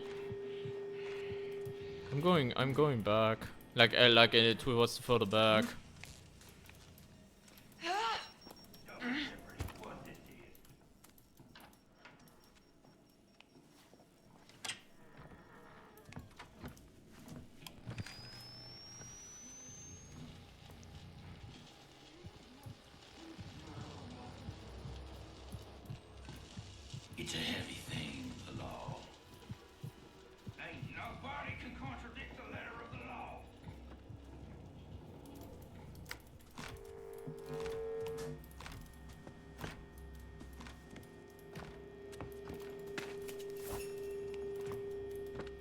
4, 4, 2, 4, 4, 5 something 2. 1.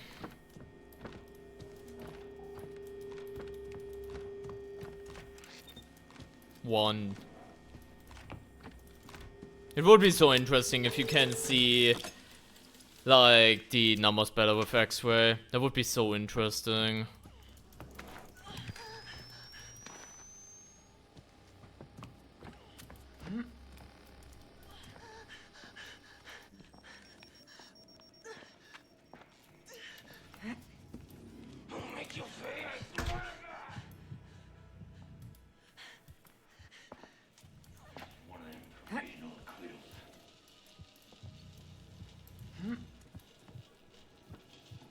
I think I shit talked tilt scales too much in my tier list. I think that's what's going on, by the way.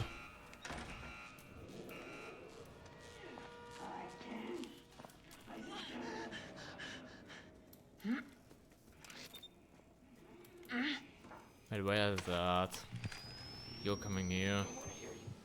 Cole is there. Frank is there.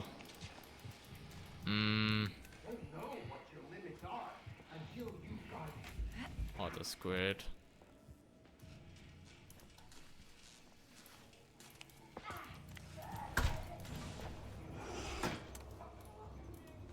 No more surprise pawns on this game over. Yep. Yep.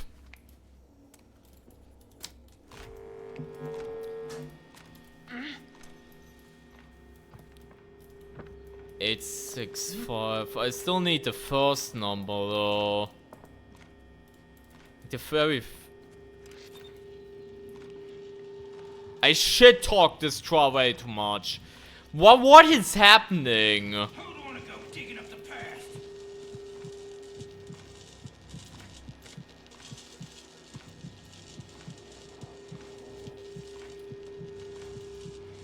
A law you can change?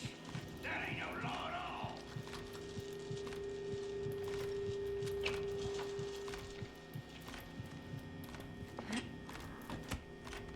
Ain't nobody can put it into their law. Shit.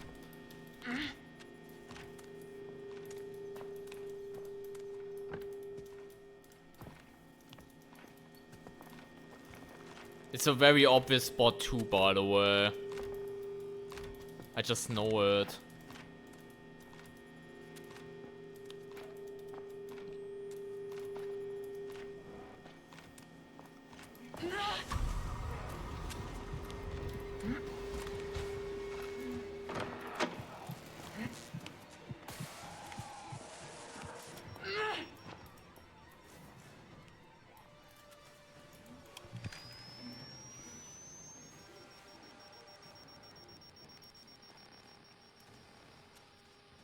Oh yeah, I will get the worst lockdown ever. I know it. I will get the worst one.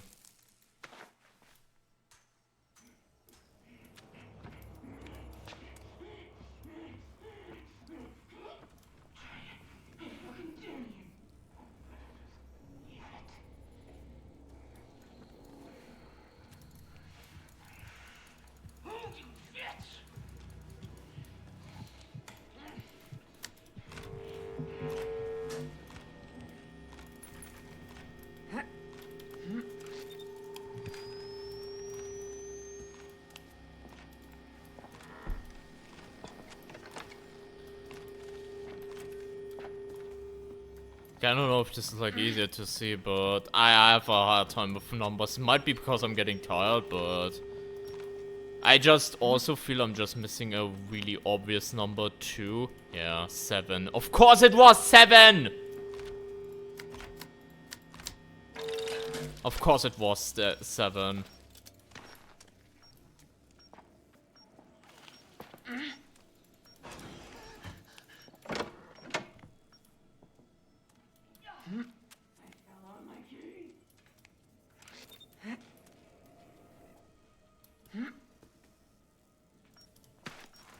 Any threat inbound?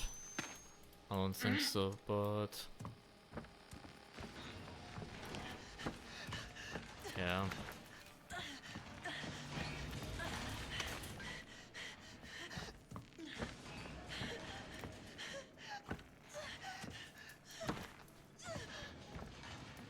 That one was in the middle, right? I think it was. No, it was actually further back. Okay. Further back than I thought.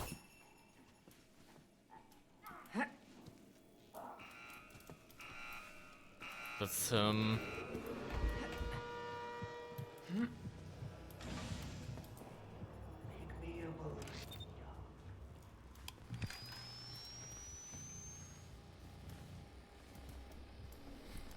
honestly, what the fuck?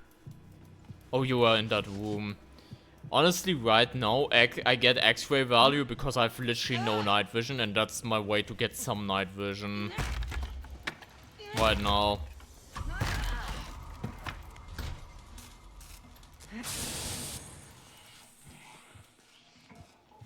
Of chaos and violence. Like, you shouldn't get value like this, but...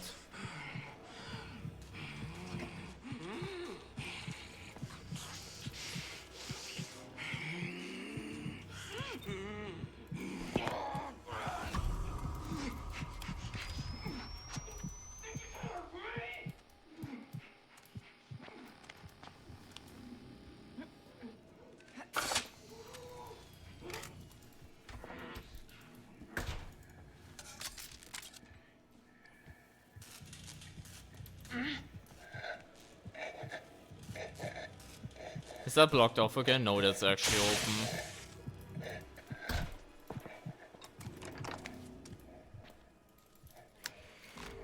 That room should be easy though.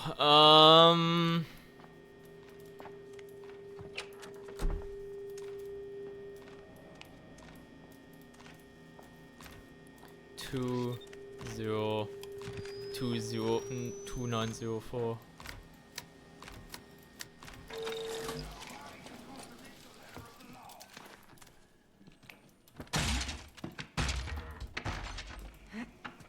If I have a lot of copium, I would have said that that was X-ray value. Just to stop before, you know.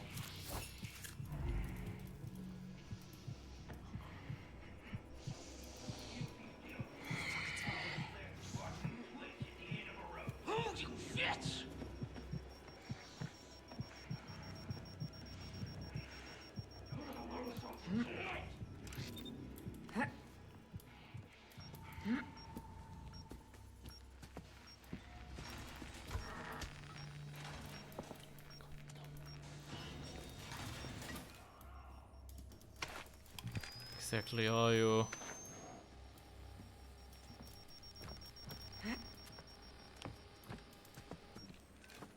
Yeah, it's not enough range.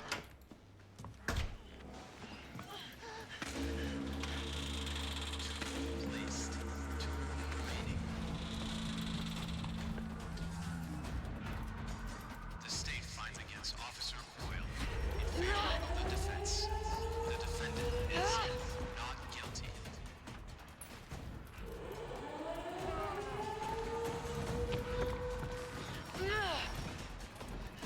Who are you? What the fuck? Who is this guy?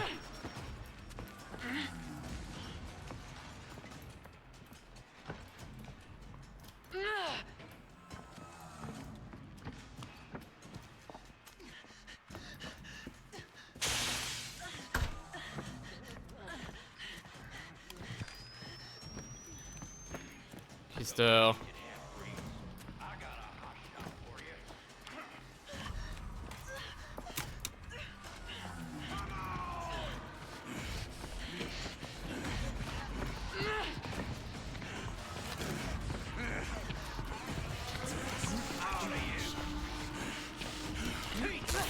Yeah. Yeah. We were not bound to win that shit. We were not bound to win that. That's unfortunate. That's a good run though.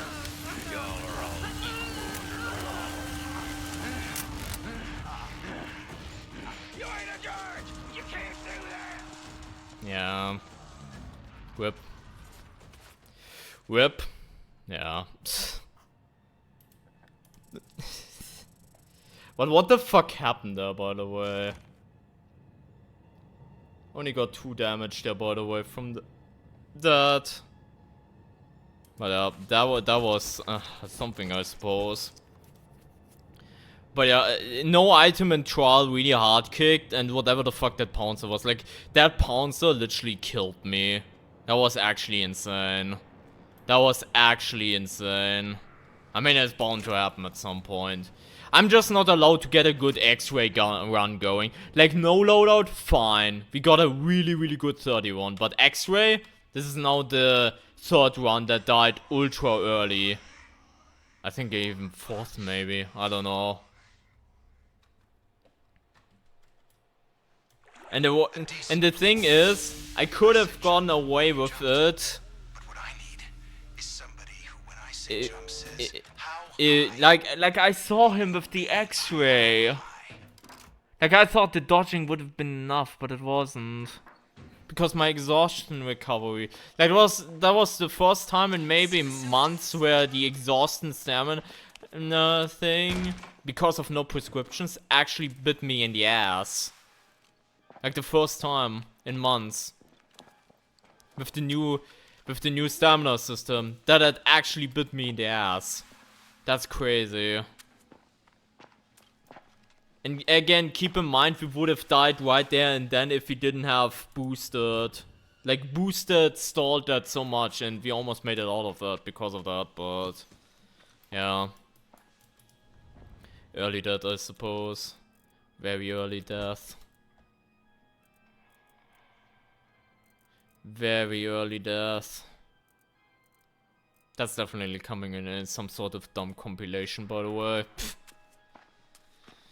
Oh man, I think I'm gonna call it here though. I'm not gonna try another run. And you know, get fucked again. What was the tilt scales though?